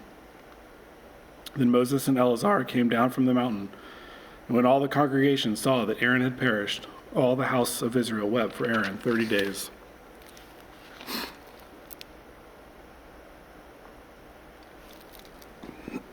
Numbers chapter 21. When the Canaanite, the king of Arad, who lived in the Negeb, heard that Israel was coming by the way of Atharim, he fought against Israel and took some of them captive. And Israel vowed a vow to the Lord and said, if you will indeed give this people into my hand, then I will devote their cities to destruction. And the Lord heeded the voice of Israel and gave over the Canaanites, and they devoted them and their cities to destruction. So the name of the place was called Hormah. From Mount Hor they set out by the way to the Red Sea, to go around the land of Edom. And the people became impatient on the way, and the people spoke against God and against Moses. Why have you brought us up out of Egypt to die in the wilderness? For there is no food and no water, and we loathe this worthless food. Then the Lord sent fiery serpents among the people, and they bit the people, so that many people of Israel died. And the people came to Moses and said, we have sinned, for we have spoken against the Lord and against you. Pray to the Lord that he take away the serpents from us. So Moses prayed for the people, and the Lord said to Moses, make a fiery serpent and set it on a pole, and everyone who is bitten, when he sees it, shall live. So Moses made a bronze serpent and set it on a pole, and if a serpent bit anyone, he would look at the bronze serpent and live. And the people of Israel set out and camped in Obeth, and they set out from Obeth and camped at Iabarim, in the wilderness that is opposite Moab, toward the sunrise. From there they set out and camped in the valley of Zered. From there they set out and camped on the other side of the Arnon, which is in the wilderness that extends from the border of the Amorites, for the Arnon is the border of Moab, between Moab and the Amorites. Therefore it is said in the book of the wars of the Lord, Waheb and Suphah and the valleys of the Arnon, and the slope of the valleys that extends to the seat of Ar, and leans to the border of Moab. And from there they continued to Beer, and that is the well of which the Lord said to Moses, gather the people together, so that I may give them water. Then Israel sang this song, spring up, O well, sing to it, the well that the principals made, that the nobles of the people dug, with the scepter and with their staves. And from the wilderness they went on to Mattanah, and from Mattanah to Nahil, and from Nahil to Bamoth, and from Bamoth to the valley lying in the region of Moab, by the top of Pisgah, that looks down on the desert. Then Israel sent messengers to Sihon, king of the Amorites, saying, let me pass through your land.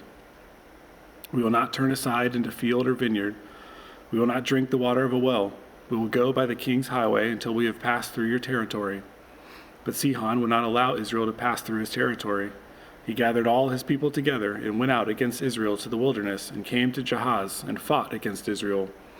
And Israel defeated him with the edge of the sword and took possession of his land from the Arnon to the Jabbok, as far as to the Ammonites, for the border of the Ammonites was strong. And Israel took all these cities, and Israel settled in all the cities of the Amorites, and Heshbon and all its villages. For Heshbon was the city of Sihon, the king of the Amorites, who had fought against the former king of Moab, and taken all his land out of his hand, as far as the Arnon. Therefore the ballad singers say, "Come to Heshbon, let it be built, let the city of Sihon be established. For fire came out of Heshbon, flame from the city of Sihon. It devoured Ar of Moab, and swallowed the heights of the Arnon. Woe to you, O Moab, you are undone, a people of Chemosh. He has made his sons fugitives and his daughters captives to the Amorite king Sihon. So we overthrew them. Heshbon as far as Dibon perished, and we laid waste as far as Nophah. Fire spread as far as Medeba.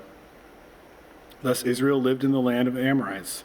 And Moses sent to spy out Jazer, and they captured its villages and dispossessed the Amorites who were there. Then they turned and went up by the way to Bashan, and Og, the king of Bashan, came out against them, he and all his people, to battle at Edrei.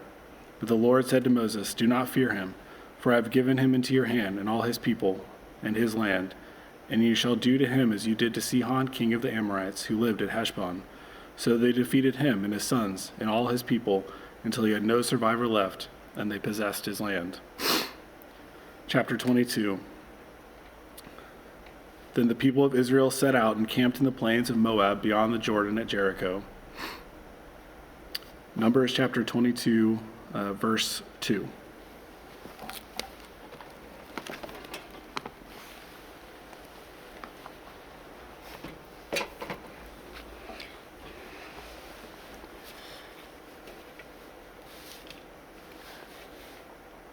Numbers 22, verse 2. And the Balak, the son of Zippor, saw all of Israel had done to the Amorites. And Moab was in great dread of the people, because they were many. Moab was overthrown with fear of the people of Israel. And Moab said to the elders of Midian, "This horde will now lick up all that is around us, as the ox licks up the grass of the field." So Balak, the son of Zippor, who was the king of Moab at the time, sent messengers to Balaam, the son of Beor, at Pethor,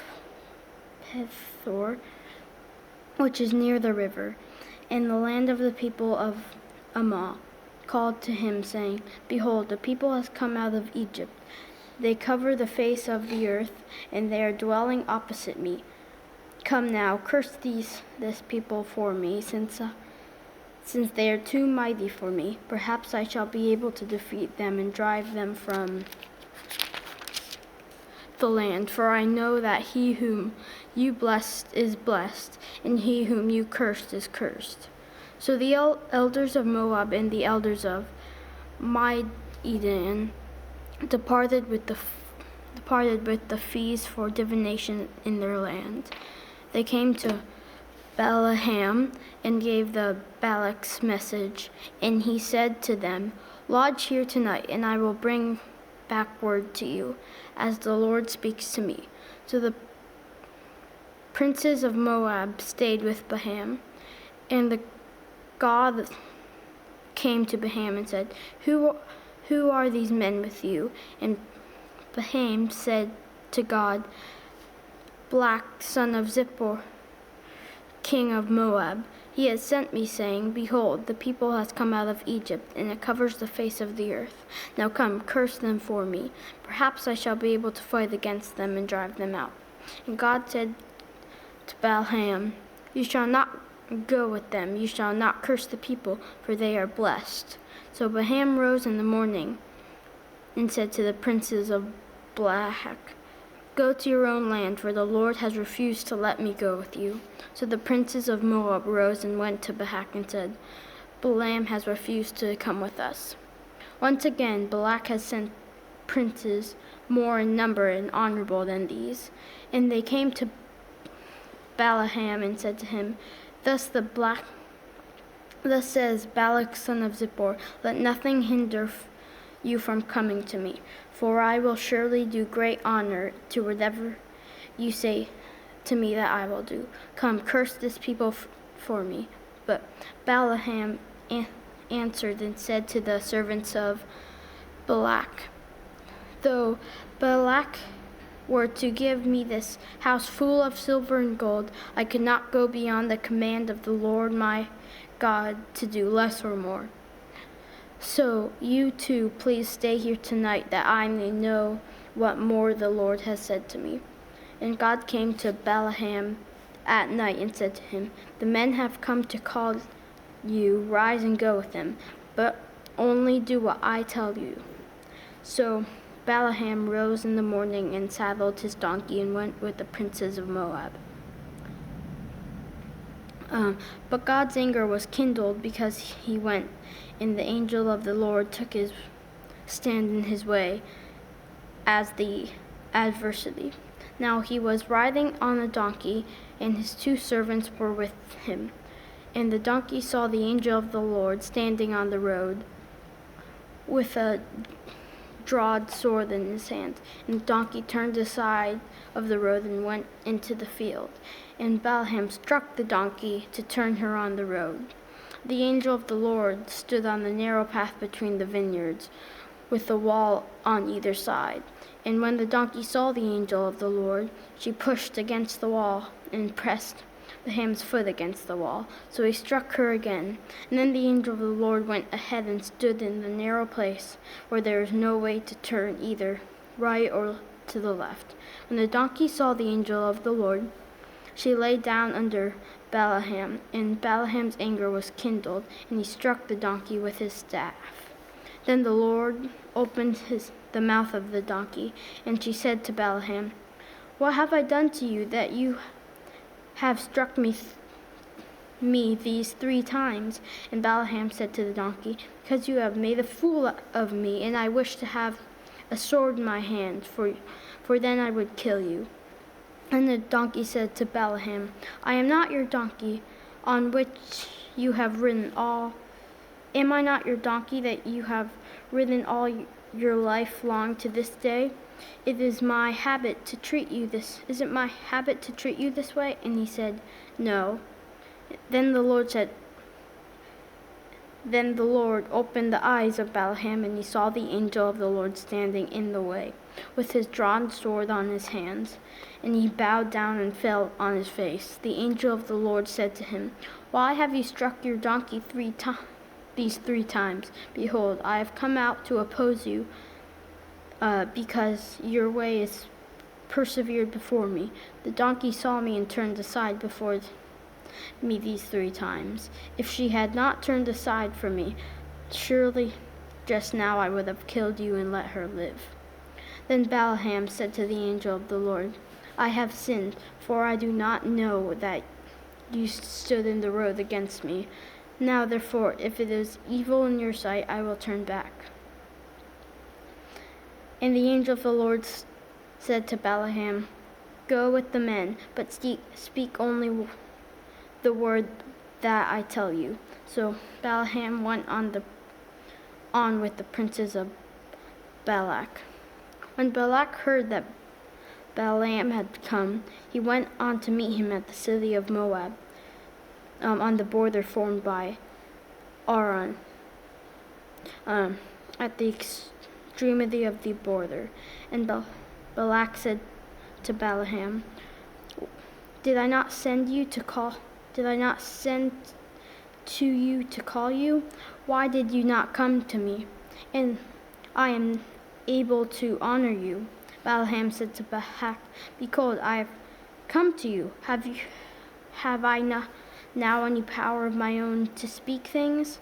The word of God puts in my mouth, and that I must speak. Then Balaam went with Balak, and they came to Kirath Huzoth. And Balak sacrificed oxen and sheep and sent for Balaam and for the princes who were with him. And in the morning Balak took Balaam and brought him to the Balath, and from there he saw the fraction of the people. Numbers chapter 23. And Balaam said to Balak, "Build for me here 7 altars, and prepare for me here 7 bulls and 7 rams." Balak did as Balaam said, and Balak and Balaam offered on each altar a bull and a ram. And Balaam said to Balak, "Stand beside your burnt offering, and I will go. Perhaps the Lord will come to meet me, and whenever he shows me, I will tell you." And he went to Beer Heights, and God met Balaam.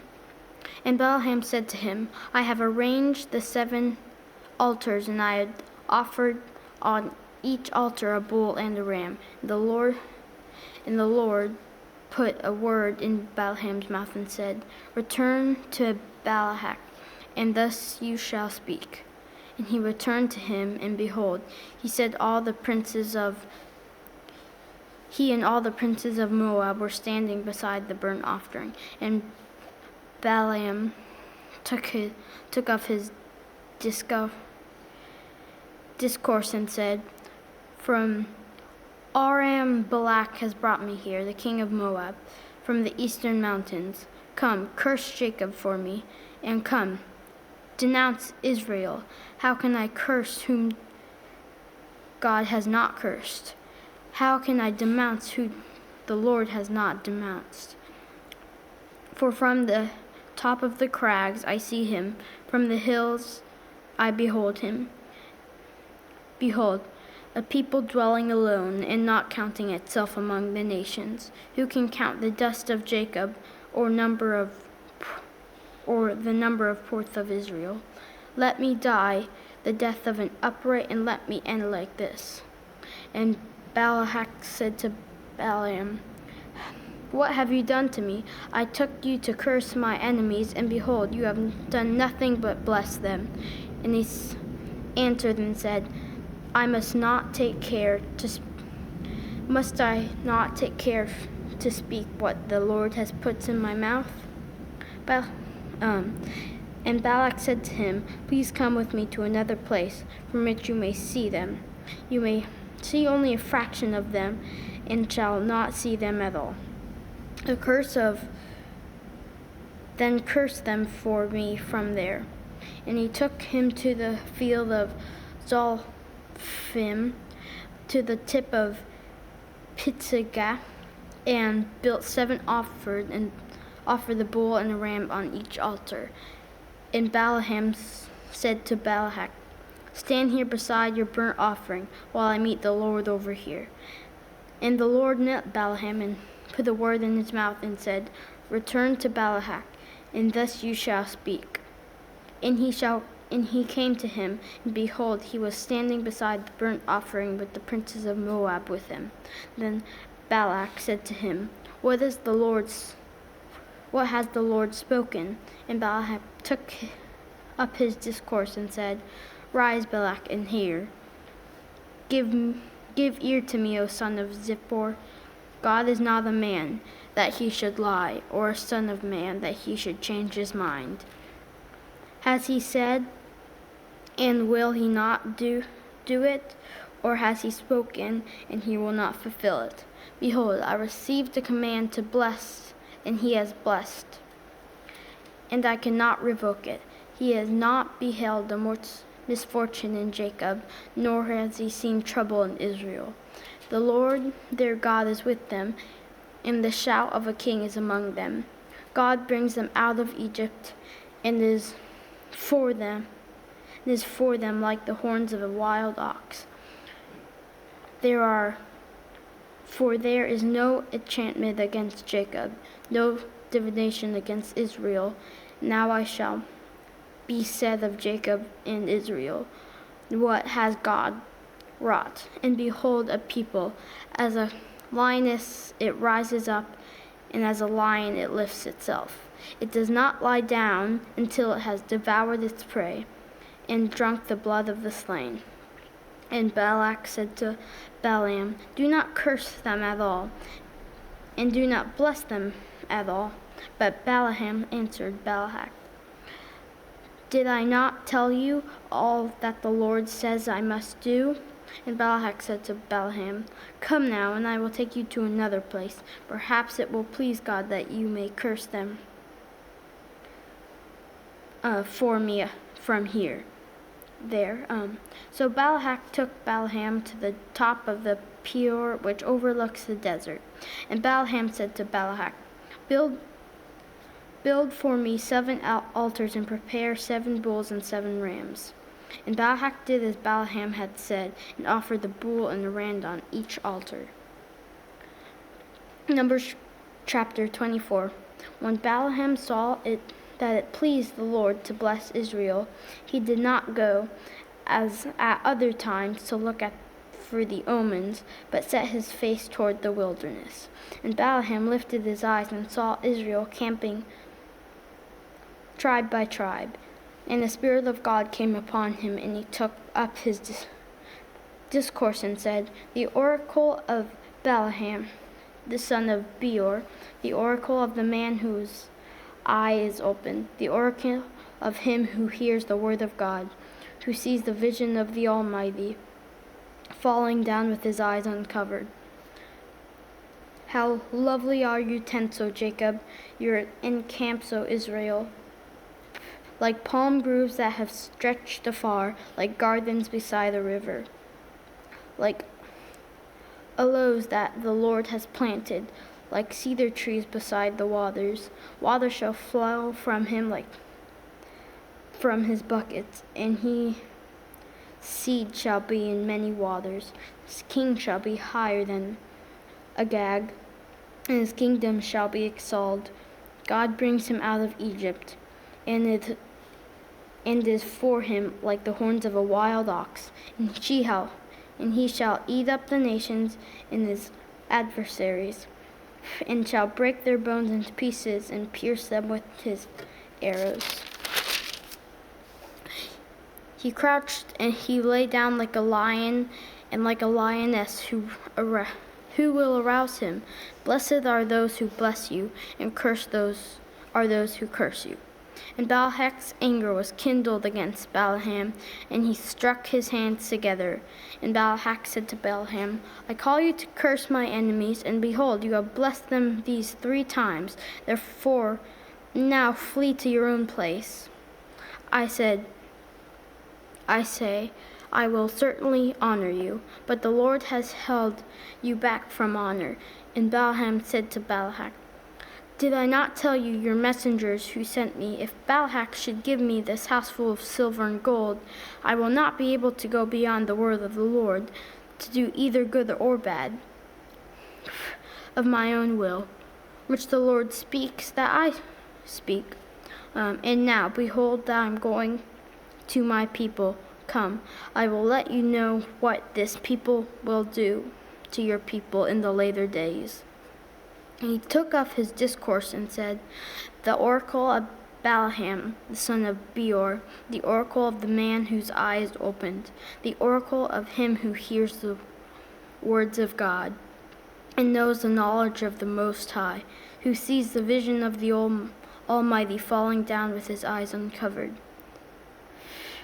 I see him, but not now. I behold him, but not near. A star shall come out of Jacob, and a scepter shall rise out of Israel. It shall crush the forehead of Moab, and break all the sons of Sheth. Edom shall be disposed. Seir also his enemies shall be disposed. Israel is doing valiantly, and one from Jacob shall exercise dominion, and destroy the survivors of the cities. And he looked at Amalek and took up his discourse and said, Amalek was the first among the nations, but its end is utter destruction. And he took up the tenth and took his up his discourse and said, "Enduring is your dwelling place, and your nest is set on the rock. Nevertheless, Cain shall be burnt, and Esar takes away your captive." And he took up his discourse and said, "Alas, who shall live when God does this? But the ship shall come from Kithaman, and shall affect Eshor and Eber, and he shall come to utter destruction." And Balaam rose and went back to his place, and Balak also went away his way. Numbers chapter 25. When Israel lived in Shittim, the people began to war with his daughters of Moab. These invited the people to sacrifices of their gods, and the people even bowed down to their gods. So Israel yoked himself to the Baal of Peor, and the anger of the Lord was the kindness kindled against Israel. And the Lord said to Moses, "Take all the chiefs of the people and hang them on the sun before the Lord, and the fierce anger of the Lord may turn away from Israel."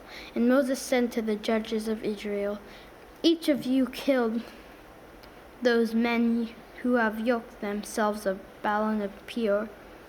And behold, one of the people of Israel came and brought a Midianite woman to his family, in the sight of Moses and the sight of the whole congregation of the people of Israel, while they were weeping in his entrance of the tent meeting.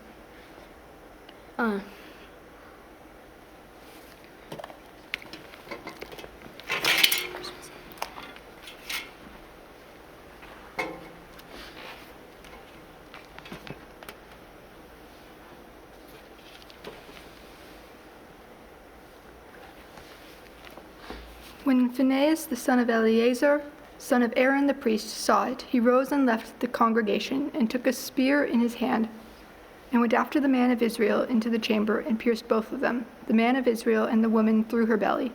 Thus the plague of the people of Israel was stopped. Nevertheless, those who died by the plague were 24,000. And the Lord said to Moses, "Phinehas, the son of Eleazar, son of Aaron the priest, has turned back my wrath from the people of Israel, in that he was jealous of my jealousy among them, so that I did not consume the people of Israel in my jealousy. Therefore say, Behold, I give to him my covenant of peace, and it shall be to him and to his descendants after him the covenant of a perpetual priesthood, because he was jealous for his God and made atonement for the people of Israel." The name of the slain man of Israel, who was killed with the Midianite woman, was Zimri the son of Salu, chief of a father's house belonging to the Simeonites. And the name of the Midianite woman who was killed was Cosbi, the daughter of Zur, who was the tribal head of the father's house in Midian. Now the Lord spoke to Moses, saying, "Harass the Midianites and strike them down, for they have harassed you with their wiles, with which they beguile you in the matter of Peor, and in the matter of Cosbi, the daughter of the chief of Midian, their sister, who was killed on the day of the plague on account of Peor." Chapter 26. After the plague, the Lord said to Moses and to Eleazar, the son of Aaron the priest, "Take a census of all the congregation of the people of Israel, from 20 years old and upward, by their fathers' houses, all in Israel who are able to go to war."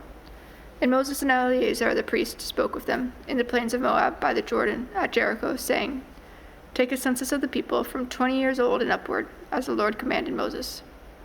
The people of Israel who came out of the land of Egypt were Reuben, the firstborn of Israel, the sons of Reuben, of Hanok, the clan of Hanokites, of Palu, the clan of the Paluites, of Hezron, the clan of the Hezronites, of Carmi, the clan of the Carmites. These are the clans of the Reubenites, and those listed were 43,730. And the sons of Palu, Eliab, and the sons of Eliab, Nemuel, Dathan, and Abiram. These are the Dathan and the Abiram chosen from the congregation, who contended against Moses and Aaron in the company of Korah. when they contended against the Lord, and the earth opened its mouth and swallowed them up together with Korah. When that company died, when the fire devoured 250 men, and they became a warning. But the sons of Korah did not die. The sons of Simeon, according to their clans of Nemuel, the clan of the Nemuelites of Jamin, the clan of the Jaminites of Jachin, and the clan of the Jachinites of Zerah, the clan of the Zerites of Shaul, the clan of the Shaulites. These are the clans of the Simeonites, 22,200. The sons of Gad, according to their clans: of Zephon, the clan of the Zephonites; of Haggai, the clan of the Haggites; of Shuni, the clan of the Shunites; of Ozni, the clan of the Oznites; of Eri, the clan of the Erites; of Arad, the clans of the Aradites; of Areli, the clan of the Arelites. These are the clans of the sons of Gad as they were listed, 40,500. The sons of Judah were and Onan died in the land of Canaan. And the sons of Judah, according to their clans, were of Shelah, the clan of the Shilonites; of Perez, the clan of the Perizzites; of Zerah, the clan of the Zerites. And the sons of Perez were of Hezron, the clan of the Hezronites; of Hamul, the clan of the Hamalites.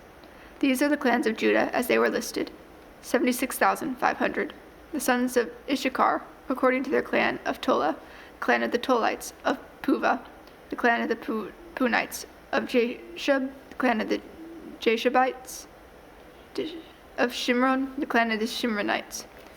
These are the clans of Issachar as they were listed, 64,300. The sons of Zebulun, according to their clan: of Sered, the clan of the Seredites; of Elon, the clan of the Elonites; of Jaleel, the clan of the Jaleelites. These are the clans of the Zebulunites as they were listed, 60,500. The son of Joseph, according to their clans: Manasseh and Ephraim. The sons of Manasseh: of Machir, the clan of the Machirites; of Machir was the father of Gilead, and Gilead the clan of the Gileadites. These are the sons of Gilead: of Ezer, the clan of the Israelites; and Helek, the clan of the Helekites; and of Esriel, the clan of the Israelites; and Shechem, the clan of the Shechemites; and of Shemida, the clan of the Shemidites; and of Hepher, the clan of the Hepherites. Now Zelophehad, the son of Hepher, had no sons, but daughters, and the names of the daughters of Zelophehad were Mahlah, Noah, Hoglah, Milcah, and Tirzah. These are the clans of Manasseh, and those listed were 52,700. These are the sons of Ephraim, according to their clans: of Shuthelah, the clan of the Shuthelahites; of Becher, the clan of the Becherites; of Tahan, the clan of the Tanites. And these are the sons of the Shuthelah; of Aaron, the clan of the Aaronites. These are the clans of the sons of Ephraim, as they were listed, 32,500. These are the sons of Joseph, according to their clans. The sons of Benjamin, according to their clans: of Bela, the clan of the Belites; of Ashbel, the clan of the Ashbelites; of Arim, the clan of the Aramites; of Shephufim, the clan of the Shephumites; of Hupham, the clan of the Huphamites. And the sons of Bela were Ard and Naaman; and of Ard, the clan of the Ardites; of Naaman, the clan of the Naamites. These are the sons of Benjamin, according to their clans, and those listed were 45,600. These are the sons of Dan, according to their clans: of Shuham, the clan of Shuhamites. These are the clans of Dan, according to their clans. All of the clans of the Shuhamites, as they were listed, were 64,400.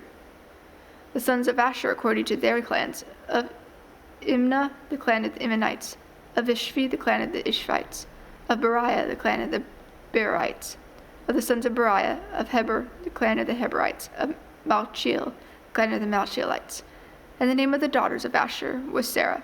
And these were the clans of the sons of Asher, as they were listed, 53,400.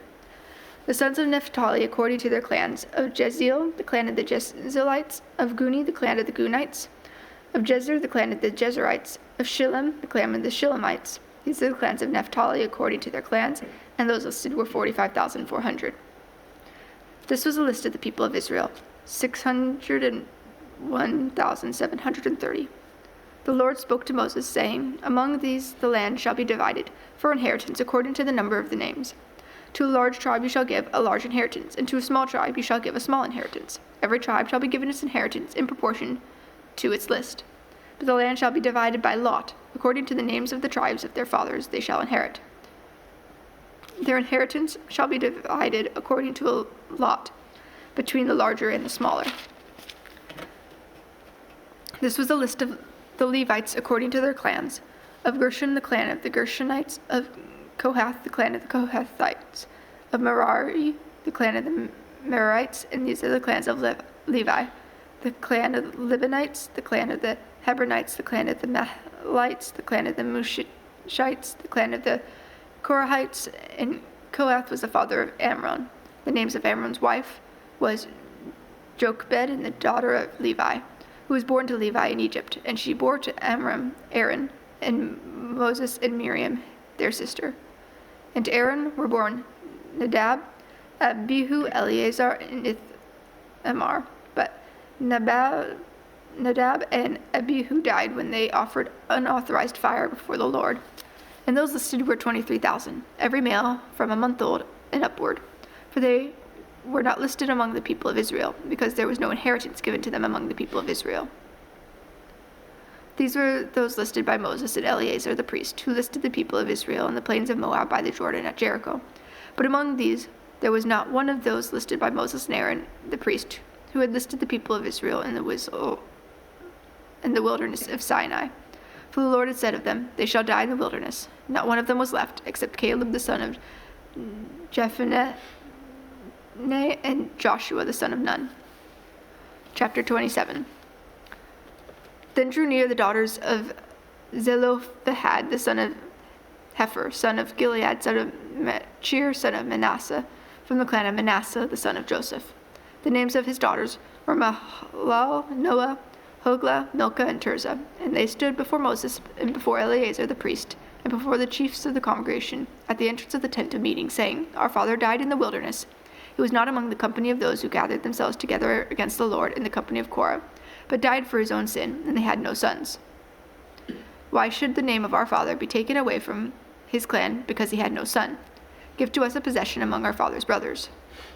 Moses brought their case before the Lord, and the Lord said to Moses, The daughters of Zelophehad are right. You shall give them a possession of an inheritance among their father's brothers, and transfer the inheritance of their father to them. And you shall speak to the people of Israel, saying, If a man dies and has no son, then you shall transfer his inheritance to his daughter. And if he has no daughter, then you shall give his inheritance to his brothers. And if he has no brothers, then you shall give his inheritance to his father's brothers.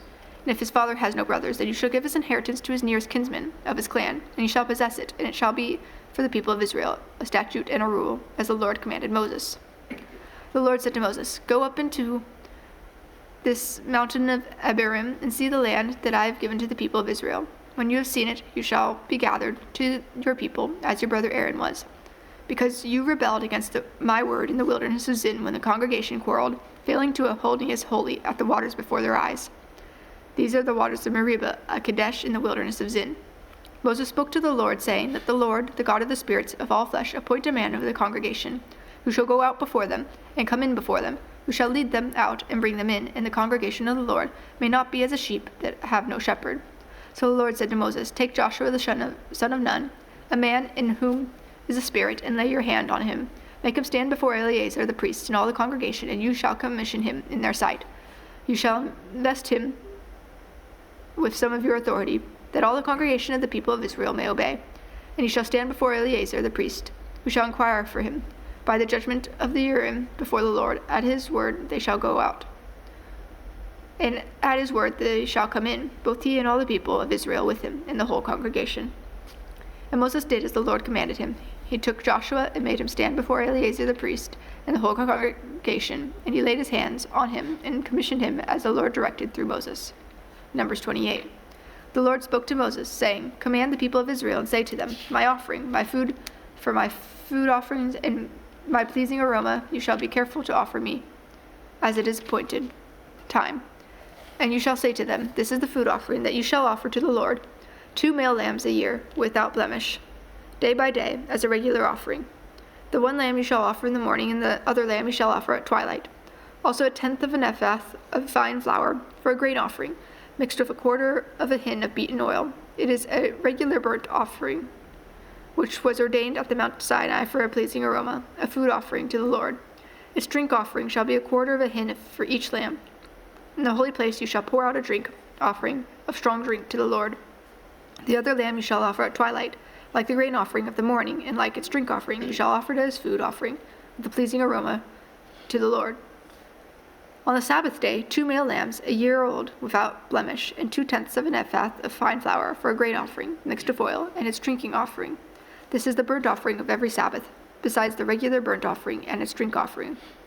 At the beginning of your month, you shall offer a burnt offering to the Lord, 2 bulls from the herd, 1 ram, 7 male lambs, a year old, without blemish. Also 3/10 of an ephah of fine flour for a grain offering, mixed with oil, for each bull, and 2/10 of the fine flour for a grain offering, mixed with oil, for the 1 ram, and 1/10 of a fine flour mixed with oil, as a grain offering for every lamb, for a burnt offering, with a pleasing aroma, a food offering to the Lord. Their drink offering shall be half a hin of wine for a bull, 1/3 of a hin of a ram, and a quarter of a hin for a lamb. This is the burnt offering of each month throughout the months of the year. Also 1 male goat for a sin offering to the Lord. It shall be offered beside the regular burnt offering and its drink offerings. On the 14th day of the first month is the Lord's Passover, and on the 15th day of this month is a feast. 7 days shall unleavened bread be eaten. On the first day there shall be a holy convocation. You shall not do any ordinary work, but offer a food offering, a burnt offering to the Lord, 2 bulls from the herd, 1 ram, and 7 male lambs a year old. See that they are without blemish. Also their grain offerings, of fine flour mixed with oil. 3/10 of an ephah shall you offer for a bull, and 2/10 for a ram. 1/10 shall you offer for each of the 7 lambs. Also 1 male goat for a sin offering, to make atonement for you. You shall offer these besides the burnt offerings of the morning, which is for a regular burnt offering. In these same way you shall offer daily for 7 days the food of a food offering, of a pleasing aroma to the Lord. It shall be offered besides the regular burnt offerings and its drink offering. And on the 7th day you shall have a holy convocation. You shall not do any ordinary work. On the day of the first fruits, when you offer a grain offering of the new grain to the Lord at the Feast of Weeks, you shall have a holy convocation. You shall not do any ordinary work, but offer a burnt offering with a pleasing aroma to the Lord. 2 bulls from the herd, 1 ram, 7 male lambs a year old. Also the grain offerings, of fine flour mixed with oil, 3/10 of an ephah for each bull, 2/10 for 1 ram, 1/10 for each of the 7 lambs, with 1 male goat to make atonement for you. Besides the regular burnt offering and its grain offering, you shall offer them and their drink offering. See that they are without blemish. Numbers 29. On the first day of the 7th month, you shall have a holy convocation. You shall not do any ordinary work.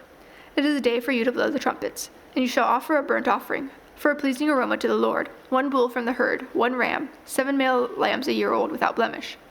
Also the grain offering, of fine flour mixed with an oil, 3/10 of an ephah for the bull, 2/10 for the ram, 1/10 for each of the 7 lambs, with 1 male goat for a sin offering to make atonement for you, besides the burnt offerings of the new moon and its grain offering, and the regular burnt offering and its grain offering and their drink offering, according to the rule for them, for a pleasing aroma, a food offering to the Lord. On the 10th day of the 7th month you shall have a holy convocation, and afflict yourselves. You shall do no work, and you shall offer a burnt offering to the Lord, a pleasing aroma, 1 bull from the herd, 1 ram, 7 male lambs a year old. See that they are without blemish. And the grain offering shall be of fine flour mixed with oil, 3/10 of an ephah for the bull, 2/10 for 1 ram, 1/10 for each of the 7 lambs. Also 1 male goat for a sin offering, besides the sin offering of atonement, and the regular burnt offerings and its grain offering and their drink offerings.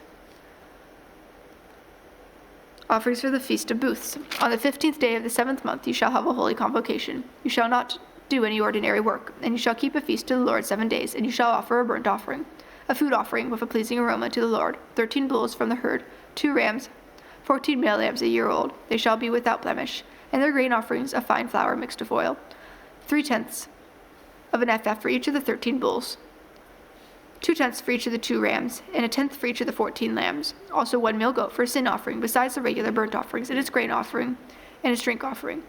On the 2nd day, 12 bulls from the herd, 2 rams, 14 male lambs, a year old without blemish, with the grain offering and the drink offerings for the bulls, for the rams, and for the lambs, in the prescribed quantities. Also 1 male goat for the sin offering, besides the regular burnt offering and the grain offering and their drink offerings. On the third day, 11 bulls, 2 rams, 14 male lambs, a year old without blemish, with the grain offering and the drink offerings for the bulls, for the rams, and for the lambs in the prescribed quantities. Also 1 male goat for sin offering, besides the regular burnt offering and its grain offering and its drink offering. On the fourth day, 10 bulls, 2 rams, 14 male lambs, a year old without blemish, with the grain offering and the drink offerings for the bulls, for the rams, and for the lambs in the prescribed quantities. Also 1 male goat for a sin offering, besides the regular burnt offering, its grain offering, and its drink offering. On the fifth day, 9 bulls, 2 rams, 14 male lambs, a year old without blemish, with the grain offerings and the drink offerings for the bulls, for the rams and the lambs in the prescribed quantities. Also 1 male goat for a sin offering, besides the regular burnt offerings and its grain offering and its drink offering. On the sixth day, 8 bulls, 2 rams, 14 male lambs, a year old without blemish, with the grain offerings and the drink offerings for the bulls, for the rams, and for the lambs in the prescribed quantities. Also 1 male goat for a sin offering, besides the regular burnt offering, its grain offering, and its drink offering. On the seventh day, 7 bulls, 2 rams, 14 male lambs, a year old without blemish, with the grain offerings and the drink offerings for the bulls, for the rams, and for the lambs in the prescribed quantities. Also 1 male goat for a sin offering, besides the regular burnt offering, its grain offering, and its drink offering.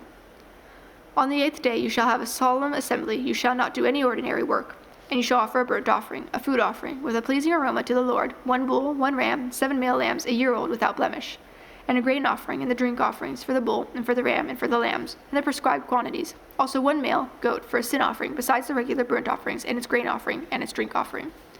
These you shall offer to the Lord at your appointed feasts, in addition to your vow offerings, and your free will offerings, for your burnt offerings, and for your grain offerings, and for your drink offerings, and for your peace offerings. So Moses told the people of Israel everything, just as the Lord had commanded Moses. Numbers 30.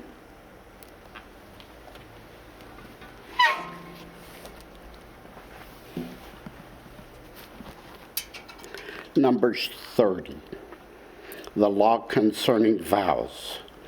Then Moses spoke to the heads of the tribes concerning the children of Israel, saying, "This is the thing which the Lord has commanded.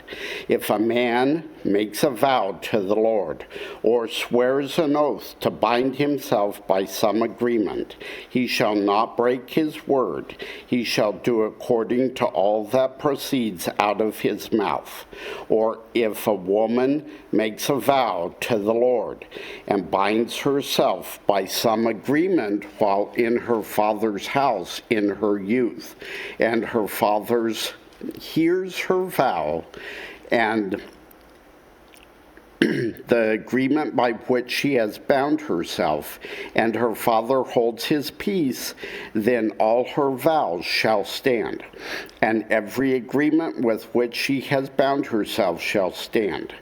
But if her father overrules her on the day that he hears, then none of her vows nor her agreements by which she has bound herself shall stand.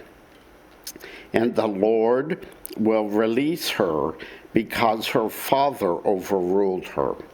If indeed she takes a husband while bound by her vows, or by a rash utterance from her lips by which she bound herself, and her husband hears it and makes no response to her on the day that he hears, then her vows shall stand, and her agreements by which she bound herself shall stand.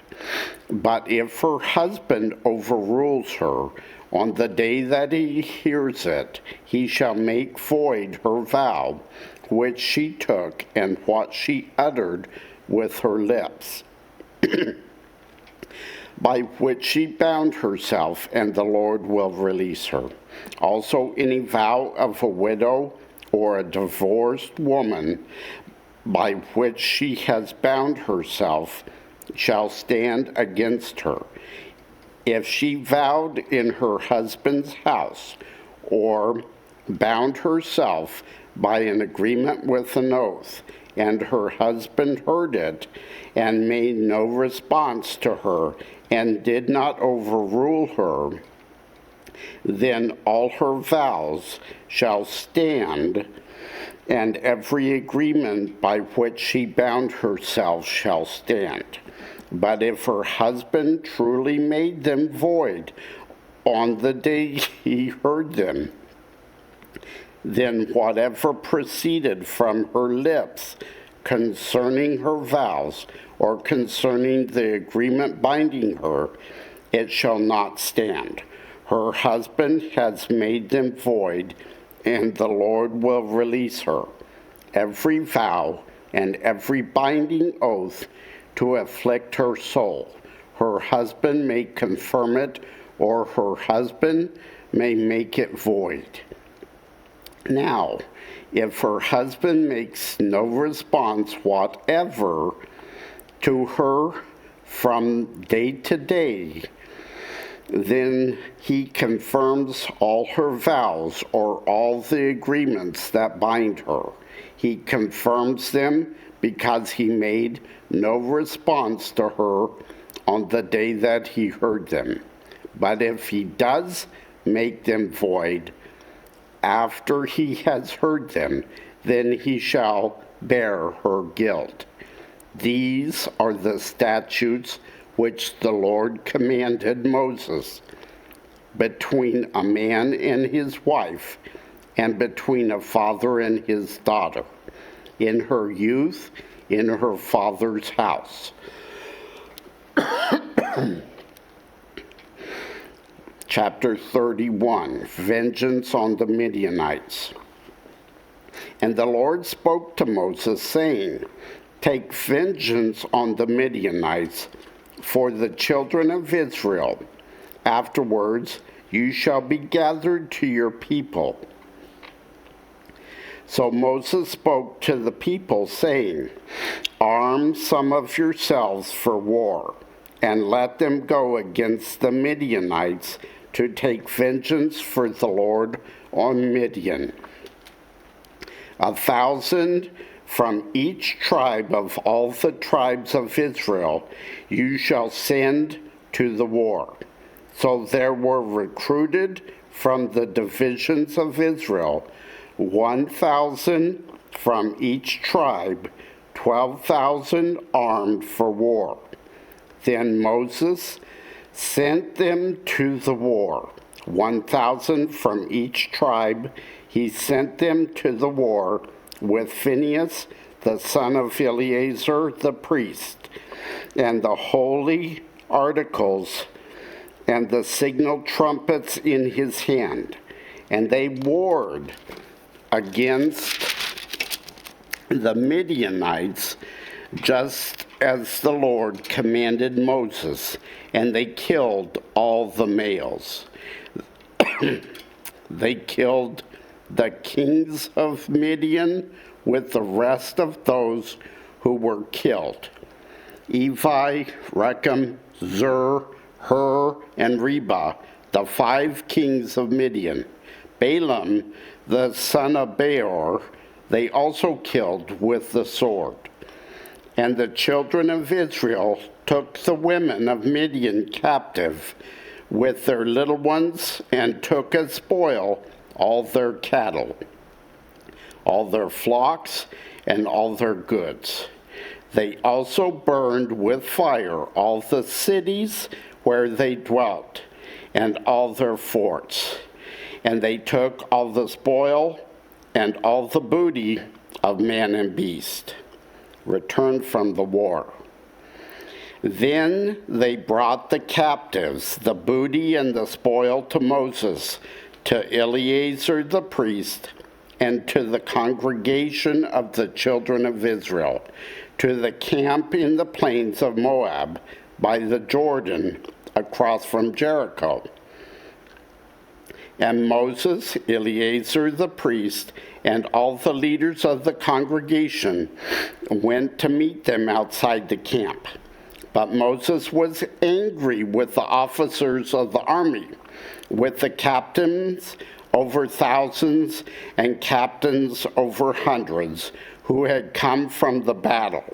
And Moses said to them, Have you kept all the women alive? Look, these women caused the children of Israel, through the counsel of Balaam, to trespass against the Lord in the incident of Peor. And there was a plague among the congregation of the Lord. Now therefore, kill every male among the little ones, and kill every woman who has known a man intimately. But keep alive for yourselves all the young girls who have not known a man intimately. And as for you, remain outside the camp 7 days. Whoever has killed any person, and whoever has touched any slain, purify yourselves and your captives on the 3rd day and on the 7th day. Purify every garment, everything made of leather, everything woven of goat's hair, and everything made of wood. Then Eleazar the priest said to the men of war who had gone to the battle, "This is the ordinance of the law which the Lord commanded Moses. Only the gold, the silver, the bronze, the iron, the tin, and the lead, everything that can endure fire, you shall put through the fire, and it shall be clean. And it shall be purified with the water of purification. But all that cannot endure fire you shall put through water. And you shall wash your clothes on the 7th day and be clean, and afterwards you may come into the camp." Division of the plunder. Now the Lord spoke to Moses, saying, "Count up the plunder that was taken, of man and beast, you and Eleazar the priest and the chief fathers of the congregation, and divide the plunder into 2 parts between those who took part in the war, who went out to battle, and all the congregation. And levy a tribute for the Lord on the men of war who went out to battle, 1 of every 500 of the persons, the cattle, the donkeys, and the sheep. Take it from their half and give it to Eleazar the priest as a heave offering to the Lord. And from the children of Israel's half, you shall take 1 of every 50 drawn from the persons, the cattle, the donkeys, and the sheep from all the livestock, and give them to the Levites who keep charge of the tabernacle of the Lord. So Moses and Eleazar the priest did as the Lord commanded Moses. The booty remaining from the plunder which the men of war had taken was 675,000 sheep, 72,000 cattle, 61,000 donkeys, and 32,000 persons in all, of women who had not known a man intimately. And the half, the portion for those who had gone out to war, was in number 337,500 sheep. And the Lord's tribute of the sheep was 675. The cattle were 36,000, of which the Lord's tribute was 72. The donkeys were 30,500, of which the Lord's tribute was 61. The persons were 16,000, of which the Lord's tribute was 32 persons. So Moses gave the tribute, which was the Lord's heave offering, to Eleazar the priest, as the Lord commanded Moses. And from the children of Israel's half, which Moses separated from the men who fought, Now the half belonging to the congregation was 337,500 sheep, 36,000 cattle, 30,500 donkeys, and 16,000 persons. And from the children of Israel's half, Moses took one of every 50, drawn from man and beast, and gave them to the Levites, who kept charge of the tabernacle of the Lord, as the Lord commanded Moses.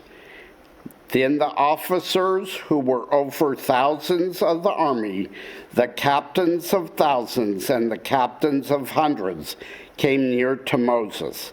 And they said to Moses, "Your servants have taken account of the men of war who are under our command, and not a man of us is missing.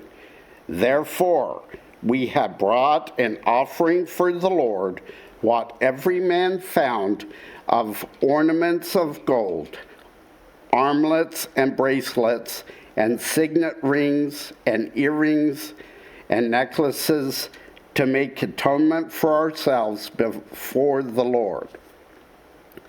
So Moses and Eleazar the priest received the gold from them, all the fashioned ornaments, and all the gold of the offering that they offered to the Lord from the captains of thousands and captains of hundreds was 16,750 shekels. The men of war had taken spoil, every man for himself. And Moses and Eleazar the priest received the gold from the captains of thousands and of hundreds, and brought it into the tabernacle of meeting as a memorial for the children of Israel before the Lord. Chapter 32, the tribes settling east of the Jordan. Now the children of Reuben and the children of Gad had a very great multitude of livestock. And when they saw the land of Jazer and the land of Gilead, that indeed the region was a place for livestock, the children of Gad and the children of Reuben came and spoke to Moses, to Eleazar the priest, and to the leaders of the congregation, saying, Ataroth, Dibon, Jazer, Nimrah, Heshbon, Elealeh, Shebam, Nebo, and Beon, the country which the Lord defeated before the congregation of Israel is a land for livestock, and your servants have livestock. Therefore they said, if we have found favor in your sight, let this land be given to your servants as a possession. Do not take us over the Jordan. And Moses said to the children of Gad and to the children of Reuben, shall your brethren go to war while you sit here? Now why will you discourage the heart of the children of Israel from going over into the land which the Lord has given them?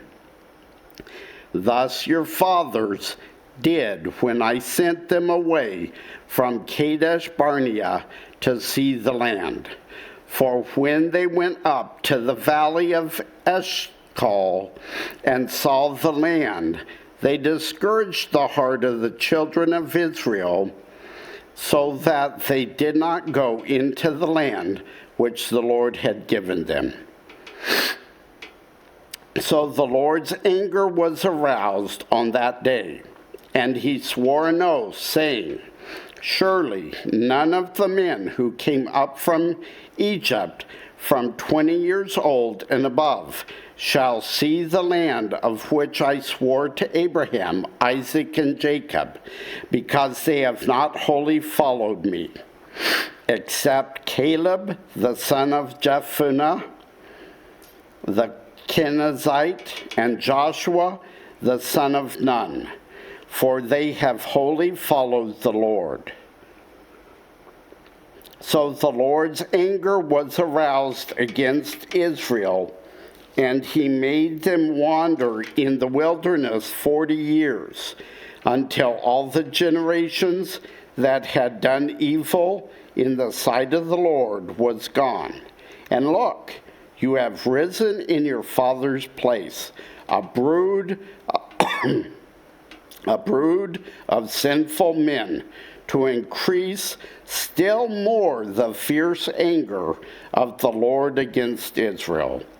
For if you turn away from following him, he will once again leave them in the wilderness, and you will destroy all these people. Then they came near to him and said, we will build sheepfolds here for our livestock and cities for our little ones. But we ourselves will be armed, ready to go before the children of Israel until we have brought them to their place. And our little ones will dwell in the fortified cities because of the inhabitants of the land. We will not return to our homes until every one of the children of Israel has received his inheritance. For we will not inherit with them on the other side of the Jordan and beyond, because our inheritance has fallen to us on this eastern side of the Jordan. Then Moses said to them, if you do this thing, if you arm yourselves before the Lord for the war, and all your armed men cross over the Jordan before the Lord until he has driven out his enemies from before him, and the land is subdued before the Lord, then afterward you may return and be blameless before the Lord and before Israel, and this land shall be your possession before the Lord. Verse 23. But, No, come over here. Read here. I think I have this Bible. 23. Can't see nothing here. No? That's easier for her to read. Oh, I think this is easier, but Okay. this is bigger. Okay. Well, now I lose where I was. 23. 23. But if you will not do so, behold, you have sinned against the Lord, and be sure your sin will be found you out.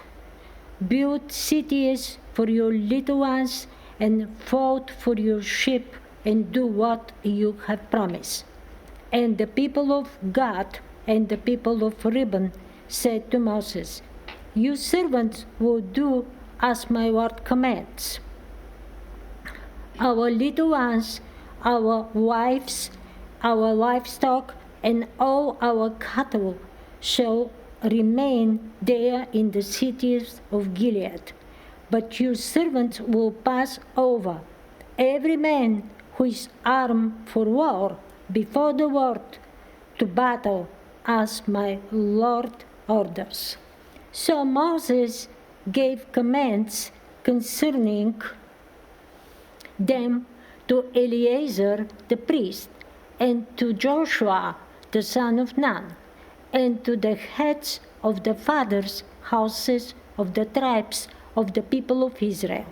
And Moses said to them, if the people of Gad and the people of Reuben, every man who is armed to battle before the Lord, will pass with you over the Jordan, and the land shall be subdued before you.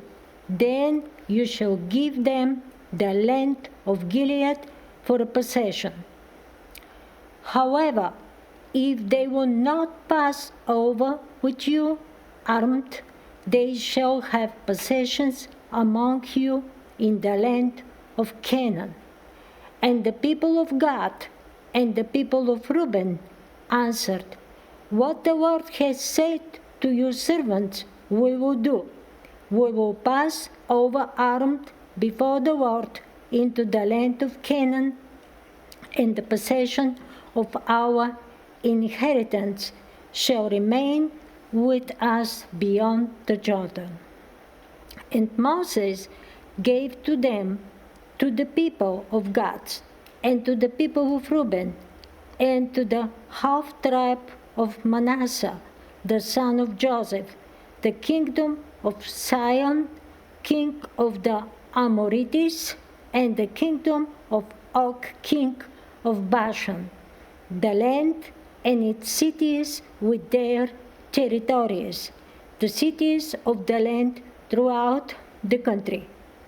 And the people of Gad built Gibeon, Ateroth, Aroer, Atro, Shophan, Jazer, Jogbeha, Bet Nimrah, and Bet Haran, for 10 cities and fold of sheep.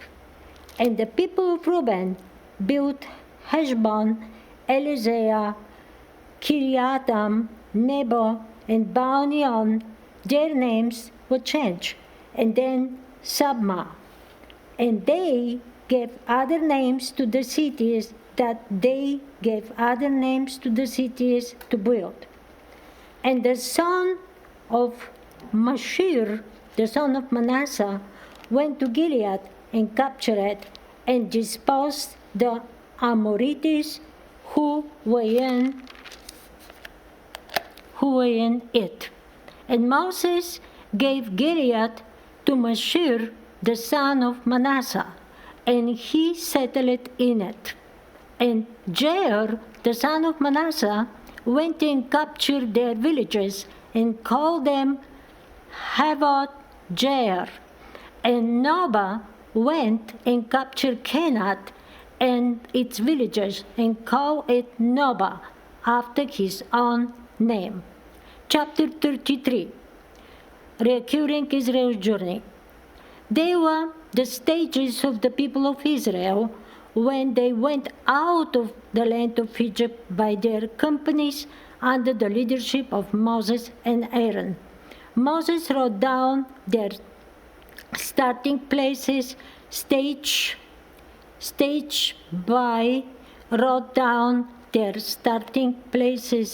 by stage by command of the Lord, and these are their stages according to their starting places. They set out from Ramses in the first month, and on the 15th day of the first month, on the day after the Passover, the people of Israel went out triumphantly in the sight of all the Egyptians, while the Egyptians were burying all their firstborn, whom the Lord had struck down among them. On their gods also the Lord executed judgments. So the people of Israel set out from Ramesses and camped at Succoth. And they set out from Succoth and camped at Etam, which is on the edge of the wilderness.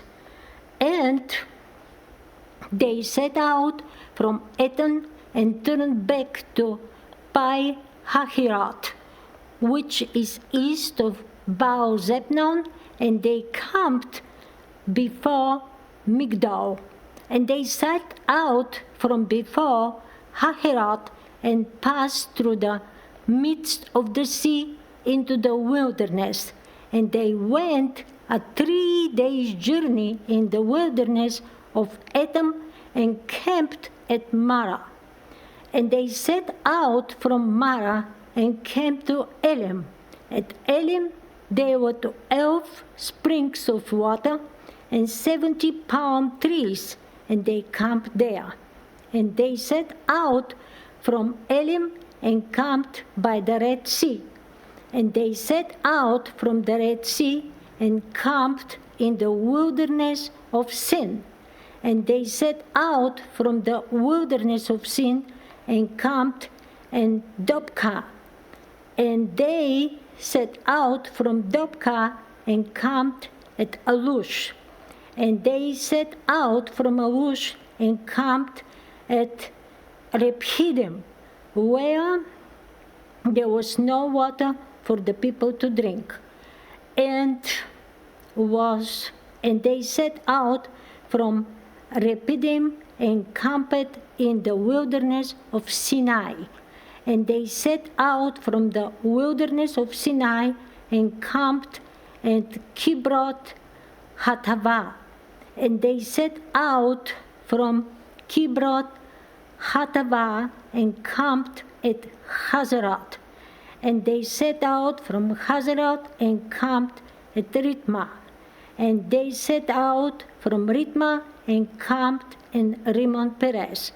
And they set out from Rimmon Perez and camped at Libnah.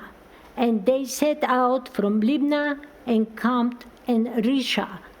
And they set out from Risha and camped in Kehelatha.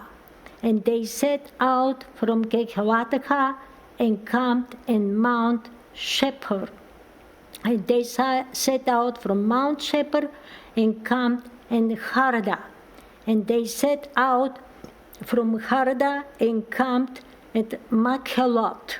And they set out from Makhelot and camped at Tahat. And they set out from Tahat and camped at Terah.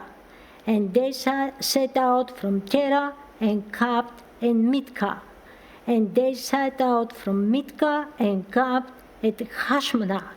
And they set out from Hashmanah and camped in Moseroth. And they set out from Moseroth and camped in Bene Jahan. And they set out from Bene Jahan and camped in Hor Hagidjat. And they set out from Hor Hagidjat and camped in Jotbahat. And they set out from Jotbahat and camped in Abronah. And they set out from Abronah and camped in Ezion Geber. And they set out from Ezion Geber and camped in wilderness of Zin, that is Kadesh. And they set out from Kadesh and camped at Mount Hod, on the edge of the land of Edom. And Aaron the priest went up Mount Hod at the command of the Lord and died there in the 14th year after the people of Israel had come out of the land of Egypt, on the first day of the 5th month. And Aaron was 123 years old when he died on Mount Hor. And the Canaanites, the king of Arad, who lived in the Negeb, in the land of Canaan, heard of the coming of the people of Israel. And they set out from Mount Hor and camped in Zalmunna. And they set out from Zalmunna and camped in Punon. And they set out from Punon and camped at Obah. And they set out from Obot and camped in Jai Abarim, in the territory of Moab. And they set out from Jain and camped in Gibbon Get. And they set out from Gibbon Get and camped in Almon Diblathaim. And they set out from Almon Diblathaim and camped in the mountains of Abarim before Nebo. And they set out from the mountains of Abarim and camped in the plains of Moab by the Jordan and Jericho. They camped by the Jordan from Beth Jeshimoth as far as Abel Shittim in the plains of Moab. Drive out the inhabitants. And the Lord spoke to Moses in the plains of Moab by the Jordan and Jericho, saying, Speak to the people of Israel and tell to them, when you pass over the Jordan into the land of Canaan, then you shall drive out all the inhabitants of the land from before you, and destroy all their figured stones, and destroy all their metal images, and demolish all their high places. And you shall take possession of the land and settle in it, for I have given the land to you to possess it. You shall inherit the land by lot according to your clans. To a large tribe you shall give a large inheritance, and to a small tribe you shall give a small inheritance.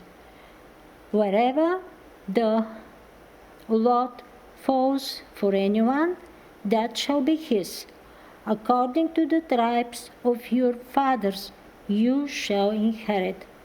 But if you do not drive out the inhabitants of the land from before you, then those of them whom you let remain shall be as barbs in your eyes and thorns in your sides, and they shall trouble you in the land where you dwell. And I will do to you as I thought to do to them. Chapter 34. Boundaries of the Word.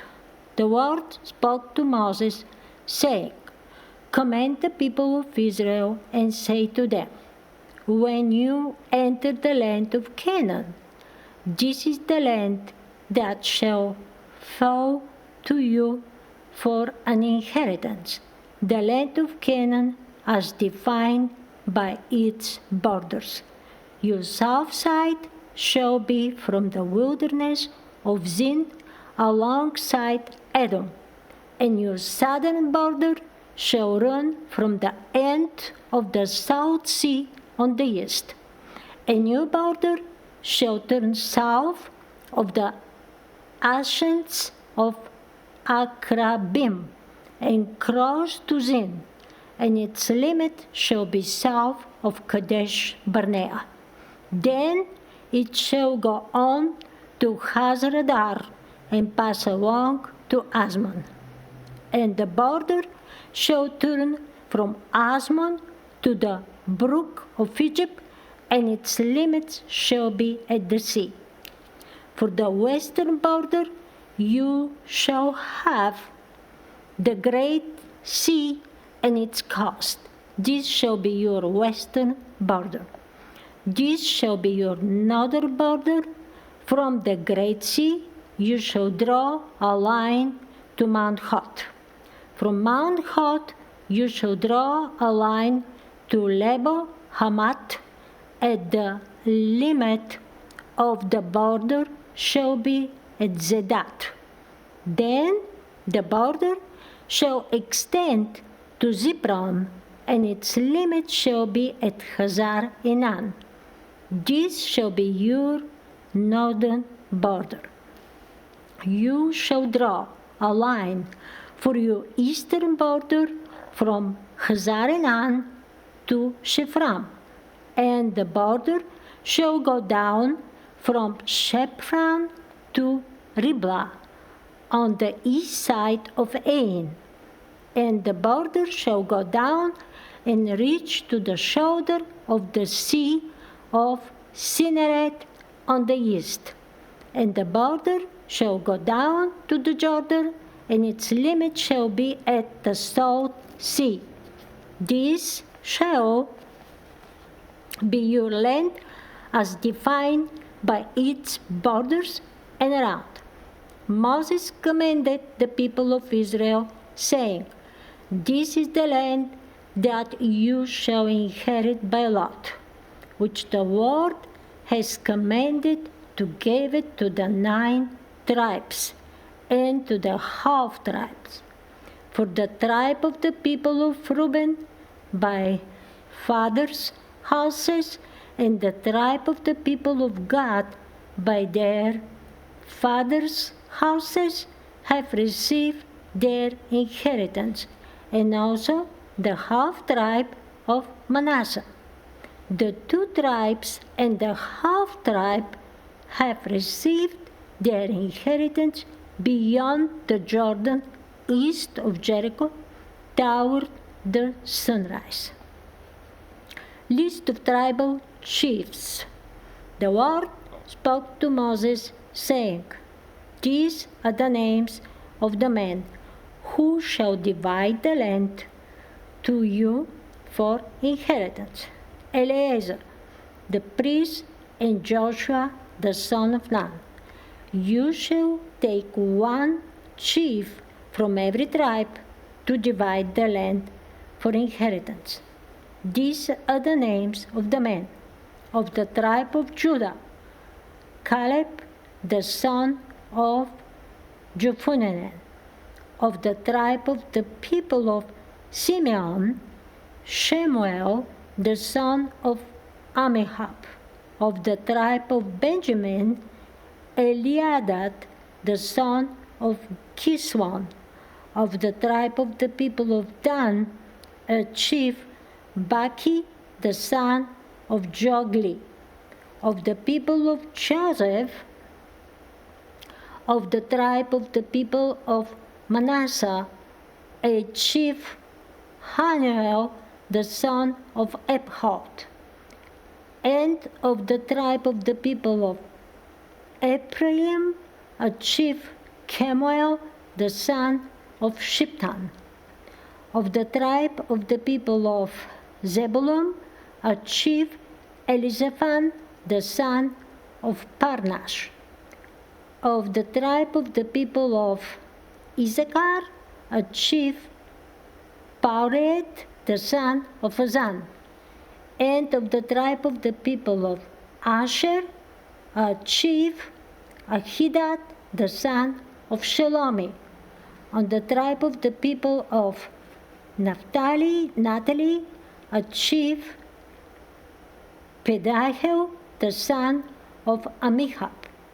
These are the men whom the Lord commanded to divide the inheritance for the people of Israel in the land of Canaan. Chapter 35, Cities of the Levites. The Lord spoke to Moses in the plains of Moab by the Jordan and Jericho, saying, Command the people of Israel to give to the Levites some of the inheritance of their possession as cities from them to dwell in. Okay, I'm here.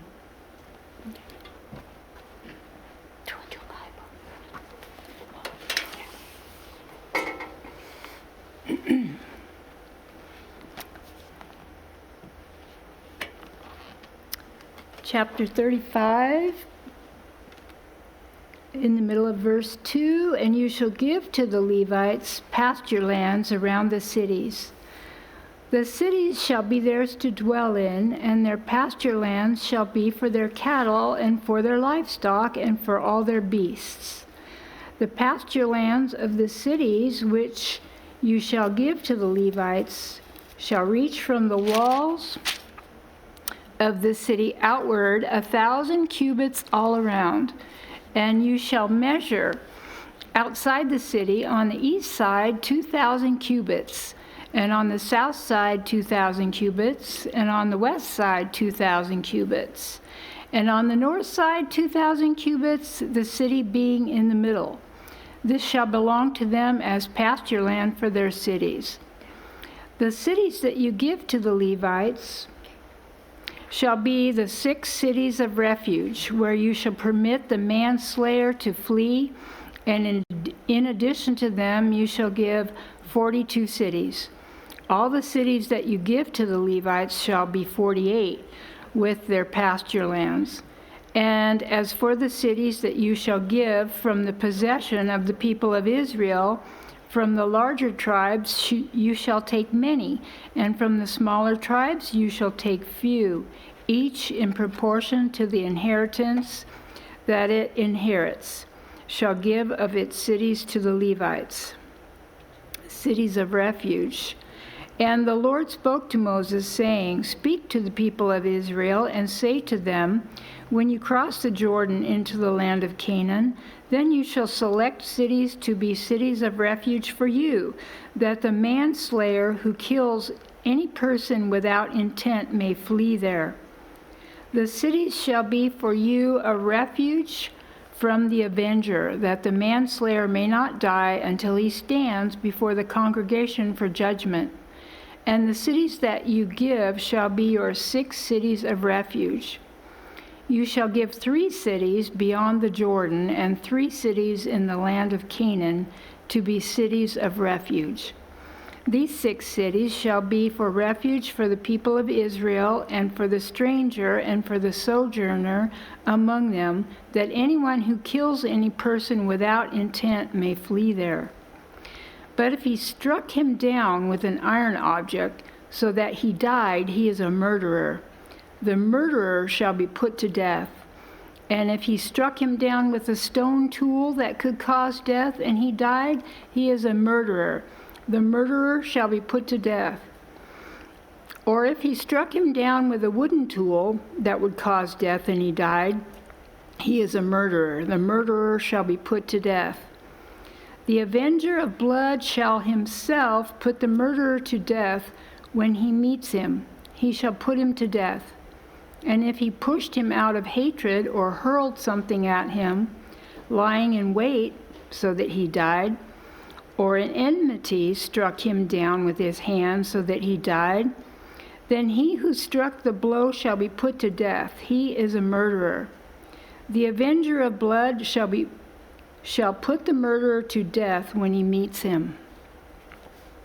But if he pushed him suddenly without enmity, or hurled anything on him without lying in wait, or used a stone that could cause death and without seeing him dropped it on him so that he died, though he was not his enemy and did not seek his harm, then the congregation shall judge between the manslayer and the avenger of blood in accordance with these rules.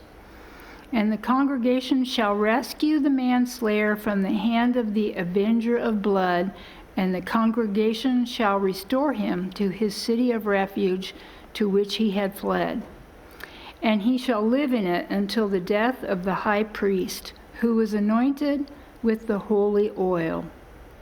But if the manslayer shall at any time go beyond the boundaries of his city of refuge to which he fled, and the avenger of blood finds him outside the boundaries of his city of refuge, and the avenger of blood kills the manslayer, he shall not be guilty of blood. For he must remain in his city of refuge until the death of the high priest. But after the death of the high priest, the manslayer may return to the land of his possession. And these things shall be for a statute and rule for you throughout your generations in all your dwelling places. If anyone kills a person, the murderer shall be put to death on the evidence of witnesses. But no person shall be put to death on the testimony of one witness. Moreover, you shall accept no ransom for the life of a murderer who is guilty of death, but he shall be put to death. And you shall accept no ransom for him who has fled to his city of refuge, that he may return to dwell in the land before the death of the high priest. You shall not pollute the land in which you live, for blood pollutes the land, and no atonement can be made for the land for the blood that is shed in it, except by the blood of the one who shed it. You shall not defile the land in which you live, in the midst of which I dwell. For I, the Lord, dwell in the midst of the people of Israel. Marriage of female heirs, chapter 36. The heads of the fathers, houses of the clan of the people of Gilead, the son of Machir, son of Manasseh, from the clans of the people of Joseph, came near and spoke before Moses and before the chiefs, the heads of the fathers of the people of Israel. They said, "The Lord commanded my Lord to give the land for inheritance by lot to the people of Israel, and my Lord was commanded by the Lord to give the inheritance of Zelophehad, our brother, to his daughters. But if they are married to any of the sons of the other tribes of the people of Israel, then their inheritance will be taken from the inheritance of our fathers and added to the inheritance of the tribe into which they marry. So it would be taken away from the lot of our inheritance. And when the Jubilee of the people of Israel comes, then their inheritance will be added to the inheritance of the tribe into which they marry, and their inheritance will be taken from the inheritance of the tribe of our fathers." And Moses commanded the people of Israel according to the word of the Lord, saying, "The tribe of the people of Joseph is right. This is what the Lord commands concerning the daughters of Zelophehad. Let them marry whom they think best, only they shall marry within the clan of the tribe of their father. The inheritance of the people of Israel shall not be transferred from one tribe to another, for every one of the people of Israel shall hold on to the inheritance of the tribe of his fathers. And every daughter who possesses an inheritance in any tribe of the people of Israel shall be wife to one of the clan of the tribe of her father, so that every one of the people of Israel may possess the inheritance of his fathers. So no inheritance shall be transferred from one tribe to another, for each of the tribes of the people of Israel shall hold on to its own inheritance." The daughters of Zelophehad did as the Lord commanded Moses. For Mahlah, Tirzah, Hoglah, and Milcah, and Noah, the daughters of Zelophehad, were married to sons of their father's brothers. They were married into the clans of the people of Manasseh, the son of Joseph, and their inheritance remained in the tribe of their father's clan. These are the commandments and the rules that the Lord commanded through Moses to the people of Israel in the plains of Moab by the Jordan at Jericho. Deuteronomy.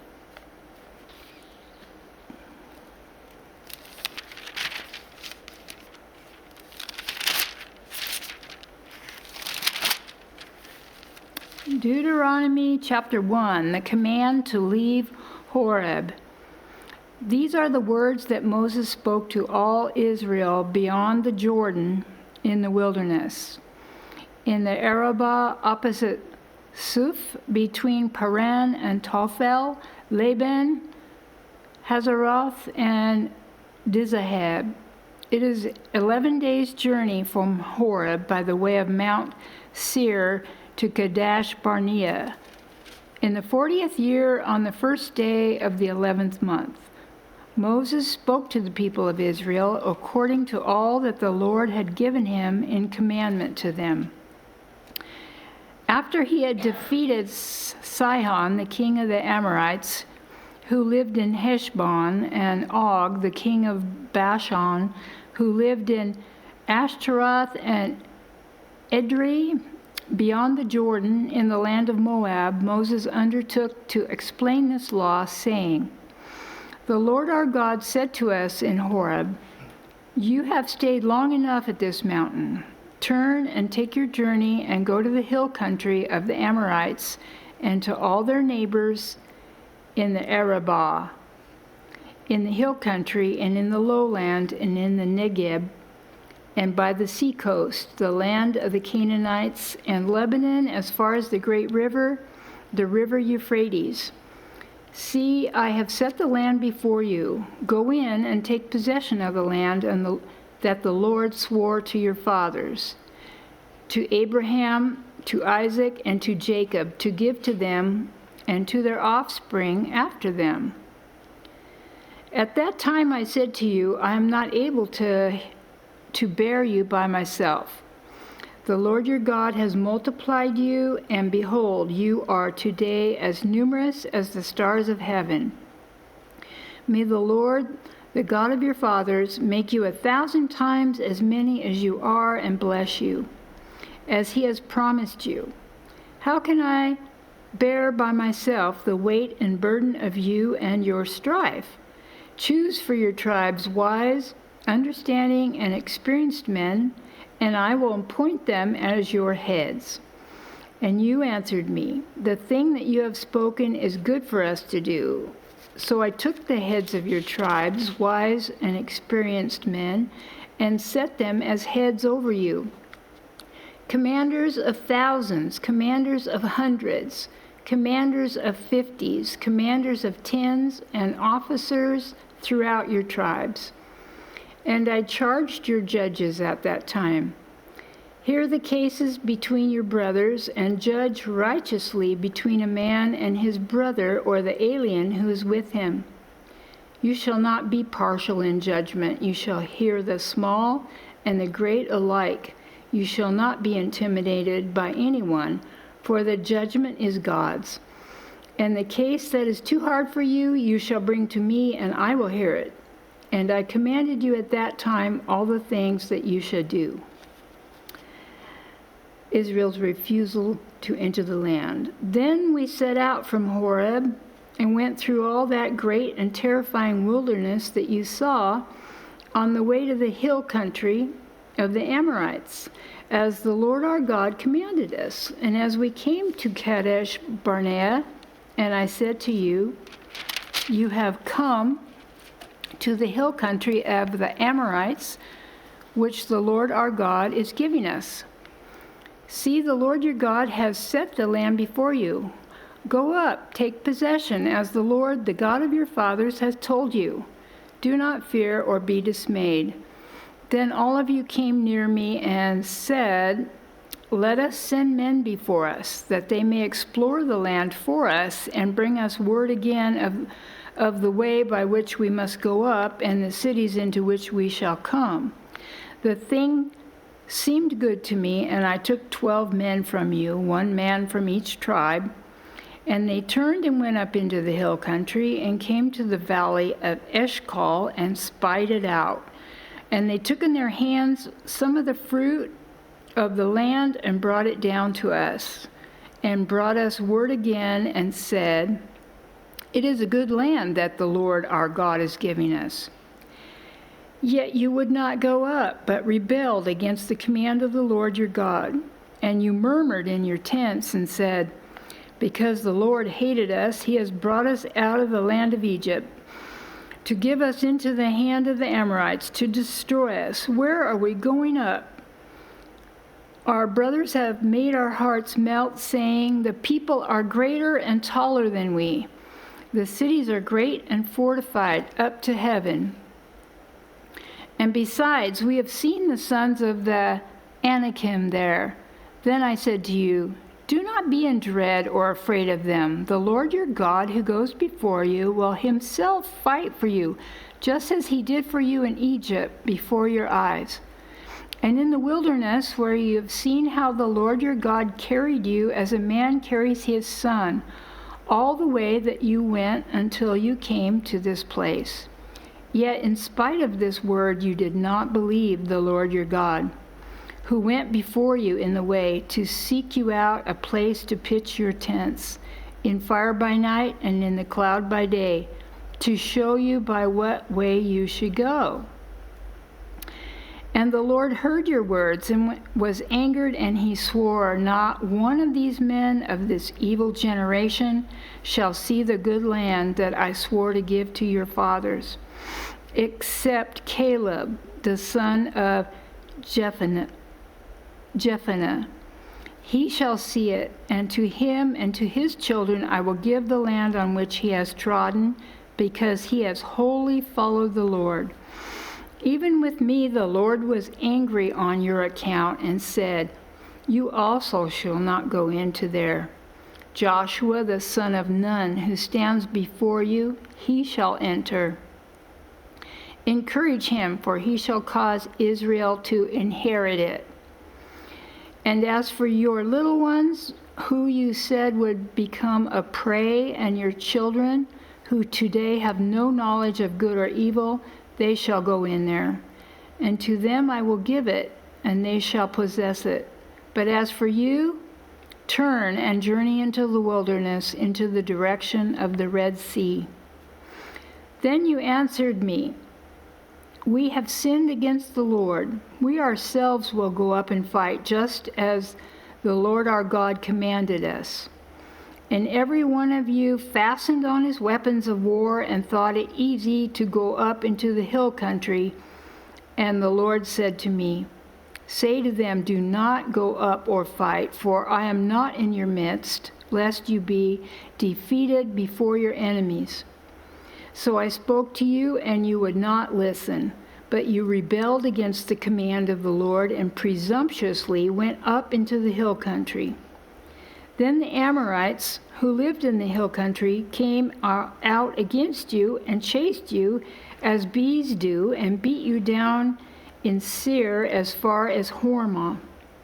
And you returned and wept before the Lord. But the Lord did not listen to your voice or give ear to you. So you remained at Kadesh many days, the days that you remained there.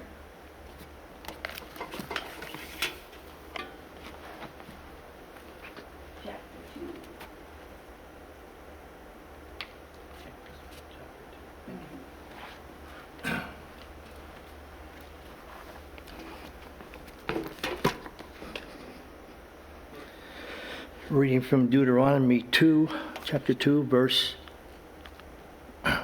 1. Then we turned and journeyed into the wilderness in the direction of the Red Sea, as the Lord told me.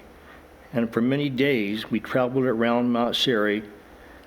Then the Lord said to me, you have been traveling around this mountain country long enough.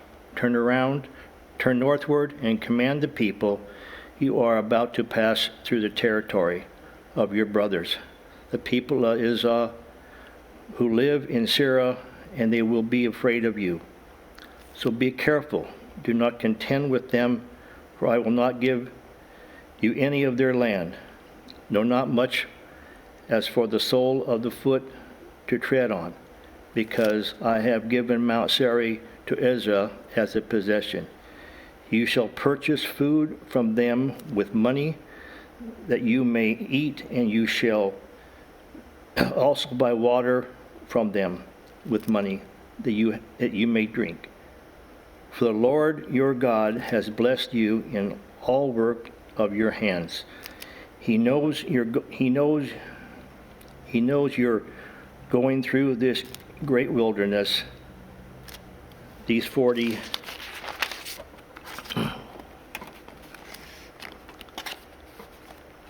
years the Lord your God has been with you. You have lacked nothing. So we went on away from our brothers, the people of Israel, who lived in Seir, away from the Anbach road from Ezra to Ezra Geber, and we turned and went in the direction of the wilderness of Moab.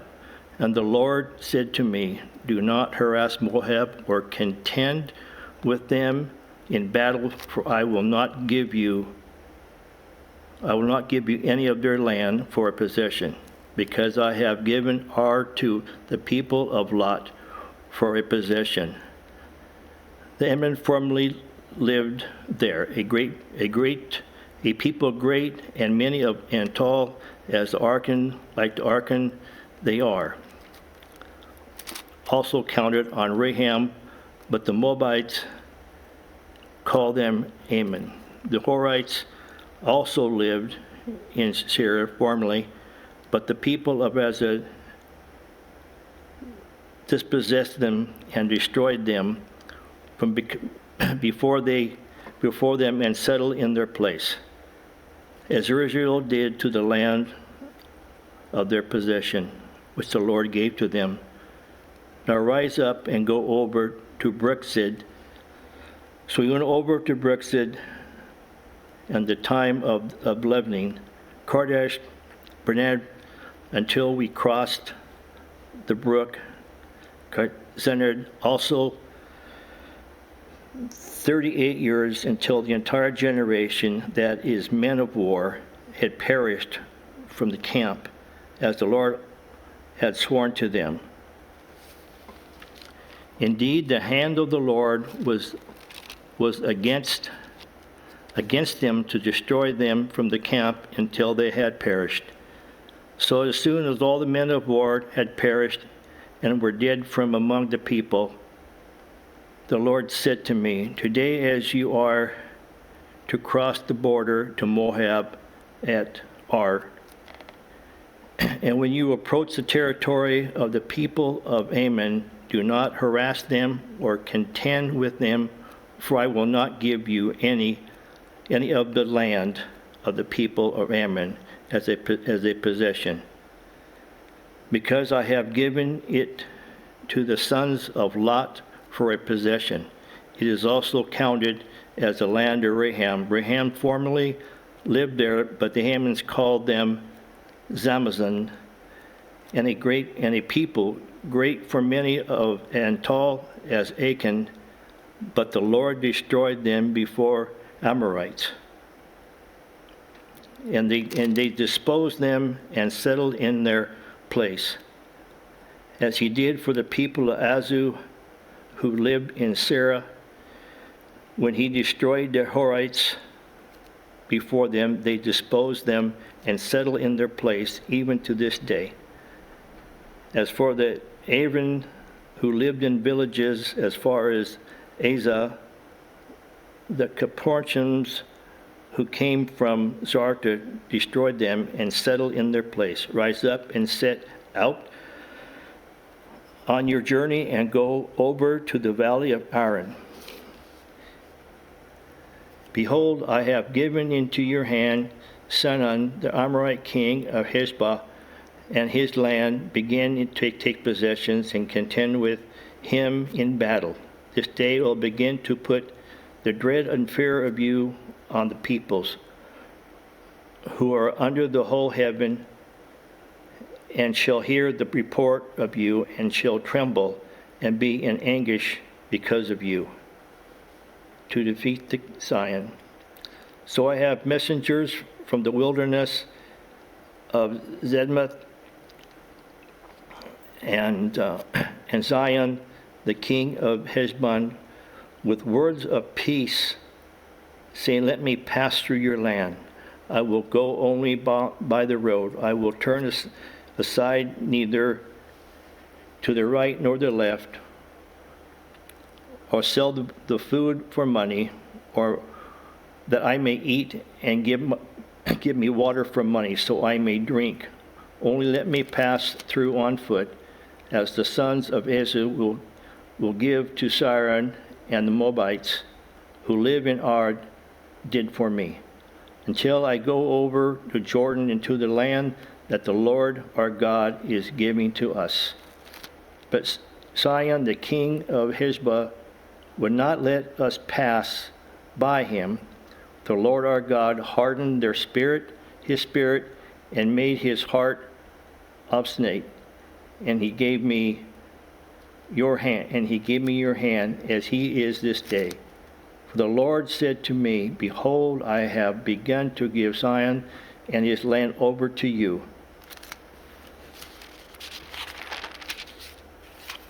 begin to take possession, that ye may occupy this land. Then Sihon came out against me. He told all his people to battle with Jabez, and the Lord our God gave him over to us. And we defeated him and his sons and all his people, and we captured all the cities at the time and devoted to destruction every city, men, women, and children. We left no survivors. Only livestock we took as spoil for ourselves, and the plunder of the cities that we captured from Arhon, which is on the edge of the valley, Aran, which from the city that is in the valley as far as Gilead, which was not a city too high for us. The Lord our God gave me all hands, only to the hands of sons of Ammon, who did not draw near, that is, to all the banks of the river.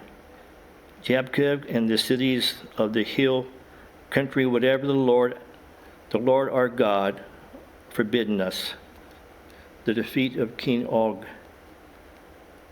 When we turned and went up the way to Bashan, and Og the king Bashan came out against us, he and all his people, to battle the Endril. But the Lord said to me, do not fear him, for I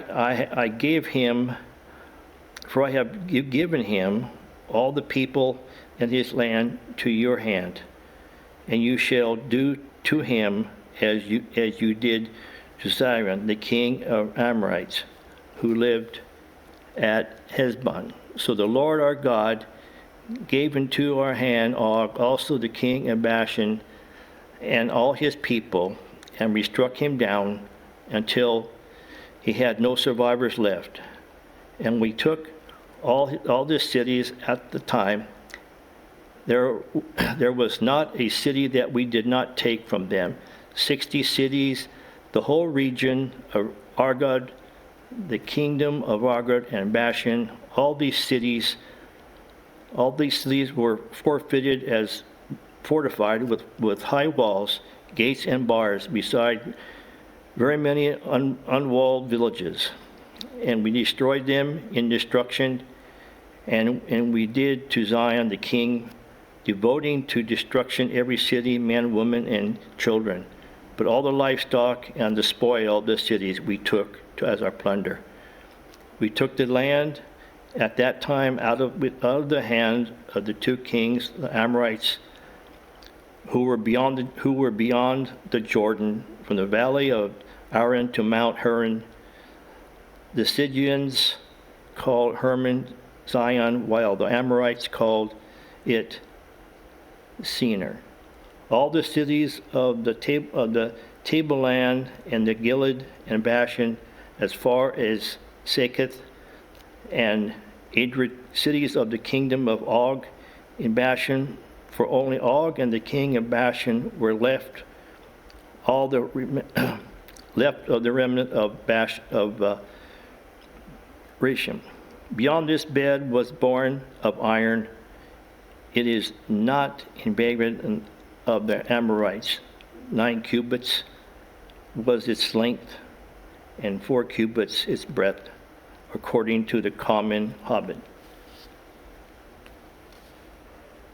When we took possession of this land at this time, I gave to the Reubenites and the territory beginning at Arad, which is the edge of the valley of the Amron, and half of the hill country of Gilead and its cities, the rest of Gilead and all Bashan, the kingdom of Og, that is, all the region of Arag, I gave to the half tribe of Manson. All the portion of Bashan is called the land of Rehem. Jar the Menacite took all the region of Agar, that is Bashan, as far as the border of the Geshurites and Markerites, all called the villages, all his name Habajar. And it is to this day. To Marchi I gave Gilead, and to the Reubenites all the Galids. I gave the territory to Gilead as far as the valley of Aron, which the middle of the valley as a border, as far over as river Jabbok, the border of Amorites, and Abram, also with the Jordan as the border from Sinrith as far as the sea of Abred, the salt sea under the slopes of Pegas on the east. And I command you at the time, saying, the Lord our God has given you this land to possess, and all your men of valor shall cross over armed before your brothers, the people of Israel, only your wives, your little ones, and your livestock. I know what you have, much livestock, shall remain in the cities that I have given you, until the Lord gives rest to the brothers as to you, and they shall occupy the land, and the Lord your God gives them beyond the Jordan. Then each of you may return to his possessions, which I have given you. And I command Joseph at that time, your eyes have seen all that the Lord your God has done. These two kings so the Lord do to all the kingdoms into which you are crossing. You shall not fear them, for it is the Lord your God who fights for you. Moses forbidden to enter the land. And I pleaded with the Lord that time, saying, O Lord God, you have only begun to show your servant your greatness and your mighty hand. For what God is there is heaven and on earth. You can do much works and mighty accounts of yours. Please let me go over and see the good land beyond the Jordan, and good hill country, and Lebanon. And the Lord was angry with me because the Jordan, the hill country, and Lebanon, but the Lord was angry with me because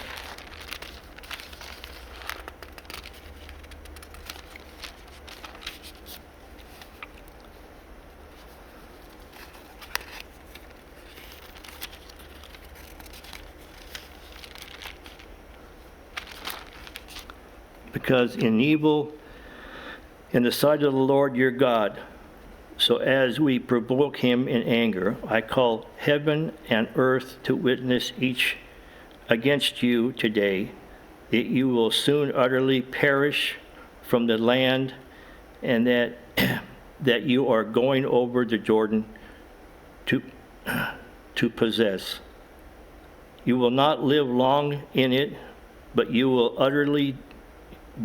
be utterly destroyed, and the Lord will scatter you among the people, and you will be left few in number among the nations where the Lord will drive you. And there you will serve God, the gods of wood and stone, the wood of human hands that neither see nor hear nor eat or smell. But from there you will seek the Lord your God, and you will find him if you search after him with all your heart and with all your soul. Then you are in tribulation, and all these things come upon you in the later days, that you will return to the Lord your God and obey his voice. For the Lord your God is a merciful God.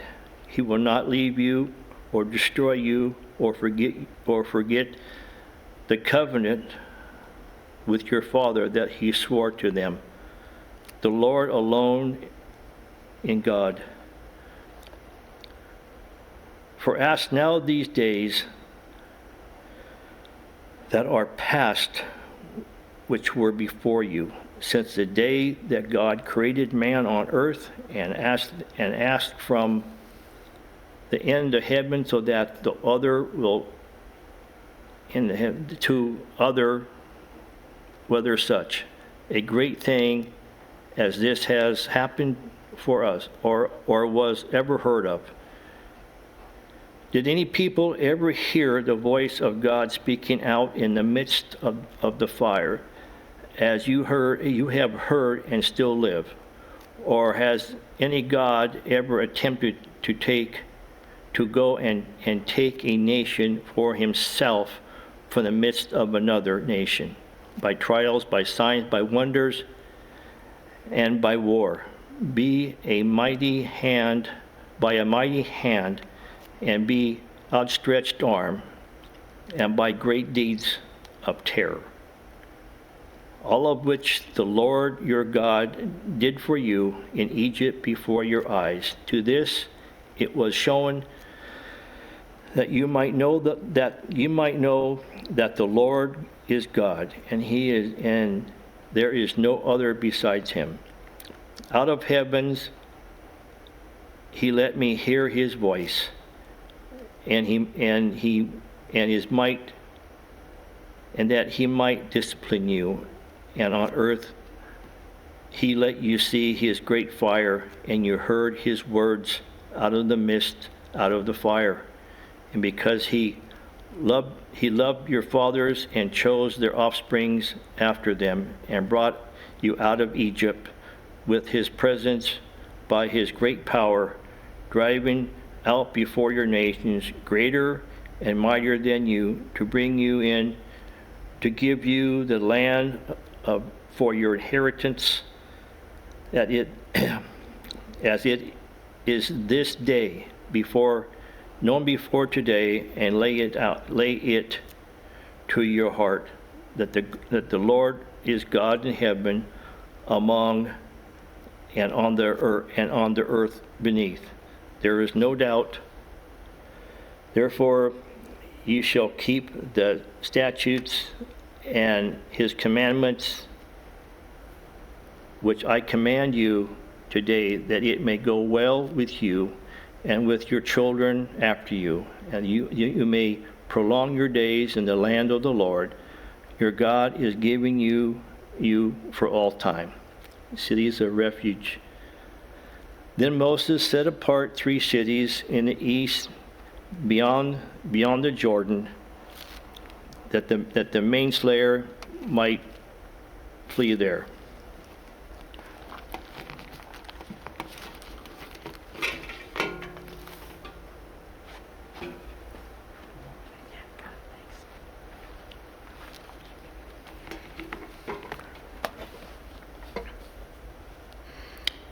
Deuteronomy 4, verse 42. That the manslayer might flee there, anyone who kills his neighbor unintentionally, without being at enmity with him in time past, he may flee to one of these cities and save his life. Bezer in the wilderness on the tableland for the Reubenites, Ramoth in Gilead for the Gadites, and Golan and Bashan for the Manassites. This is the law that Moses set before the people of Israel. These are the testimonies, the statutes, and the rules which Moses spoke to the people of Israel when they came out of Egypt, beyond the Jordan, in the valley opposite Beth Peor, in the land of Sihon, the king of the Amorites, who lived at Heshbon, whom Moses and the people of Israel defeated when they came out of Egypt. And they took possession of his land, and the land of Og, the king of Bashan, the 2 kings of the Amorites, who lived to the east beyond the Jordan, from Aror, which is on the edge of the valley of the Arnon, as far as Mount Sirion, that is Hermon, together with all the Arabah on the east side of the Jordan, as far as the sea of the Arabah, under the slopes of Pisgah. And Moses summoned all Israel and said to them, Hear, O Israel, the statutes and the rules that I speak in your hearing today, and you shall learn them and be careful to do them. The Lord our God made a covenant with us in Horeb. Not with our fathers did the Lord make this covenant, but with us, who are all of us here alive today. The Lord spoke with you face to face at the mountain, out of the midst of the fire, while I stood between the Lord and you at that time, to declare to you the word of the Lord. For you were afraid because of the fire, and you did not go up into the mountain. He said, I am the Lord your God, who brought you out of the land of Egypt, out of the house of slavery. You shall have no other gods before me.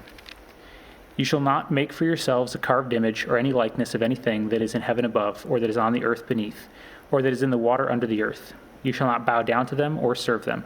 For I, the Lord your God, am a jealous God, visiting the iniquity of the fathers on the children, to the third and fourth generations of those who hate me, but showing steadfast love to the thousands of those who love me and keep my commandments. You shall not take the name of the Lord your God in vain, for the Lord will not hold him guiltless who takes his name in vain. Observe the Sabbath day to keep it holy, as the Lord your God commanded you. 6 days you shall labor and do all your work, but the seventh day is a Sabbath to the Lord your God. On it you shall not do any work, you or your son or your daughter, or your male servant or your female servant, or your ox or your donkey, or any of your livestock, or the sojourner who is within your gates, that your male servant and your female servant may rest as well as you. You shall remember that you were a slave in the land of Egypt, and the Lord your God brought you out from there with a mighty hand and an outstretched arm. Therefore the Lord your God commanded you to keep the Sabbath day. Honor your father and your mother, as the Lord your God commanded you, that your days may be long, and that it may go well with you in the land that the Lord your God is giving you. You shall not murder, and you shall not commit adultery, and you shall not steal, and you shall not bear false witness against your neighbor. And you shall not covet your neighbor's wife, and you shall not desire your neighbor's house, his field, or his male servant, or his female servant, or his ox, or his donkey, or anything that is your neighbor's. These words the Lord spoke to all your assembly at the mountain, out of the midst of the fire, the cloud, and the thick darkness, with a loud voice, and he added no more. And he wrote them on 2 tablets of stone and gave them to me. And as soon as you heard the voice out of the midst of the darkness, while the mountain was burning with fire, you came near to me, all the heads of your tribes and your elders. And you said, Behold, the Lord our God has shown us his glory and greatness, and we have heard his voice out of the midst of the fire. This day we have seen God speak with man, and man still live. Now therefore, why should we die? For this great fire will consume us. If we hear the voice of the Lord our God any more, we shall die. For who is there of all flesh that has heard the voice of the living God speaking out of the midst of fire as we have, and has still lived? Go near and hear all that the Lord our God will say, and speak to us all that the Lord our God will speak to you, and we will hear and do it. And the Lord heard your words when you spoke to me. And the Lord said to me, I have heard the words of this people, which they have spoken to you. They are right in all they have spoken. Oh, that they had such a heart as this always, to fear me, and to keep all my commandments, that it might go well with them and with their descendants forever. Go and say to them, Return to your tents. But you stand here by me, and I will tell you the whole commandment and the statutes and the rules that you shall teach them, that they may do them in the land that I am giving them to possess. You shall be careful, therefore, to do as the Lord your God has commanded you. You shall not turn aside to the right hand or to the left. You shall walk in all the way that the Lord your God has commanded you, that you may live, and that it may go well with you, and that you may live long in the land that you shall possess. The greatest commandment, Deuteronomy 6. Now this is the commandment, the statutes and the rules that the Lord your God commanded me to teach you, that you may do them in the land to which you are going over to possess it, that you may fear the Lord your God, you and your son and your son's son, by keeping all his statutes and his commandments, which I command you, all the days of your life, and that your days may be long. Hear therefore, O Israel, and be careful to do them, that it may go well with you, and that you may multiply greatly, as the Lord, the God of your fathers, has promised you, in a land flowing with milk and honey. Hear, O Israel, the Lord our God, the Lord is one. You shall love the Lord your God with all your heart, and with all your soul, and with all your might. And these words that I command you today shall be on your heart. You shall teach them diligently to your children, and you shall talk of them when you sit in your house, and when you walk by the way, and when you lie down, and when you rise. You shall bind them as a sign on your hand, and they shall be as frontlets between your eyes. You shall write them on the doorposts of your house and on your gates. And when the Lord your God brings you into the land that he swore to your fathers, to Abraham, to Isaac, and to Jacob, to give you, with great and good cities that you did not build, and houses full of all good things that you did not fill, and cisterns that you did not dig, and vineyards and olive trees that you did not plant. And when you eat and are full, then take care lest you forget the Lord, who brought you out of the land of Egypt, out of the house of slavery. It is the Lord your God you shall fear. Him you shall serve, and by his name you shall swear. You shall not go after other gods, the gods of the peoples who are around you. For the Lord your God in your midst is a jealous God, lest the anger of the Lord your God be kindled against you, and he destroy you from off the face of the earth. You shall not put the Lord your God to the test, as you tested him at Massah. You shall diligently keep the commandments of the Lord your God, and his testimonies and his statutes, which he has commanded you. And you shall do what is right and good in the sight of the Lord, that it may go well with you, and that you may go in and take possession of the good land that the Lord swore to give to your fathers, by thrusting out all your enemies from before you, as the Lord has promised. When your son asks you in time to come, what is the meaning of the testimonies and the statutes and the rules that the Lord our God has commanded you? Then you shall say to your son, we were Pharaoh's slaves in Egypt, and the Lord brought us out of Egypt with a mighty hand. And the Lord showed signs and wonders, great and grievous, against Egypt and against Pharaoh and all his household before our eyes. And he brought us out from there that he might bring us in and give us the land that he swore to give to our fathers. And the Lord commanded us to do all these statutes, to fear the Lord our God, for our good always, that he might preserve us alive, as we are this day. And it will be righteousness for us if we are careful to do all this commandment before the Lord our God, as he has commanded us. A chosen people, Deuteronomy 7. When the Lord your God brings you into the land that you are entering to take possession of it, and clears away many nations before you, the Hittites, the Girgashites, the Amorites, the Canaanites, the Perizzites, the Hivites, and the Jebusites, 7 nations more numerous and mightier than you. And when the Lord your God gives them over to you, and you defeat them, then you must devote them to complete destruction. You shall make no covenant with them, and show no mercy to them. You shall not intermarry with them, giving your daughters to their sons, or taking their daughters for your sons. For they would turn away your sons from following me to serve other gods. Then the anger of the Lord would be kindled against you, and he would destroy you quickly. But thus shall you deal with them. You shall break down their altars, and dash in pieces their pillars, and chop down their Asherim, and burn their carved images with fire. For you are a people holy to the Lord your God. The Lord your God has chosen you to be a people for his treasured possession, out of all the peoples who are on the face of the earth. It was not because you were more in number than any other people that the Lord set his love on you and chose you, for you are the fewest of all peoples. But it is because the Lord loves you and is keeping the oath that he swore to your fathers, that the Lord has brought you out with a mighty hand and redeemed you from the house of slavery, from the hand of Pharaoh, king of Egypt. Know therefore that the Lord your God is God, the faithful God, who keeps covenant and steadfast love with those who love him and keep his commandments to 1,000 generations, and repays to their face those who hate him by destroying them. He will not be slack with the one who hates him. He will repay him to his face. You shall therefore be careful to do the commandment and the statutes and the rules that I command you today. And because you listen to these rules and keep and do them, the Lord your God will keep you the covenant and steadfast love that he swore to your fathers. He will love you, bless you, and multiply you. He will also bless the fruit of your womb and the fruit of your ground, your grain and your wine and your oil, and the increase of your herds and the young of your flock, in the land that he swore to your fathers to give you. You shall be blessed above all peoples. There shall not be male or female barren among you or among your livestock. And the Lord will take away from you all sickness, and none of the evil diseases of Egypt, which you knew, will he inflict on you, but he will lay them on all who hate you. And you shall consume all the peoples that the Lord your God will give over to you. Your eye shall not pity them, neither shall you serve their gods, for that would be a snare to you. If you say in your heart, these nations are greater than I, how can I dispossess them? You shall not be afraid of them, because you shall remember that the Lord your God did to Pharaoh and to all Egypt the great trials that your eyes saw, the signs, the wonders, the mighty hand, and the outstretched arm, by which the Lord your God brought you out. So will the Lord your God do to all the peoples of whom you are afraid. Moreover, the Lord your God will send hornets among them, until those who are left and hide themselves from you are destroyed. You shall not be in dread of them, for the Lord your God is in your midst, a great and awesome God. The Lord your God will clear away these nations before you little by little. You may not make an end of them at once, lest the wild beasts grow too numerous for you. But the Lord your God will give them over to you and throw them into great confusion until they are destroyed.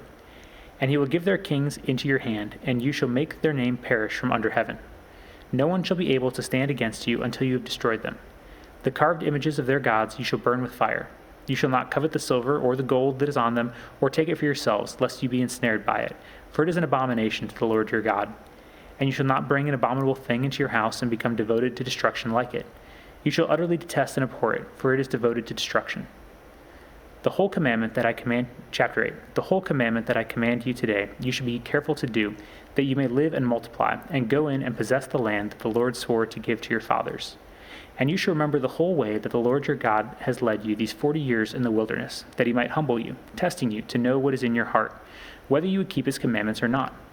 And he humbled you, and let you hunger, and fed you with manna, which you did not know, nor did your fathers know, that he might make you know that man does not live by bread alone, but man lives by every word that comes from the mouth of the Lord. Your clothing did not wear out on you, and your foot did not swell these 40 years. Know that in your heart, that as a man disciplines his son, the Lord your God disciplines you. So you shall keep the commandments of the Lord your God by walking in his ways and by fearing him. For the Lord your God is bringing you into a good land, a land of brooks of water, of fountains and springs, flowing out of the valleys and hills, a land of wheat and barley, of vines and fig trees and pomegranates, a land of olive trees and honey, a land in which you will eat bread without scarcity, in which you will lack nothing, a land whose stones are iron, and out of whose hills you can dig copper. And you shall eat and be full, and you shall bless the Lord your God for the good land he has given you. Take care lest you forget the Lord your God by not keeping his commandments and his rules and his statutes, which I command you today.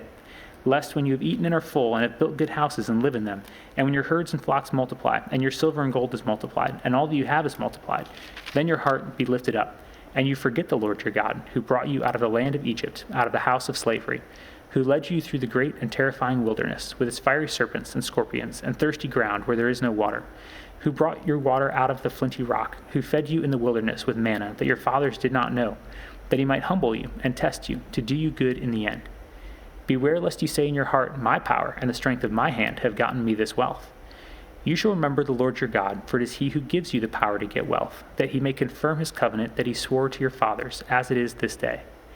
And if you forget the Lord your God, and go after other gods and serve them and worship them, I solemnly warn you today that you shall surely perish. Like the nations that the Lord makes to perish before you, so shall you perish, because you would not obey the voice of the Lord your God. Not because of righteousness. Chapter 9.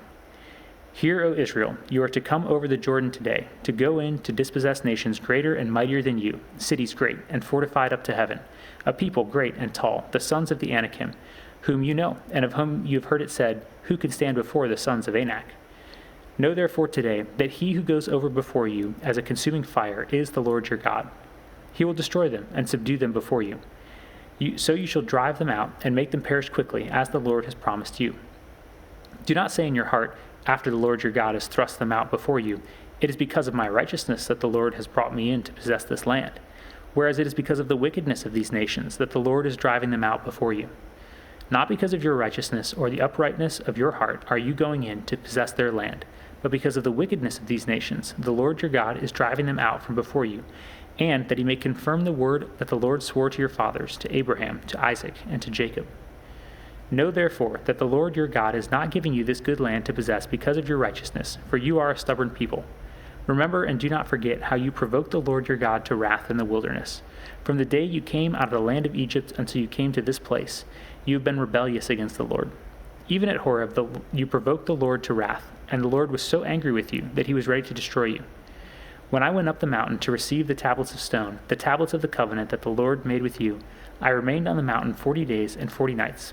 I neither ate bread nor drank water. And the Lord gave me the 2 tablets of stone written with the finger of God, and on them were all the words that the Lord had spoken with you on the mountain out of the midst of the fire on the day of the assembly. And at the end of 40 days and 40 nights, the Lord gave me the 2 tablets of stone, the tablets of the covenant. Then the Lord said to me, Arise, go down quickly from here, for your people whom you have brought up from Egypt have acted corruptly. They have turned aside quickly out of the way that I commanded them. They have made themselves a metal image, the golden calf. Furthermore, the Lord said to me, I have seen this people, and behold, it is a stubborn people. Let me alone, that I may destroy them, and blot out their name from under heaven. And I will make of you a nation mightier and greater than they. So I turned and came down from the mountain, and the mountain was burning with fire. And the 2 tablets of the covenant were in my 2 hands. And I looked, and behold, you had sinned against the Lord your God. You had made yourselves a golden calf. You had turned aside quickly from the way that the Lord had commanded you. So I took hold of the 2 tablets and threw them out of my 2 hands and broke them before your eyes. Then I lay prostrate before the Lord, as before, 40 days and 40 nights. I neither ate bread nor drank water because of all the sin that you had committed in doing what was evil in the sight of the Lord to provoke him to anger. For I was afraid of the anger and hot displeasure that the Lord bore against you, so that he was ready to destroy you. But the Lord listened to me that time also. And the Lord was so angry with Aaron that he was ready to destroy him. And I prayed for Aaron also at the same time. Then I took the sinful thing, the calf that you had made, and burned it with fire and crushed it, grinding it very small, until it was fine as dust. And I threw the dust of it into the brook that ran down from the mountain. At Taberah also, and at Massa, and at Kiribath Hadavah, you provoked the Lord to wrath. And when the Lord sent you from Kadesh Barnea, saying, Go up and take possession of the land that I have given you, then you rebelled against the commandment of the Lord your God, and did not believe him or obey his voice. You have been rebellious against the Lord from the day that I knew you. So I lay prostrate before the Lord for these 40 days and 40 nights, because the Lord had said he would destroy you. And I prayed to the Lord, O Lord God, do not destroy this people, your inheritance, whom you have redeemed through your greatness, whom you have brought out of Egypt with a mighty hand. Remember your servants, Abraham, Isaac, and Jacob. Do not regard the stubbornness of this people, or their wickedness or their sin, lest the land from which you brought us say, because the Lord was not able to bring them into the land that he promised them, and because he hated them, he has brought them out to put them to death in the wilderness. For they are your people and your heritage, whom you brought out by your great power and by your outstretched arm. New tablets of stone, chapter 10. At that time the Lord said to me, Cut for yourself 2 tablets of stone like the first, and come up to me on the mountain, and make an ark of wood. And I will write on the tablets the words that were on the first tablets that you broke, and you shall put them in the ark. So I made an ark of acacia wood, and cut 2 tablets of stone like the first, and went up the mountain with the 2 tablets in my hand. And he wrote on the tablets, in the same writing as before, the 10 commandments, that the Lord had spoken to you on the mountain out of the midst of the fire on the day of the assembly. And the Lord gave them to me. Then I turned and came down from the mountain, and put the tablets in the ark that I had made.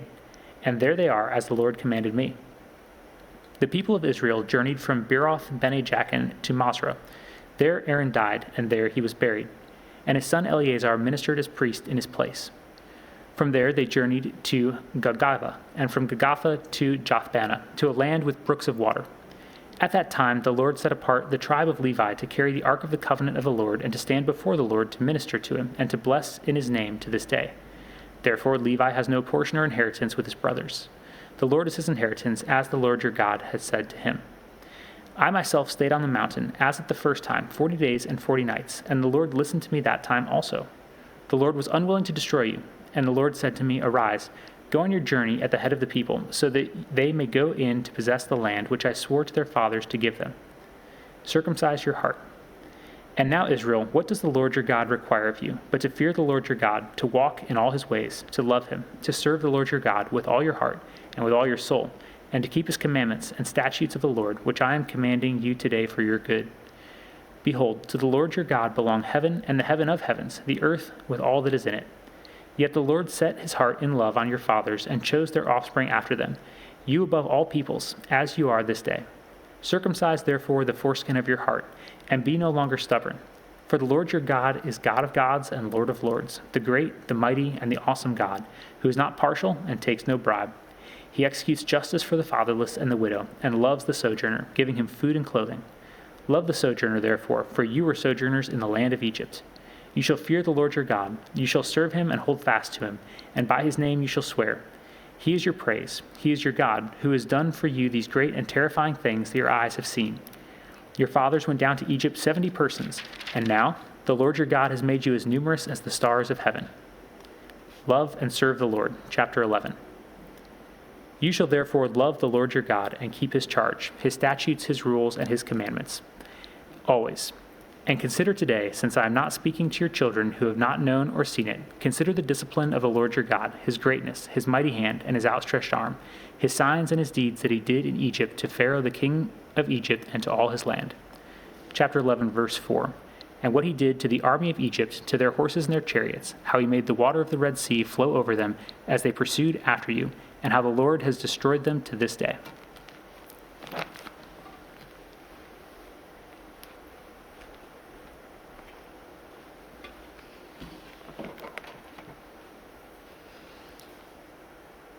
Deuteronomy chapter 11, verse 5. And what he did to you in the wilderness until you came to this place, and what he did to Dathan and Abiram, the sons of Eliab, sons of Reuben, how the earth opened up its mouth and swallowed them up with their households, their tents, and every living thing that followed them in the midst of all Israel. For your eyes have seen all the great work of the Lord that he did. You shall therefore keep the whole commandment that I command you today, that you may be strong, and go in and take possession of the land that you are going over to possess, and that you may live long in the land that the Lord swore to your fathers to give to them and to their offspring, a land flowing with milk and honey. For the land that you are entering to take possession of, it is not like the land of Egypt from which you have come, where you sowed your seed and irrigated it, like a garden of vegetables. But the land that you are going over to possess is a land of hills and valleys, which drinks water by the rain from heaven, a land that the Lord your God cares for. The eyes of the Lord your God are always upon it, from the beginning of the year to the end of the year. And if you will indeed obey my commandments that I command you today, to love the Lord your God and to serve him with all your heart and with all your soul, He will give rain for your land in its season, the early rain and the later rain, that you may gather in your grain and your wine and your oil. And he will give grass in your fields for your livestock, and you shall eat and be full. Take care lest your heart be deceived, and you turn aside and serve other gods and worship them. Then the anger of the Lord will be kindled against you, and he will shut up the heavens so that there will be no rain, and the land will yield no fruit. And you will perish quickly off the good land that the Lord is giving you.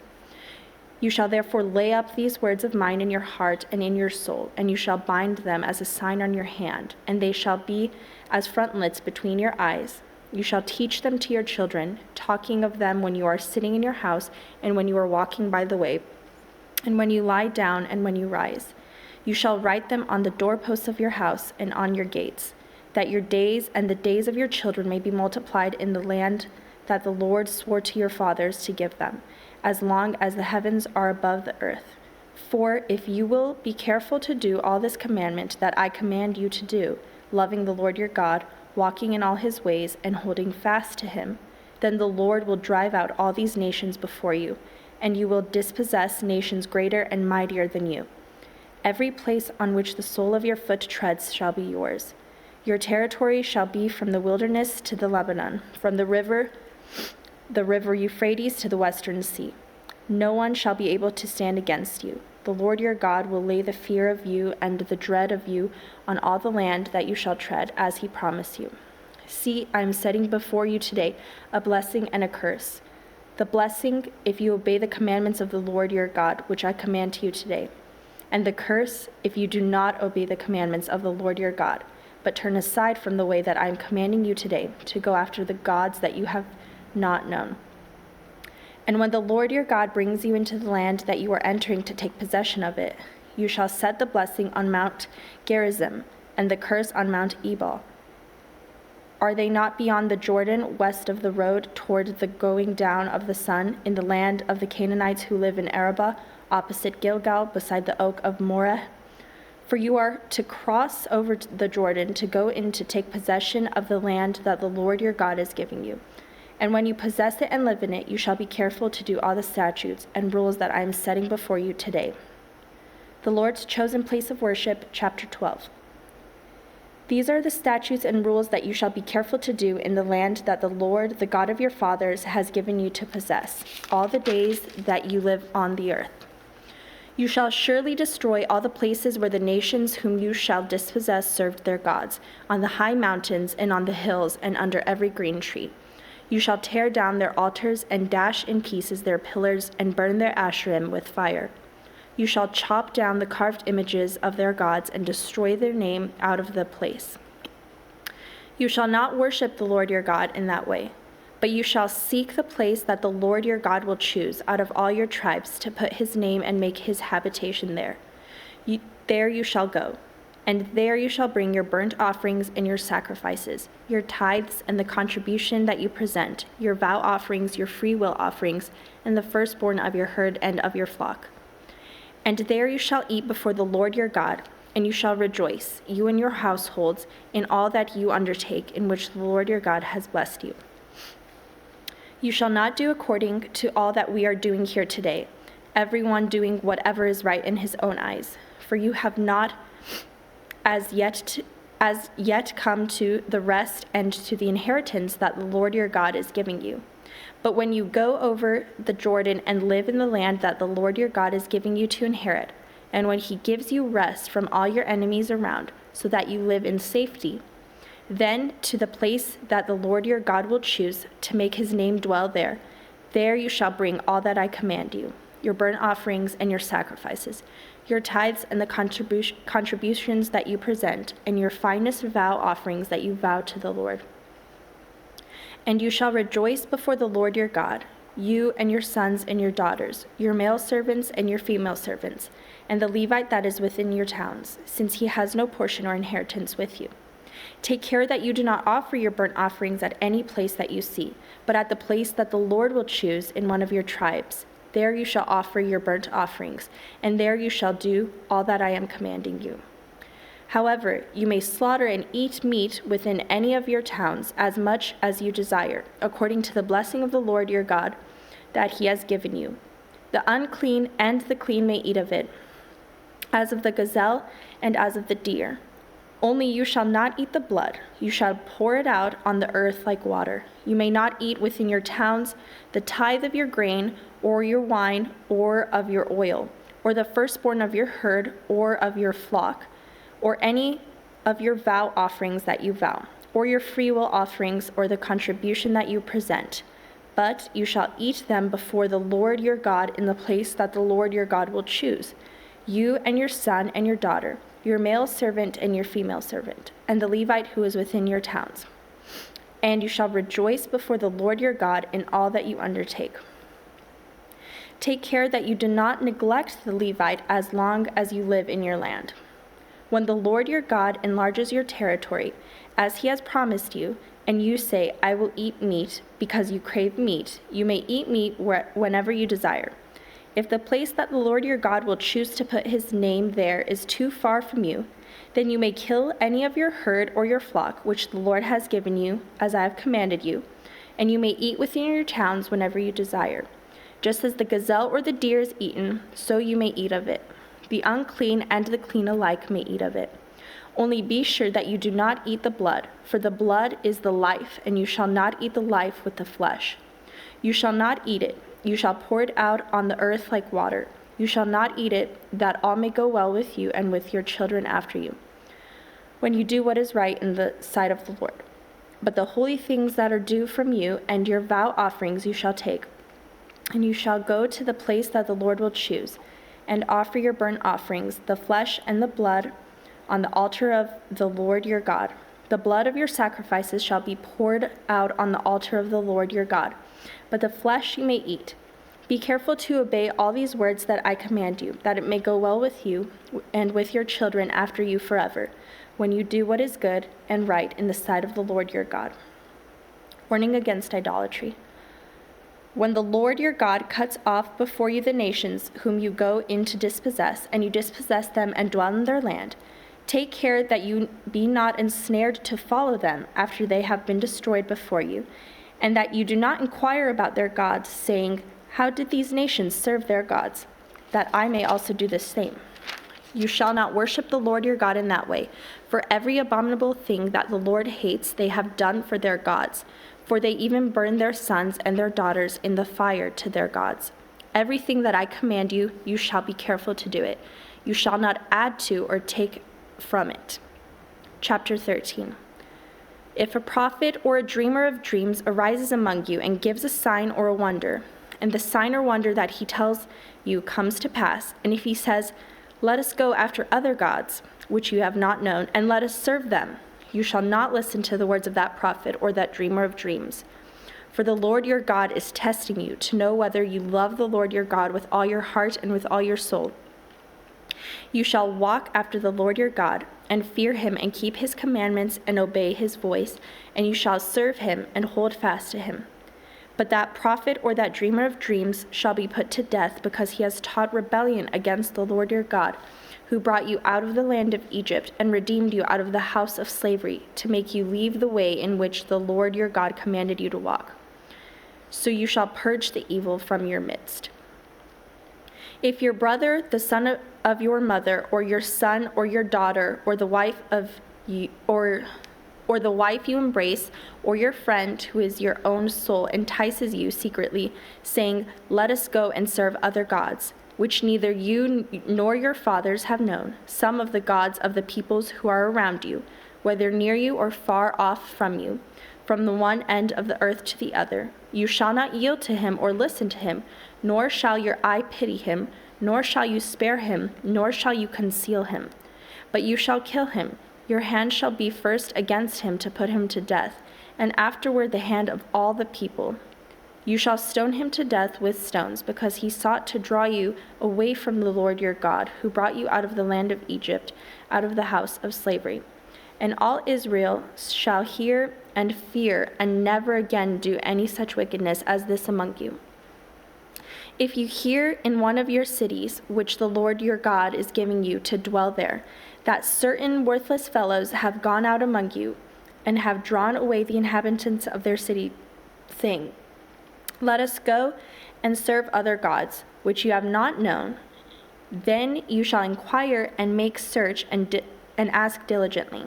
And behold, if it be true and certain that such an abomination has been done among you, you shall surely put the inhabitants of that city to the sword, devoting it to destruction, all who are in it and its cattle, with the edge of the sword.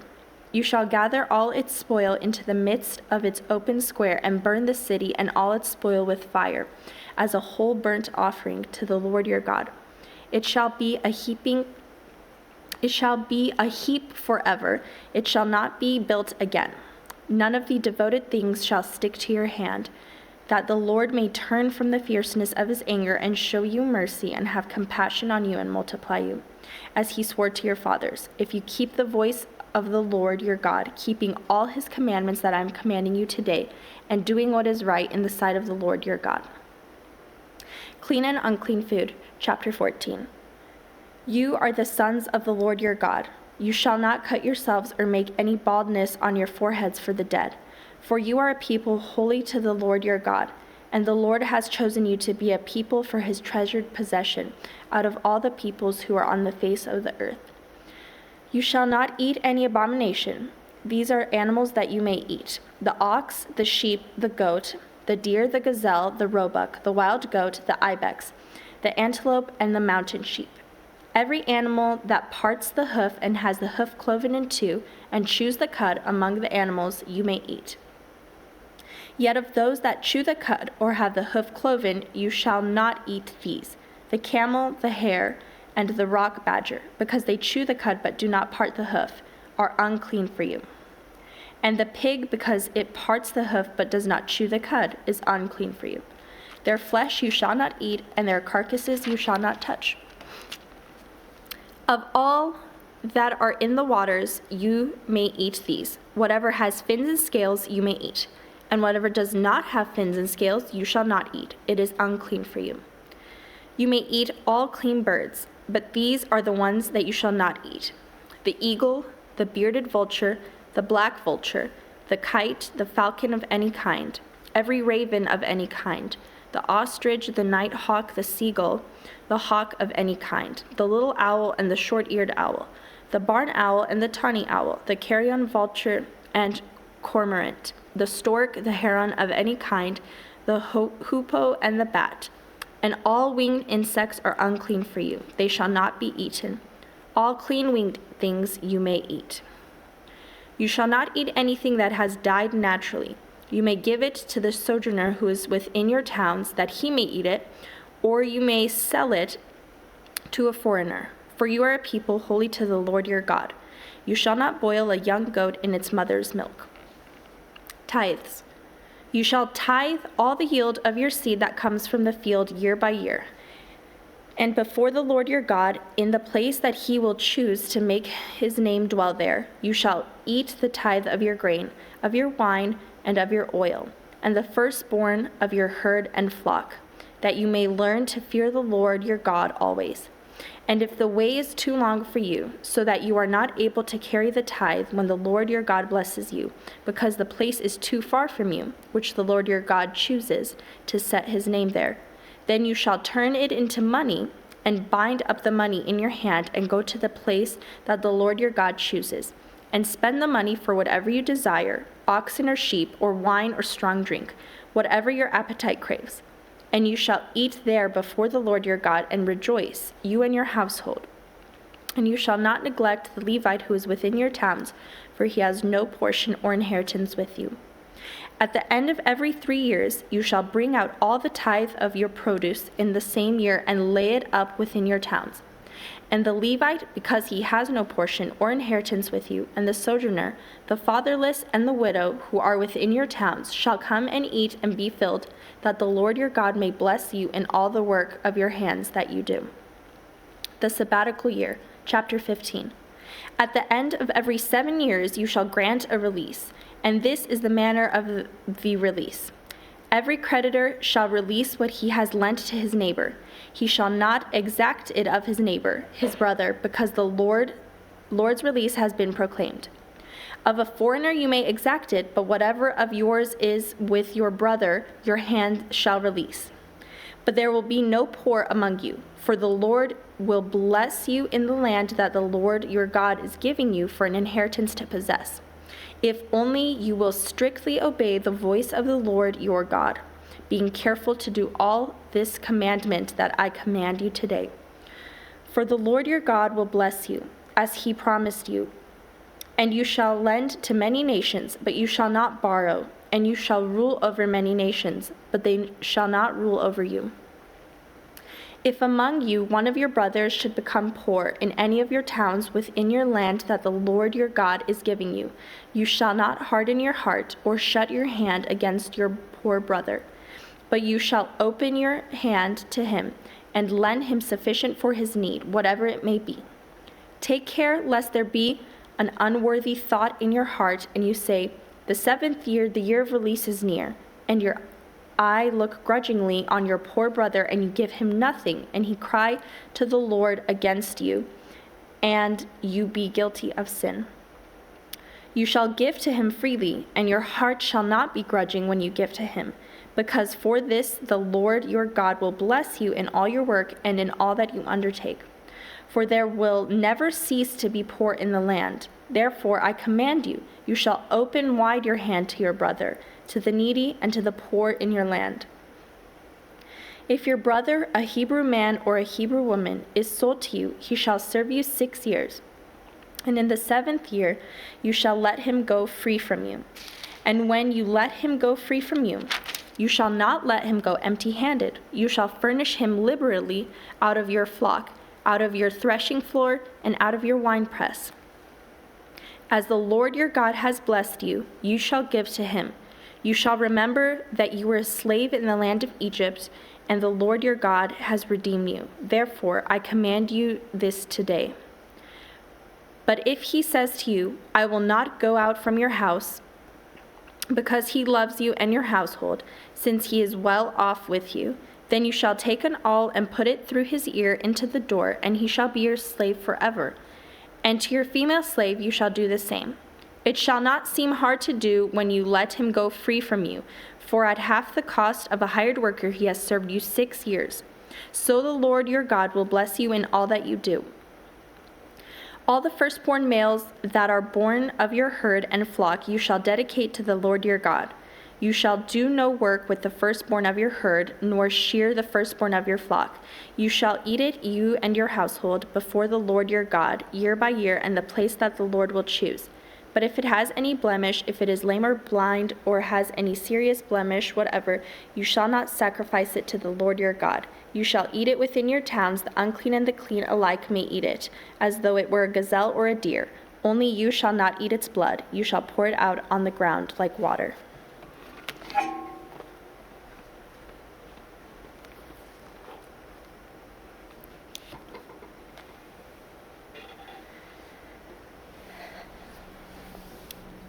Passover, chapter 16. Observe the month of Abib and keep the Passover to the Lord your God, for in the month of Abib the Lord your God brought you out of Egypt by night. And you shall offer the Passover sacrifice to the Lord your God from the flock or the herd at the place that the Lord will choose to make his name dwell there. You shall eat no leavened bread with it. 7 days you shall eat it with unleavened bread, the bread of affliction. For you came out of the land of Egypt in haste, that all the days of your life you may remember the day when you came out of the land of Egypt.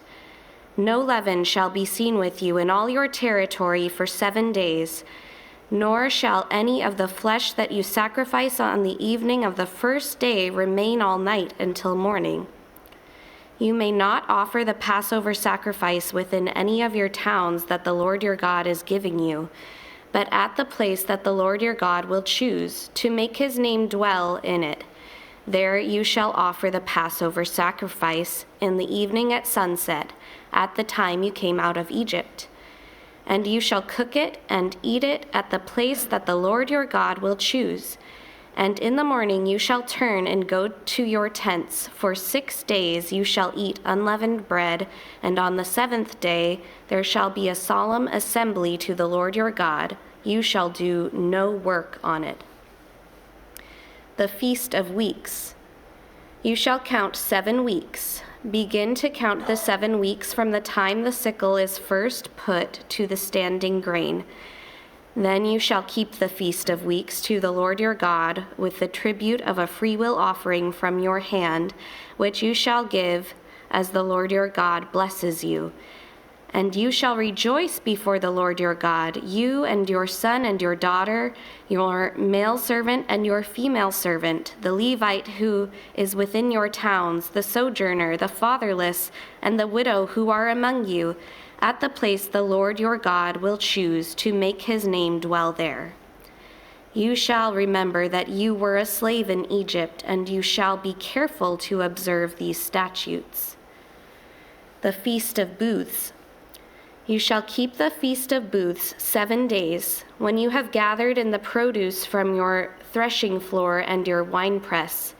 You shall rejoice in your feast, you and your son and your daughter, your male servant and your female servant, the Levite, the sojourner, the fatherless, and the widow who are within your towns. For 7 days you shall keep the feast to the Lord your God at the place that the Lord will choose, because the Lord your God will bless you in all your produce and in all the work of your hands, so that you will be altogether joyful. 3 times a year all your males shall appear before the Lord your God at the place that he will choose, at the Feast of Unleavened Bread, at the Feast of Weeks, and at the Feast of Booths. They shall not appear before the Lord empty-handed. Every man shall give as he is able, according to the blessing of the Lord your God that he has given you. Justice. You shall appoint judges and officers in all your towns that the Lord your God is giving you, according to your tribes, and they shall judge the people with righteous judgment. You shall not pervert justice. You shall not show partiality. And you shall not accept a bribe, for a bribe blinds the eyes of the wise and subverts the cause of the righteous. Justice and only justice you shall follow, that you may live and inherit the land that the Lord your God is giving you. Forbidden forms of worship. You shall not plant any tree as an Asherah beside the altar of the Lord your God that you shall make, and you shall not set up a pillar which the Lord your God hates. Chapter 17. You shall not sacrifice to the Lord your God an ox or a sheep in which is a blemish, any defect whatever, for that is an abomination to the Lord your God. If there is found among you within any of your towns that the Lord your God is giving you, a man or woman who does what is evil in the sight of the Lord your God, in transgressing his covenant, and has gone and served other gods and worshipped them, or the sun or the moon, or any of the host of heaven which I have forbidden, and it is told you and you hear of it, then you shall inquire diligently.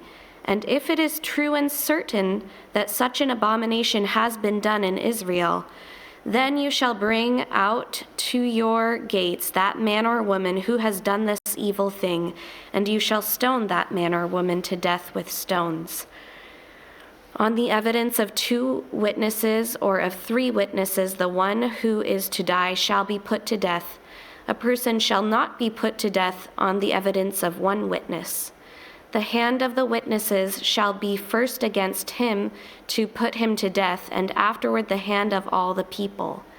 So you shall purge the evil from your midst. Legal decisions by priests and judges.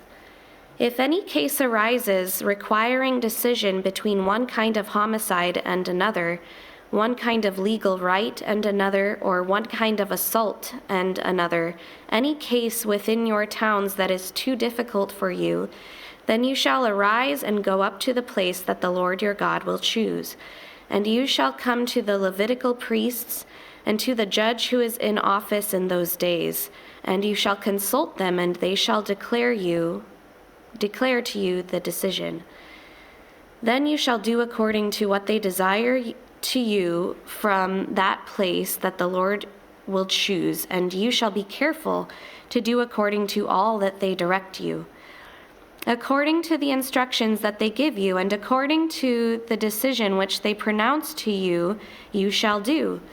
You shall not turn aside from the verdict that they declare to you, either to the right hand or to the left. The man who acts presumptuously by not obeying the priest who stands to minister there before the Lord your God, or the judge, that man shall die. So you shall purge the evil from Israel, and all the people shall hear and fear, and not act presumptuously again. Laws concerning Israel's kings. When you come to the land that the Lord your God is giving you, and you possess it and dwell in it, and then say, I will set a king over me like all the nations that are around me, you may indeed set a king over you whom the Lord your God will choose. One from among your brothers you shall set as a king over you. You may not put a foreigner over you who is not your brother. Only he must not acquire many horses for himself, or cause the people to return to Egypt in order to acquire many horses, since the Lord has said to you, you shall never return that way again. And he shall not acquire many wives for himself, lest his heart turn away, nor shall he acquire for himself excessive silver and gold.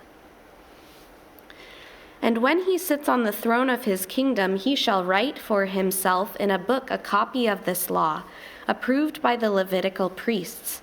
And it shall be with him, and he shall read in it all the days of his life, that he may learn to fear the Lord his God by keeping all the words of his law and these statutes and doing them, that his heart may not be lifted up above his brothers, and that he may not turn aside from the commandment either to the right hand or to the left, so that he may continue long in his kingdom, he and his children in Israel. Provision for priests and Levites, chapter 18. The Levitical priests, all the tribe of Levi, shall have no portion or inheritance with Israel. They shall eat the Lord's food offerings as their inheritance. They shall have no inheritance among their brothers. The Lord is their inheritance, as he promised them. And this shall be the priest's due from the people, from those offering a sacrifice, whether an ox or a sheep.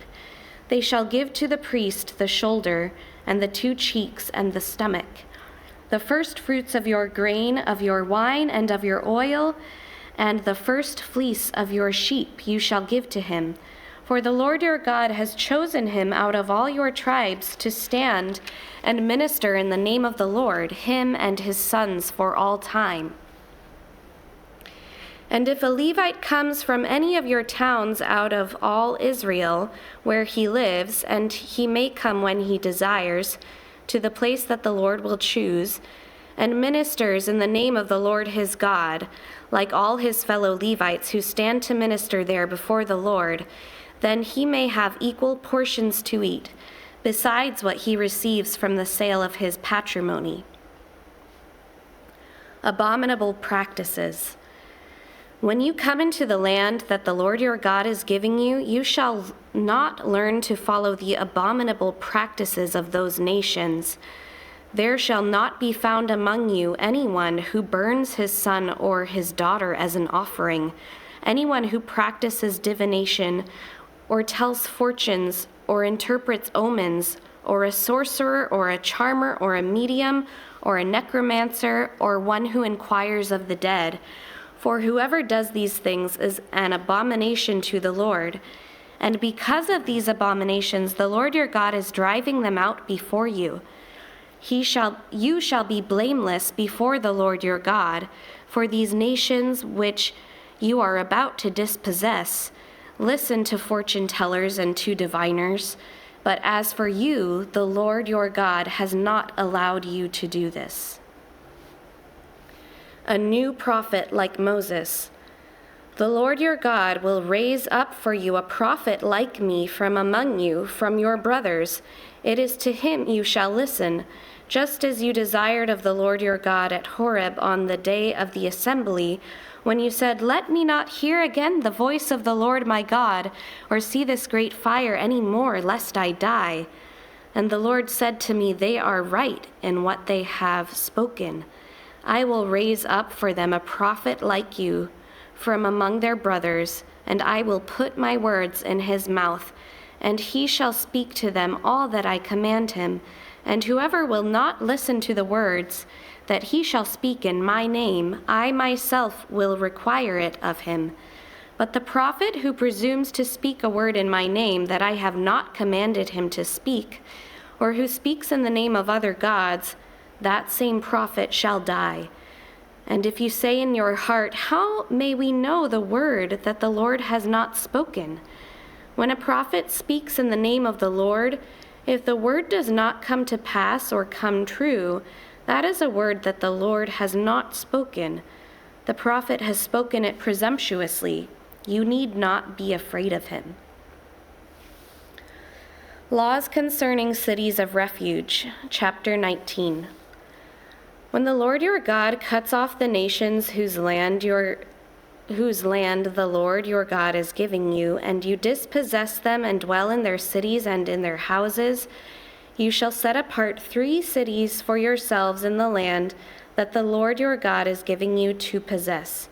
You shall measure the distances and divide into 3 parts the area of the land that the Lord your God gives you as a possession, so that any manslayer can flee to them. This is the provision for the manslayer, who by fleeing there may save his life. If anyone kills his neighbor unintentionally without having hated him in the past, as when someone goes into the forest with his neighbor to cut wood, and his hand swings the axe to cut down a tree, and the head slips from the handle and strikes his neighbor so that he dies, he may flee to one of these cities and live, lest the avenger of blood in hot anger pursue the manslayer and overtake him, because the way is long, and strike him fatally, though the man did not deserve to die, since he had not hated his neighbor in the past. Therefore I command you, you shall set apart 3 cities, and if the Lord your God enlarges your territory, as he has sworn to your fathers, and gives you all the land that he promised to give to your fathers, provided you are careful to keep all this commandment which I command you today by loving the Lord your God, and by walking ever in his ways, then you shall add 3 other cities to these 3, lest innocent blood be shed in your land that the Lord your God is giving you for an inheritance, and so the guilt of bloodshed be upon you. But if anyone hates his neighbor and lies in wait for him and attacks him and strikes him fatally so that he dies, and he flees into one of these cities, then the elders of his city shall send and take him from there, and hand him over to the avenger of blood, so that he may die. Your eye shall not pity him, but you shall purge the guilt of innocent blood from Israel, so that it may be well with you. Property boundaries. You shall not move your neighbor's landmark, which the men of old have set, in the inheritance that you will hold in the land that the Lord your God is giving you to possess. Laws concerning witnesses. A single witness shall not suffice against a person for any crime or for any wrong in connection with any offense that he has committed. Only on the evidence of 2 witnesses or of 3 witnesses shall a charge be established. If a malicious witness arises to accuse a person of wrongdoing, then both parties to the dispute shall appear before the Lord, before the priests and the judges who are in office in those days. The judges shall inquire diligently, and if the witness is a false witness and has accused his brother falsely, then you shall do to him as he had meant to do to his brother. So you shall purge the evil from your midst. and the rest shall hear and fear, and shall never again commit any such evil among you. Your eye shall not pity, it shall be life for life, eye for eye, tooth for tooth, hand for hand, foot for foot. Laws concerning warfare, chapter 20. When you go out to war against your enemies and see horses and chariots and an army larger than your own, you shall not be afraid of them, for the Lord your God is with you, who brought you up out of the land of Egypt.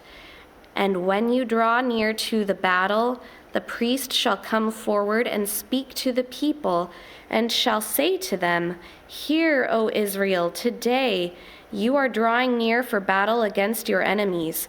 Let not your heart faint. Do not fear or panic or be in dread of them, for the Lord your God is he who goes with you to fight for you against your enemies, to give you the victory. Then the officers shall speak to the people, saying, Is there any man who has built a new house and has not dedicated it? Let him go back to his house, lest he die in the battle and another man declare it. And is there any man who has planted a vineyard and has not enjoyed its fruit? Let him go back to his house, lest he die in the battle and another man enjoy its fruit. And is there any man who has betrothed a wife and has not taken her? Let him go back to his house, lest he die in the battle and another man take her. And the officers shall speak further to the people and say, Is there any man who is fearful or faint-hearted? Let him go back to his house, lest he make the heart of his fellows melt like his own. And when the officers have finished speaking to the people, then commanders shall be appointed at the head of the people. When you draw near to a city to fight against it, offer terms of peace to it. And if it responds to you peaceably and it opens to you, then all the people who are found in it shall do forced labor for you and shall serve you. But if it makes no peace with you, but makes war against you, then you shall besiege it.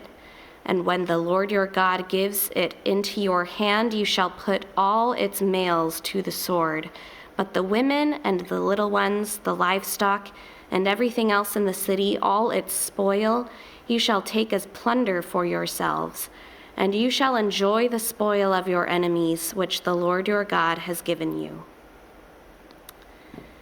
Chapter 20, verse 14.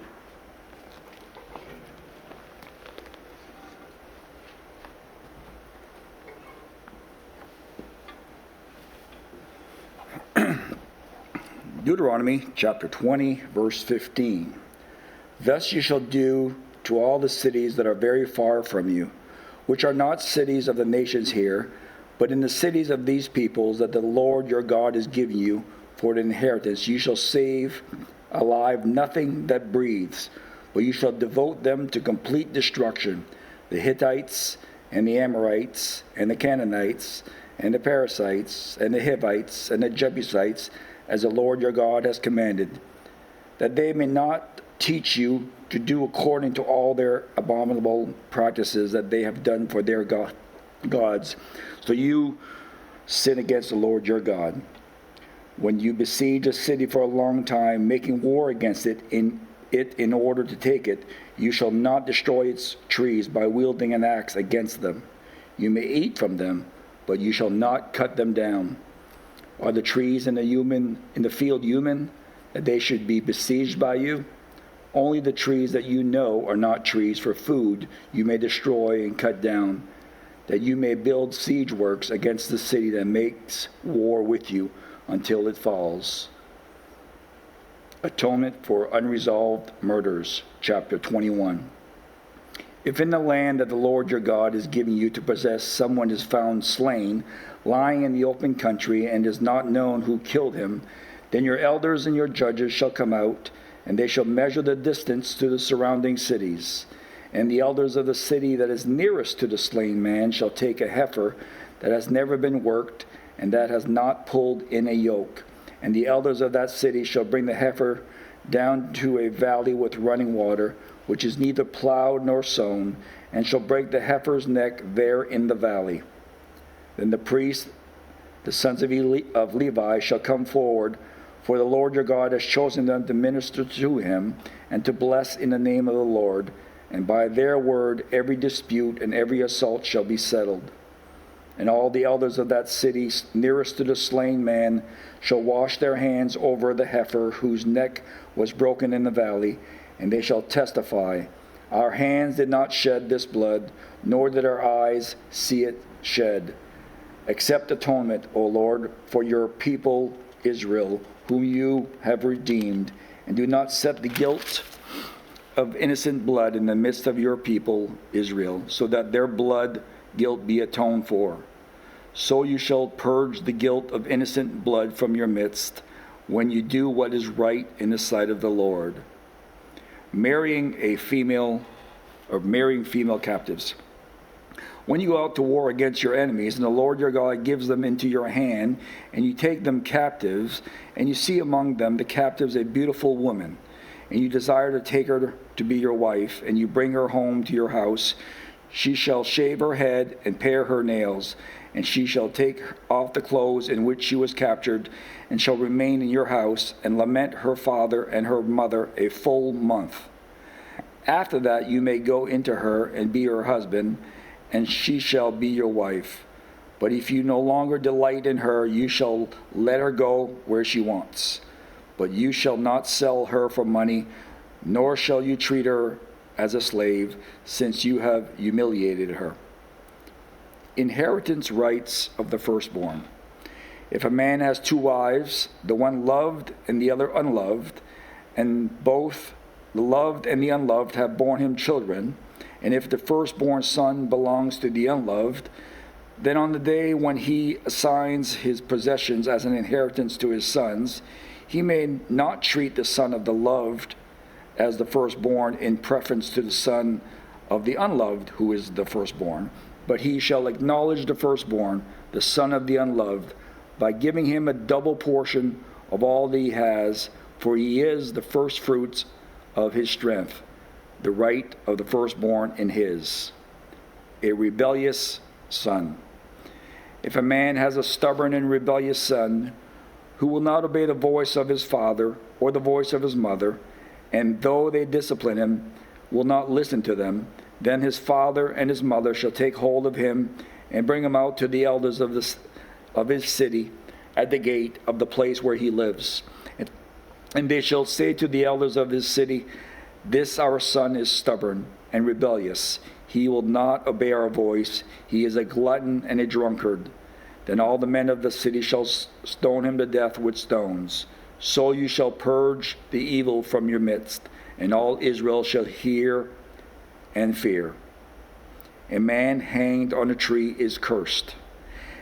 And if a man has committed a crime punishable by death, and he is put to death, and you hang him on a tree, his body shall not remain all night on the tree, but you shall bury him the same day, for a hanged man is cursed by God. You shall not defile your land that the Lord your God is giving you for an inheritance. Various laws, chapter 22. You shall not see your brother's ox or his sheep going astray and ignore them. You shall take them back to your brother.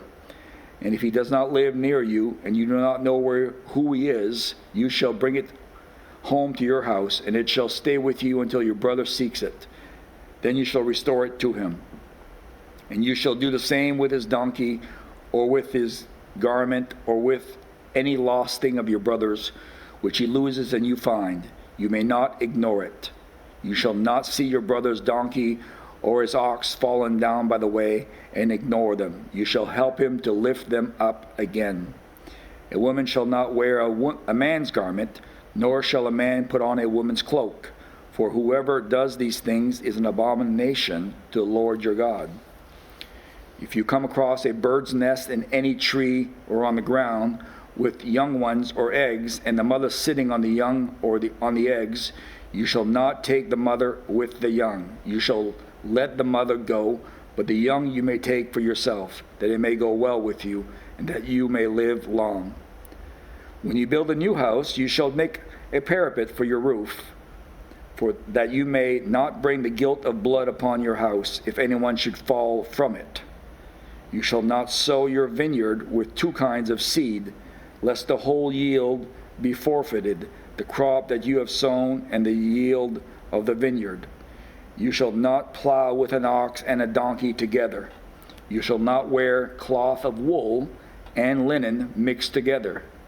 You shall make yourself tassels on the four corners of the garment with which you cover yourself. Laws concerning sexual immorality. If any man take a wife and goes in to her and then hates her and accuses her of misconduct and brings a bad name upon her, saying, I took this woman, and when I came near her, I did not find in her evidence of virginity, then the father of the young woman and her mother shall take and bring out the evidence of her virginity to the elders of the city in the gate. And the father of the young woman shall say to the elders, I gave my daughter to this man to marry, and he hates her. And behold, he has accused her of misconduct, saying, I did not find in your daughter evidence of virginity. And yet this is the evidence of my daughter's virginity. And they shall spread the cloak before the elders of the city. Then the elders of that city shall take the man and whip him. And they shall fine him 100 shekels of silver, and give them to the father of the young woman, because he has brought a bad name upon a virgin of Israel. And she shall be his wife. He may not divorce her all his days. But if the thing is true, that evidence of virginity was not found in the young woman, then they shall bring out the young woman to the door of her father's house, and the men of her city shall stone her to death with stones, because she has done an outrageous thing in Israel by whoring in her father's house.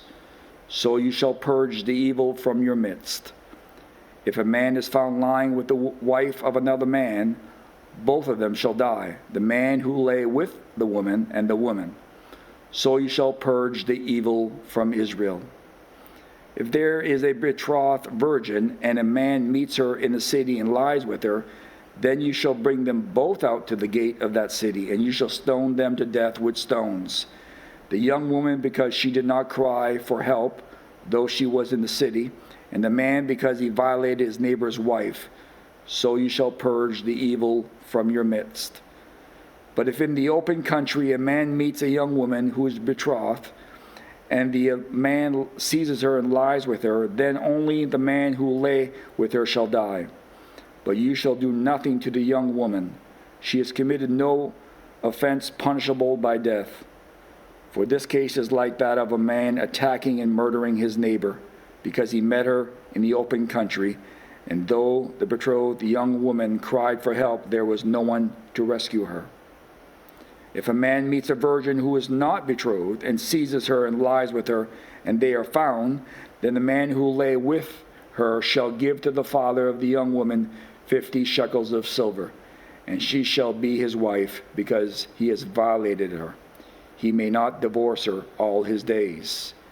A man shall not take his father's wife, so that he does not uncover his father's nakedness. Those excluded from the assembly, chapter 23. No one whose testicles are crushed or whose male organ is cut off shall enter the assembly of the Lord. No one born of a forbidden union may enter the assembly of the Lord. Even to the 10th generation, none of his descendants may enter the assembly of the Lord. No Ammonite or Moabite may enter the assembly of the Lord.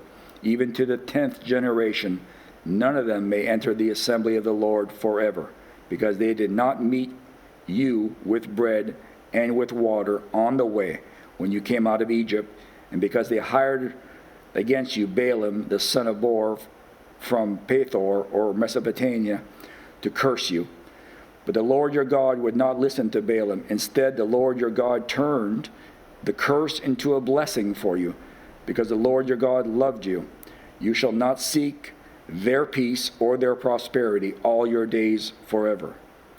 You shall not abhor an Edomite, for he is your brother. You shall not abhor an Egyptian, because you were a sojourner in his land. Children born to them in the third generation may enter the assembly of the Lord. Uncleanness in the camp. When you are encamped against your enemies, then you shall keep yourself from every evil thing. If any man among you becomes unclean because of a nocturnal emission, then he shall go outside the camp. He shall not come inside the camp. But when evening comes, he shall bathe himself in water, and as the sun sets, he may come inside the camp.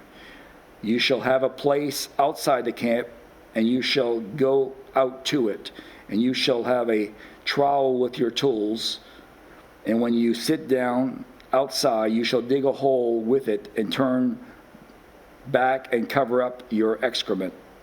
Because the Lord your God walks in the midst of your camp to deliver you and to give up your enemies before you, therefore your camp must be holy, so that he may not see anything indecent among you and turn away from you.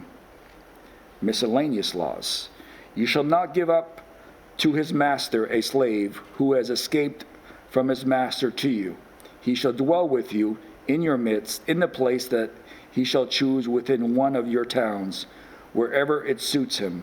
You shall not wrong him. None of the daughters of Israel shall be a cult prostitute, and none of the sons of Israel shall be a cult prostitute. You shall not bring the fee of a prostitute or the wages of a dog into the house of the Lord your God in payment for any vow, for both of these are an abomination to the Lord your God. You shall not charge interest on loans to your brother, interest on money, interest on food, interest on anything that is lent for interest. You may charge a foreigner interest, but you may not charge your brother interest, that the Lord your God may bless you in all that you undertake in the land that you are entering to take possession of it. If you make a vow to the Lord your God, you shall not delay fulfilling it, for the Lord your God will surely require it of you, and you will be guilty of sin. But if you refrain from vowing, you will not be guilty of sin. You shall be careful to do what has passed your lips, for you have voluntarily vowed to the Lord your God what you have promised with your mouth. If you go into your neighbor's vineyard, you may eat your fill of grapes, as many as you wish, but you shall not put any in your bag. If you go into your neighbor's standing grain, you may pluck the ears with your hand, but you shall not put a sickle to your neighbor's standing grain. Laws concerning divorce. When a man takes a wife and marries her, if then he finds no favor in his eyes because he has found some indecency in her, and he writes her a certificate of divorce and puts it in her hand and sends her out of his house, and she departs out of his house, and if she goes and becomes another man's wife, and the latter man hates her and writes her a certificate of divorce and puts it in her hand and sends her out of his house, or if the latter man dies, who took her to be his wife, then her former husband, who sent her away, may not take her again to be his wife, after she has been defiled. But that is an abomination before the Lord. And you shall not bring sin upon the land that the Lord your God is giving you for an inheritance. Miscellaneous laws. When a man is newly married, he shall not go out with the army or be liable for any other public duty. He shall be free at home 1 year to be happy with his wife whom he has taken. No one shall take a mill or an upper millstone in pledge, for that would be taking a life in pledge. If a man is found stealing one of his brothers of the people of Israel, and if he treats him as a slave or sells him, then that thief shall die. So you shall purge the evil from your midst. Take care in a case of leprous disease to be very careful to do according to all that the Levitical priests shall direct you. As I commanded them, so you shall be careful to do. Remember what the Lord your God did to Miriam on the way as you came out of Egypt. When you make your neighbor a loan of any sort, you shall not go into his house to collect his pledge. You shall stand outside, and the man to whom you make loan shall bring the pledge out to you. And if he is a poor man, you shall not sleep in his pledge. You shall Restore to him the pledge as the sun sets, that he may sleep in his cloak and bless you. And it shall be righteousness for you before the Lord your God. You shall not oppress a hired worker who is poor and needy, whether he's one of your brothers or one of the sojourners who are in your land within your towns. You shall give him his wages on the same day before the sun sets, for he is poor and counts on it, lest he cry against you to the Lord and you be guilty of sin. Fathers shall not be put to death because of their children, nor shall children be put to death because of their fathers. Each one shall be put to death for his own sin. You shall not pervert the justice due to the sojourner or to the fatherless, or take a widow's garment in pledge, but you shall remember that you were a slave in Egypt, and the Lord your God redeemed you from there. Therefore I command you to do this. When you reap your harvest in your field and forget a sheaf in the field, you shall not go back to get it. It shall be for the sojourner, the fatherless, and the widow, that the Lord your God may bless you in all the work of your hands. When you beat your olive trees, you shall not go over them again. It shall be for the sojourner, the fatherless, and the widow. When you gather the grapes of your vineyard, you shall not strip it afterwards. It shall be for the sojourner, the fatherless, and the widow. You shall remember that you were a slave in the land of Egypt. Therefore I command you to do this. Chapter 25. If there is a dispute between men and they come into court, and the judges decide between them, acquitting the innocent and condemning the guilty, then if the guilty man deserves to be beaten, the judge shall cause him to lie down and be beaten in his presence with a number of stripes in proportion to his offense. 40 stripes may be given him, but not more, lest if one should go on to beat him with more stripes than these, your brother be degraded in your sight. You shall not muzzle an ox when it is treading out the grain. Laws concerning levirate marriage.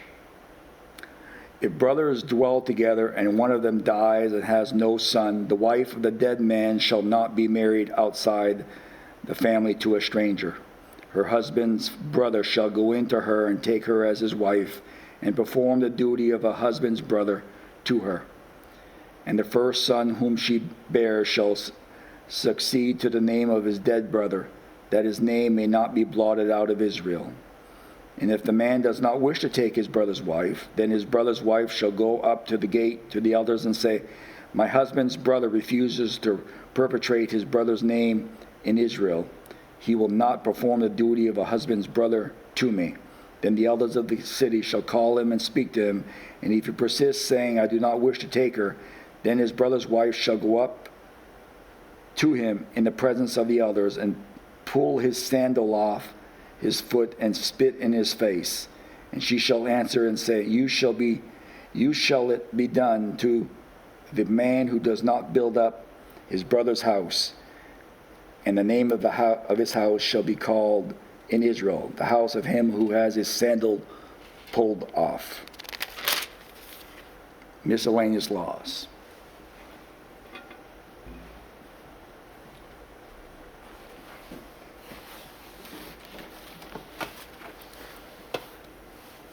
Deuteronomy 25:11. When men fight with one another, and the wife of the one draws near to rescue her husband from the hand of him who is beating him, and puts out her hand and seizes him by the private parts, then you shall cut off her hand. Your eye shall have no pity. You shall not have in your bag 2 kinds of weights, a large and a small. You shall not have in your house 2 kinds of measures, a large and a small. A full and a fair weight you shall have, a full and a fair measure you shall have, that your days may be long in the land that the Lord your God is giving you. For all who do such things, all who act dishonestly, are an abomination to the Lord your God.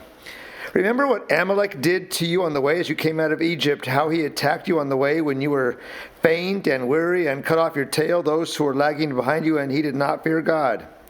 Therefore, when the Lord your God has given you rest from all your enemies around you, in the land that the Lord your God is giving you for inheritance to possess, you shall blot out the memory of Amalek from under heaven. You shall not forget. Deuteronomy 26, When you come into the land that the Lord your God has given you for an inheritance and have taken possession of it and live in it, you shall take some of the first of all the fruit of the ground which you harvest from your land that the Lord your God has given you, and you shall put it in a basket. And you shall go to the place that the Lord your God will choose to make his name to dwell there. And you shall go to the priest who is in the office at that time and say to him, I declare today to the Lord your God that I have come into the land that the Lord swore to our fathers to give us. Then the priest shall take the basket from your hand and set it down before the altar of the Lord your God. And you shall make response before the Lord your God. A wandering Aramean was my father, and he went down into Egypt and sojourned there, few in number, and there he became a nation, great, mighty, and populous. And the Egyptians treated us harshly and humiliated us and laid on us hard labor. Then we cried to the Lord, the God of our fathers, and the Lord heard our voice and saw our affliction, our toil, and our oppression. And the Lord brought us out of Egypt with a mighty hand and an outstretched arm, with great deeds of terror, with signs and wonders. And he brought us into this place and gave us this land, a land flowing with milk and honey. And behold, now I bring the first of the fruit of the ground, which you, O Lord, have given me. And you shall set it down before the Lord your God and worship before the Lord your God.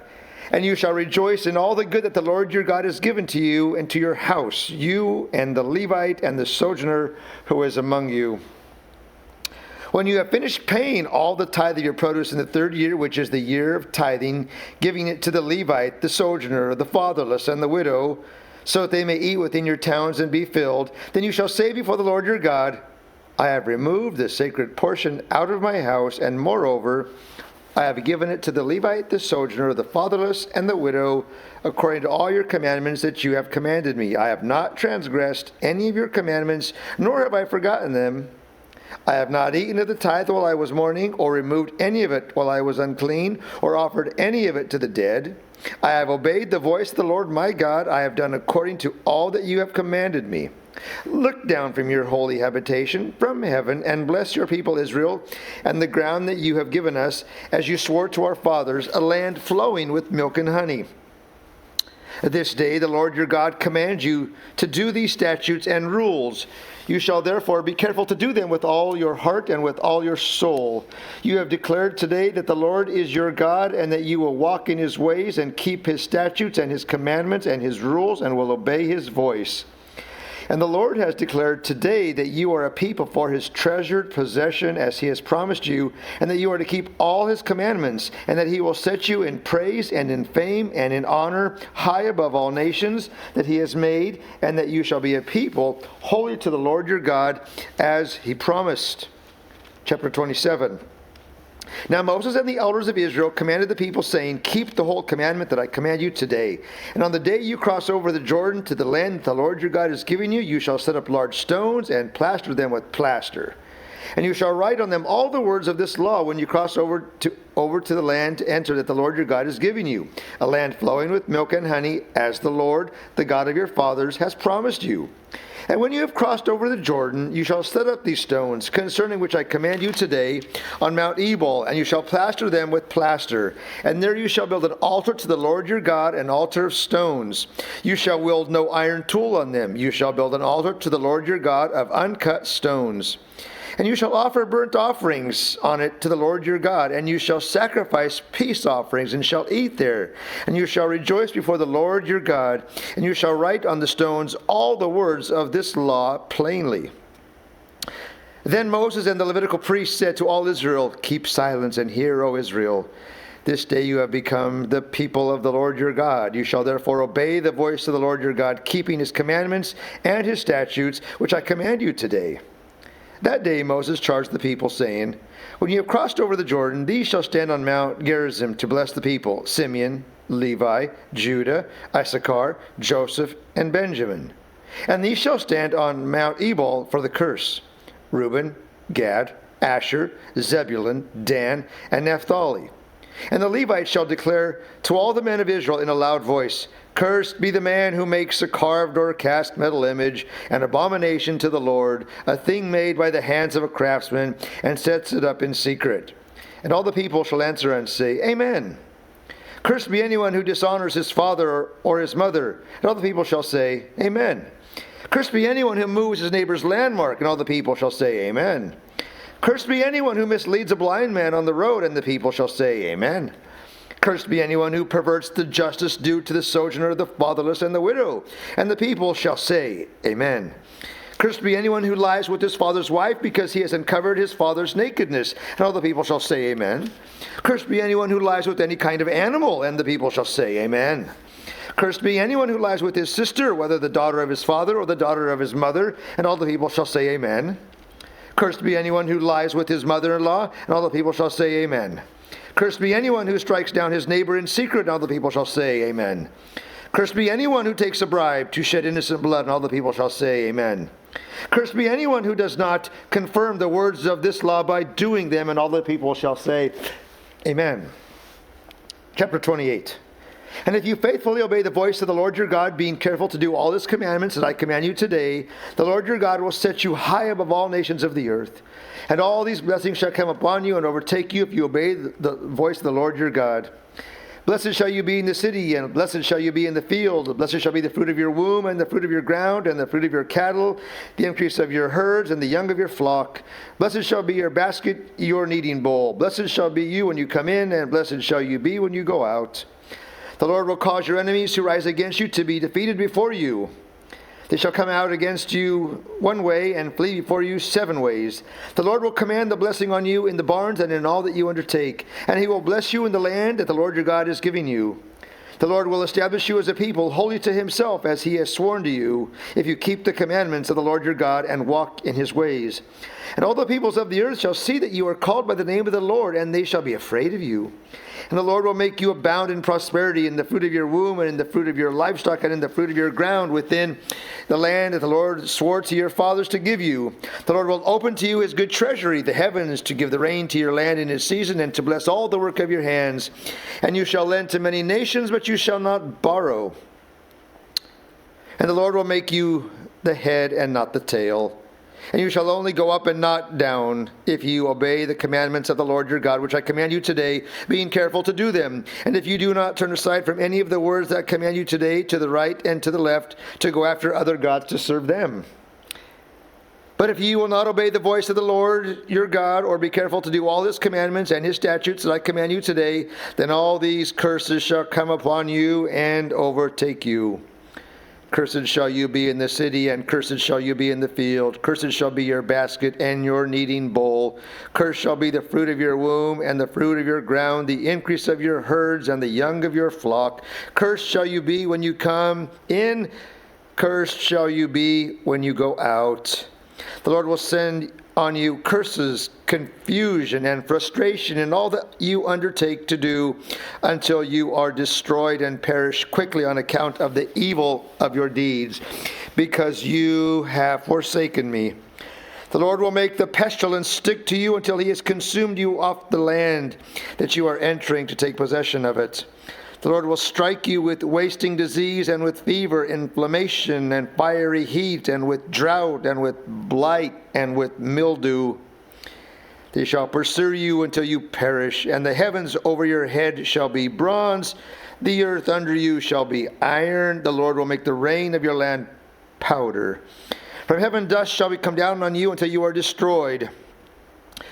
The Lord will cause you to be defeated before your enemies. You shall go out one way against them and flee 7 ways before them, and you shall be a horror to all the kingdoms of the earth. And your dead body shall be food for all the birds of the air and for the beasts of the earth, and there shall be no one to frighten them away. The Lord will strike you with the boils of Egypt, with tumors and scabs and itch, of which you cannot be healed.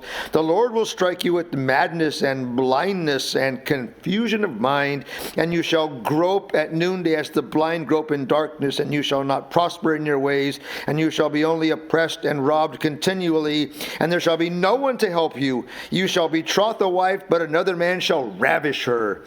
You shall build a house, but you shall not dwell in it. You shall plant a vineyard, but you shall not enjoy its fruit. Your ox shall be slaughtered before your eyes, but you shall not eat any of it. Your donkey shall be seized before your face, but shall not be restored to you. Your sheep shall be given to your enemies, but there shall be no one to help you. Your sons and your daughters shall be given to another people, while your eyes look on and fail with longing for them all day long. But you shall be helpless. A nation that you have not known shall eat up the fruit of your ground and all of your labors, and you shall only be oppressed and crushed continually, so that you are driven mad by the sights that your eyes see. The Lord will strike you on the knees and on the legs with grievous boils of which you cannot be healed, from the sole of your foot to the crown of your head. The Lord will bring you and your king, whom you set over you, to a nation that neither you nor your fathers have known, and there you shall serve other gods of wood and stone, and you shall become a horror, a proverb, and a byword among all the peoples where the Lord will lead you away. You shall carry much seed into the field, and shall gather in little, for the locust shall consume it. You shall plant vineyards and dress them, but you shall neither drink of the wine nor gather the grapes, for the worm shall eat them. You shall have olive trees throughout all your territory, but you shall not anoint yourself with the oil, for your olives shall drop off. You shall father sons and daughters, but they shall not be yours, for they shall go into captivity. The cricket shall possess all your trees, the fruit of your ground. The sojourner who is among you shall rise higher and higher above you, and you shall come down lower and lower. He shall lend to you, you shall not lend to him. He shall be the head, and you shall be the tail.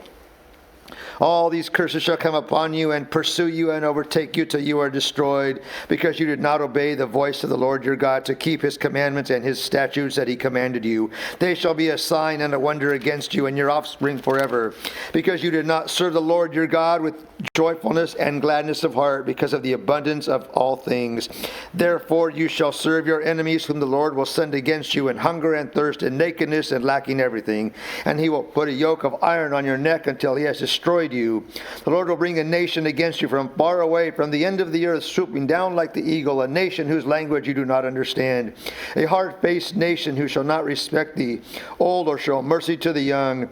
It shall eat the offspring of your cattle, the fruit of your ground, until you are destroyed. It also shall not leave you grain, wine, or oil, the increase of your herds, or the young of your flock, until they have caused you to perish. They shall besiege you in all your towns until your high and fortified walls in which you trusted come down throughout all your land. And they shall besiege you in all your towns throughout all your land which the Lord your God has given you. And you shall eat the fruit of your womb, the flesh of your sons and daughters whom the Lord your God has given you in the siege and in the distress with which your enemies shall distress you. The man who is the most tender and refined among you will begrudge food to his brother, to the wife he embraces, and to the last of the children whom he has left, so that he will not give to any of them any of the flesh of his children whom he is eating, because he has nothing else left in the siege and in the distress with which your enemy shall distress you in all your towns. The most tender and refined woman among you, who would not venture to set the sole of her foot on the ground because she is so delicate and tender, will begrudge to the husband she embraces, to her son and to her daughter, her afterbirth that comes out from between her feet, and her children whom she bears, because lacking everything she will eat them secretly in the siege and in the distress with which your enemy shall distress you in your towns. If you are not careful to do all the words of this law that are written in this book, that you may fear this glorious and awesome name, the Lord your God, then the Lord will bring on you and your offspring extraordinary afflictions, afflictions severe and lasting, and sickness grievous and lasting. And he will bring upon you again all the diseases of Egypt, of which you were afraid, and they shall cling to you, every sickness also, and every affliction that is not recorded in the book of this law, the Lord will bring upon you until you are destroyed. Whereas you were as numerous as the stars of heaven, you shall be left few in number, because you did not obey the voice of the Lord your God. And as the Lord took delight in doing you good and multiplying you, so the Lord will take delight in bringing ruin upon you and destroying you, and you shall be plucked off the land that you are entering to take possession of it. And the Lord will scatter you among all peoples, from one end of the earth to the other. And there you shall serve other gods of wood and stone, which neither you nor your fathers have known. And among these nations you shall find no respite, and there shall be no resting place for the sole of your foot. But the Lord will give you there a trembling heart and failing eyes and a languishing soul. Your life shall hang in doubt before you. Night and day you shall be in dread and have no assurance of your life. In the morning you shall say, if only it were evening, And at evening you shall say, if only it were morning, because of the dread that your heart shall feel, and the sights that your eyes shall see. And the Lord will bring you back in ships to Egypt, a journey that I promised that you should never make again. And there you shall offer yourselves for sale to your enemies as male and female slaves, but there will be no buyer. Deuteronomy 29. These are the words of the covenant that the Lord commanded Moses to make with the people of Israel in the land of Moab, besides the covenant that he had made with them at Horeb. And Moses summoned all Israel and said to them, you have seen all that the Lord did before your eyes in the land of Egypt, to Pharaoh and to all his servants and to all his land, the great trials that your eyes saw, the signs and those great wonders. But to this day the Lord has not given you a heart to understand, or eyes to see, or ears to hear. I have led you 40 years in the wilderness. Your clothes have not worn out on you. Your sandals have not worn off your feet. You have not eaten bread, and you have not drunk wine or strong drink, that you may know that I am the Lord your God. And when you came to this place, Sihon the king of Heshbon and Og the king of Bashan came out against us to battle, but we defeated them. We took their land, gave it for an inheritance to the Reubenites, the Gadites, and the half-tribe of the Manassites. Therefore, keep the words of this covenant, and do them, that you may prosper in all that you do. You are standing today, all of you, before the Lord your God, the heads of your tribes, your elders and your officers, all the men of Israel, your little ones, your wives, the sojourner who was in your camp, from the one who chops your wood to the one who draws your water, so that you may enter into the sworn covenant of the Lord your God, which the Lord your God is making with you today, that he may establish you today as his people, and that he may be your God, as he promised you, and as he swore to your fathers, to Abraham, to Isaac, and to Jacob. It is not with you alone that I am making this sworn covenant, but with whoever is standing here with us today before the Lord our God, and with whomever is not here with us today. You know how we lived in the land of Egypt, and how we came through the midst of the nations through which you passed. And you have seen their detestable things, their idols of wood and stone, of silver and gold, which were among them. Beware lest there be among you a man or a woman or clan or tribe whose heart is turning away today from the Lord our God to go and serve the gods of those nations. Beware lest there be among you a root bearing poisonous and bitter fruit, one who, when he hears the words of this sworn covenant, blesses himself in his heart, saying, I shall be safe. Though I walk in the stubbornness of my heart, this will lead to the sweeping away of moist and dry alike. Deuteronomy 19.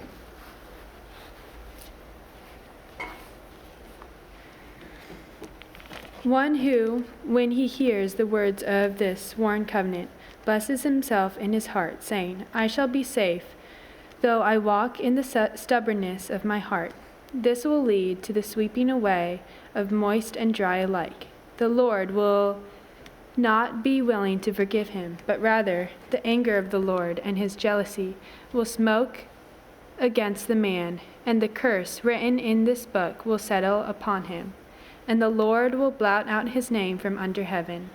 And the Lord will single him out from all of the tribes of Israel for calamity, in accordance with all the curses of the covenant written in the book of the law.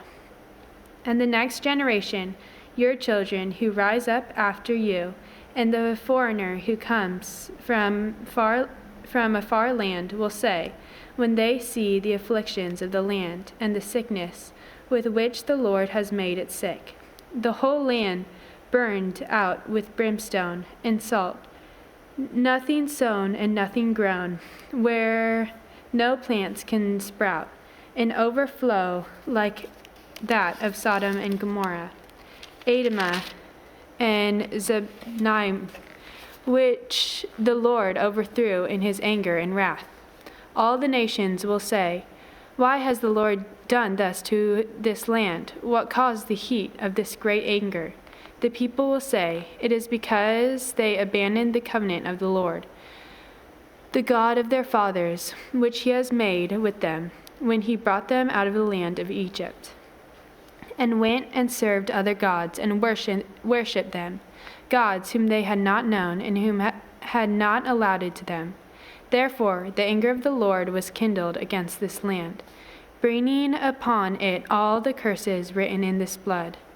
And the Lord uprooted from them, from their land, in anger and fury and great wrath, and cast them into another land, as they are this day.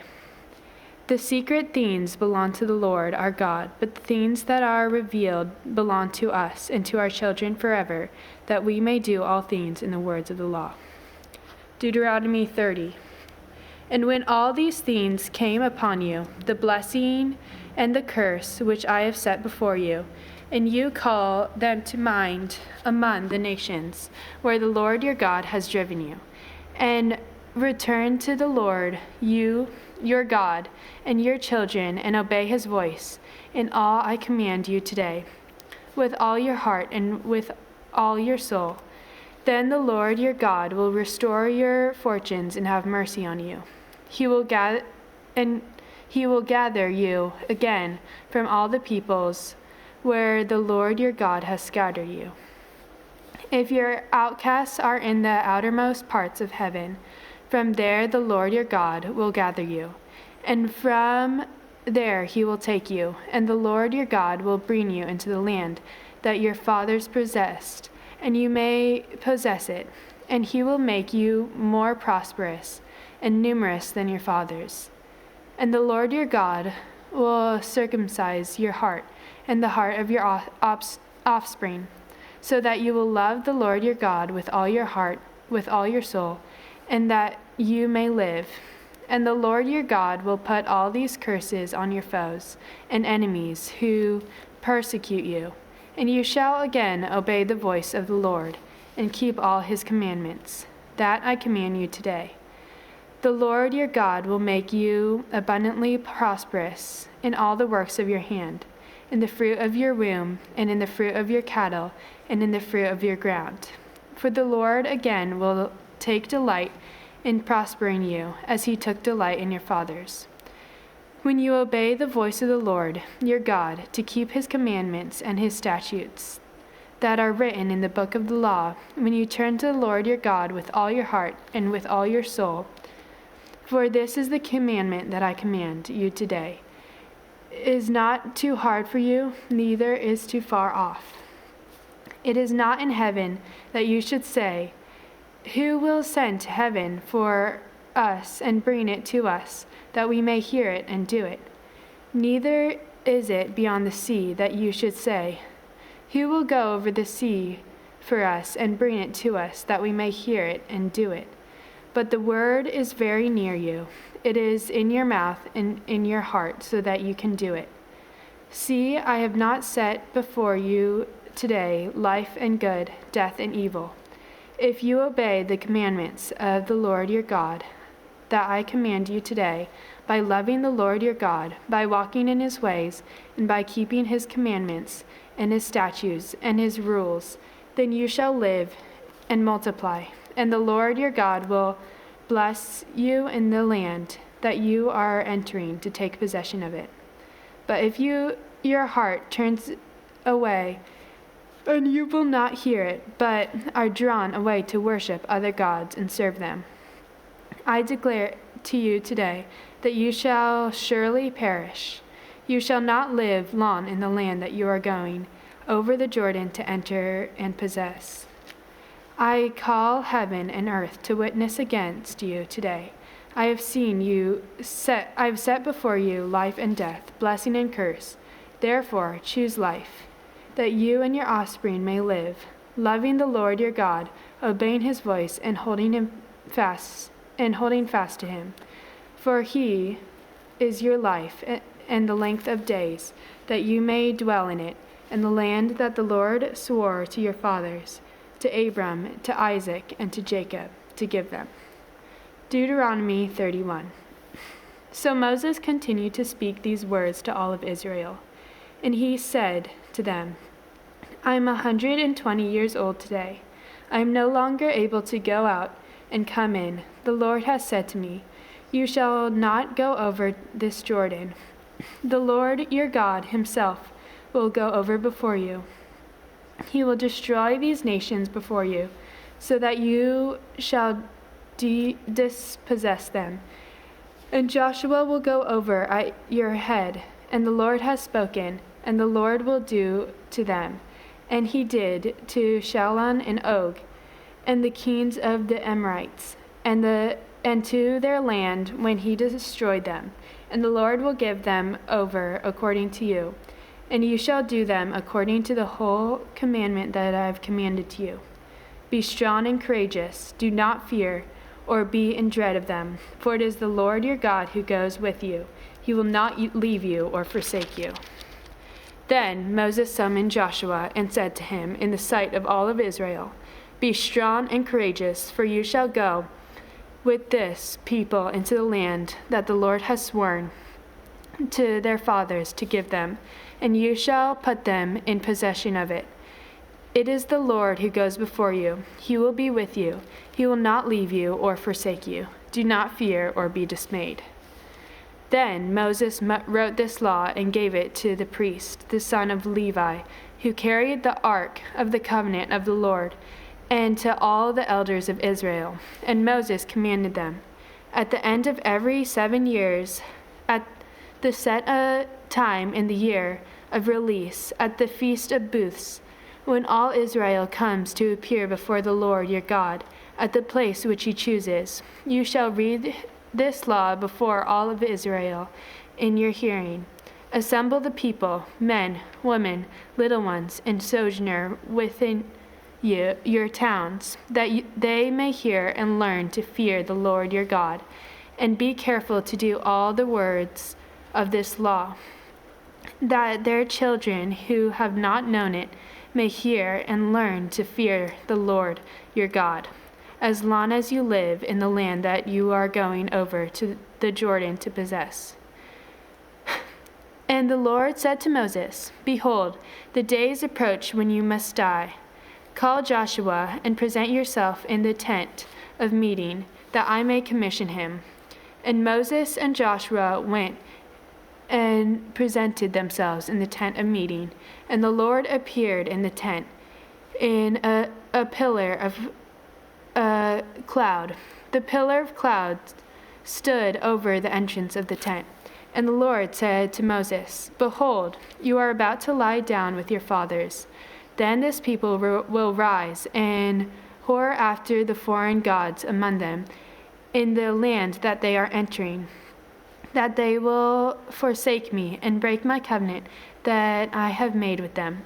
Then my anger will be kindled against them in that day, and I will forsake them and hide my face with them, and they will be devoured, and my evils and troubles will come upon them, so that they will say in the day, Have not these evils come upon us because our Lord is not among us? And I will surely hide my face in the day because of all the evil that they have done, because they have turned to other gods. Now therefore, write this song and teach it to the people of Israel. Put it in their mouths, that this song may be a witness for me against the people of Israel.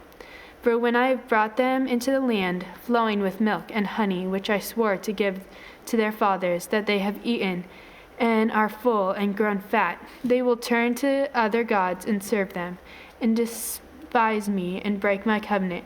And when many evils and troubles have come upon them, this song shall confront them as a witness, for it will live unforgotten in the mouths of the offspring. For I know what they are inclined to do even today, before I have brought them into the land that I swore to give. So Moses wrote this song the same day and taught it to the people of Israel. And the Lord commissioned Joshua the son of Nun, and said, Be strong and courageous, for you shall bring the people of Israel to the land that I swore to give them. I will be with you. When Moses had finished writing the words of the law in the book to the very end, Moses commanded the Levites who carried the ark of the covenant of the Lord, Take this book of the law and put it by the side of the ark of the covenant of the Lord your God, that it may be there for a witness against you. For I know how rebellious and stubborn you are. Behold, even today, while I am yet alive with you, you have been rebellious against the Lord. How much more after my death? Assemble to me all elders of your tribe and your officers, that I may speak these words in your ears, and call heaven and earth to witness against them. For I know that after my death you will surely act corruptly and turn aside from the way that I have commanded you. And in the days to come, evil will befall you, because you will do what is evil in the sight of the Lord, provoke him to anger throughout the works of your hands. Then Moses spoke the words of this song until they were finished in all the ears of all the assembly of Israel. Deuteronomy 32. Give ear, O heaven, and I will speak, and let the earth hear the words of my mouth. May my teachings drop as the rain, my speeches distill as the dew, like gentle rain upon the tender grass, and like showers upon the herb. For I will proclaim the name of the Lord, ascribe greatness to our God, the rock. His work is perfect, for all his ways are justice, a God of faithfulness and without iniquity. Just and upright is he. They have dealt corruptly with him. They are no longer his children, because they are blemished. They are crooked and twisted generation. Do you thus reply to the Lord, you foolish and senseless people? Is he not your Father who created you, who made you and established you? Remember the days of old. Consider the many generations. Ask your father, and he will show you. Your elders, and they will tell you. When the Most High gave to them nations their inheritance, when he divided mankind, he fixed the borders of the people according to the number of the sons of God. But the Lord's portion is his people. Jacob is his allotted heritage. He found him in a desert land and in the hollow waste of the wilderness. He encircled him and cared for him. He kept him as an apple of his eye. Like an eagle that stirs up the nest and flutters over the young, spreading out its wings, catching them, bearing them on its pinions. The Lord alone guided him. No foreigner god was with him. He made him ride in the high places of land. He ate the produce of the field and sucked him with honey out of the rock, and oil out of many flint rocks, curds from the herd and milk from the flock, with fat of lambs, rams of Bashan, and goats, with the very finest of the wheat. And you drank foaming wine made from the blood of the grape. But Jeshurun grew fat and kicked, and you grew fat, stout, and sleek. Then he forsook God, who made him, and scoffed at the rock of his salvation. Then he stirred him to jealousy with strange gods. With abominations they provoked him to anger. They sacrificed to demons that were no gods, to gods that they had never known, to new gods that had come recently, whom your fathers had never dreaded. You were unmindful of the rock that bore you, and you forgot the God who gave you birth. The Lord saw it and spurned them because of the provocations of his sons and his daughters. And he said, I will hide my face from them. I will see what their end will be, for they are a previous generation, children in whom is no faithfulness. They have made me jealous with what is no God. They have provoked me to anger with their idols. So I will make them jealous with those who are no people. I will provoke them to anger with a foolish nation. For a fire is kindled by my anger, and it burns to the depths of Sheol, devours the earth and its increase, and sets on fire the foundations of the mountain. And I will heap disasters upon them. I will spend my arrows on them. They shall be a waste with hunger, and devoured by plague and poisonous pestilence.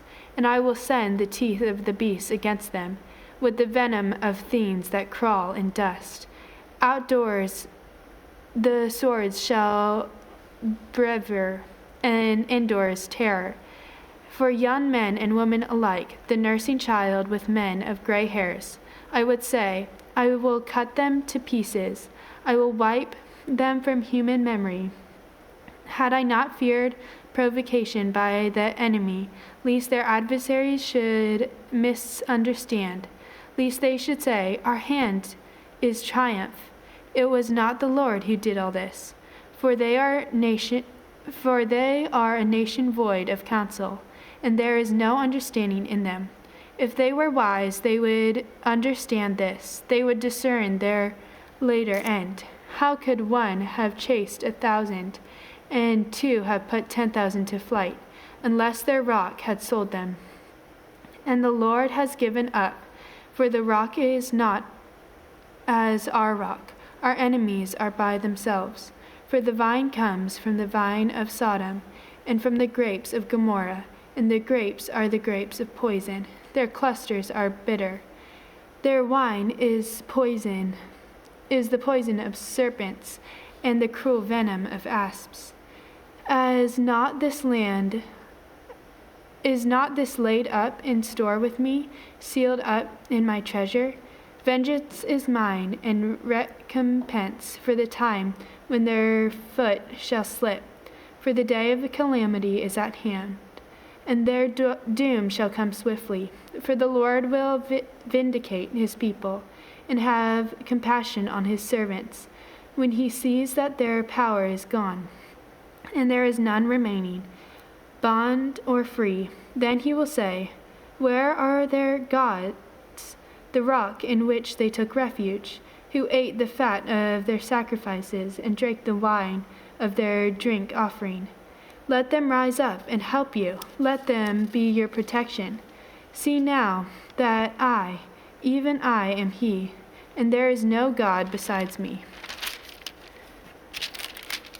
I kill and I make alive. I would wound and I heal, and there is none that can deliver out of my hand. For I lift up my hand to heaven and swear as I live forever, if I sharpen my flashing sword and my hand takes hold on judgment, I will take vengeance on my adversaries and will repay those who hate me. I will make my arrows drunk with blood, and my swords shall devour flesh with the blood of the slain and the captives, from the long-haired heads of the enemy. Rejoice with him, O heaven, bow down to him, all gods, for he avenges the blood of his children and takes vengeance on his adversaries. He repays those who hate him and cleanses his people's land. Moses came and recited all the words of the psalm in the hearing of the people, and he and Joshua the son of Nun and Moses finished speaking all the words to all of Israel. Deuteronomy 46.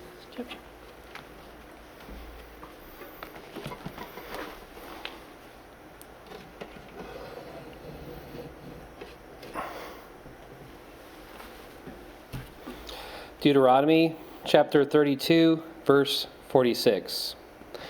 He said to them, take to heart all the words by which I am warning you today, that you may command them to your children, that you may be careful to do all the words of this law.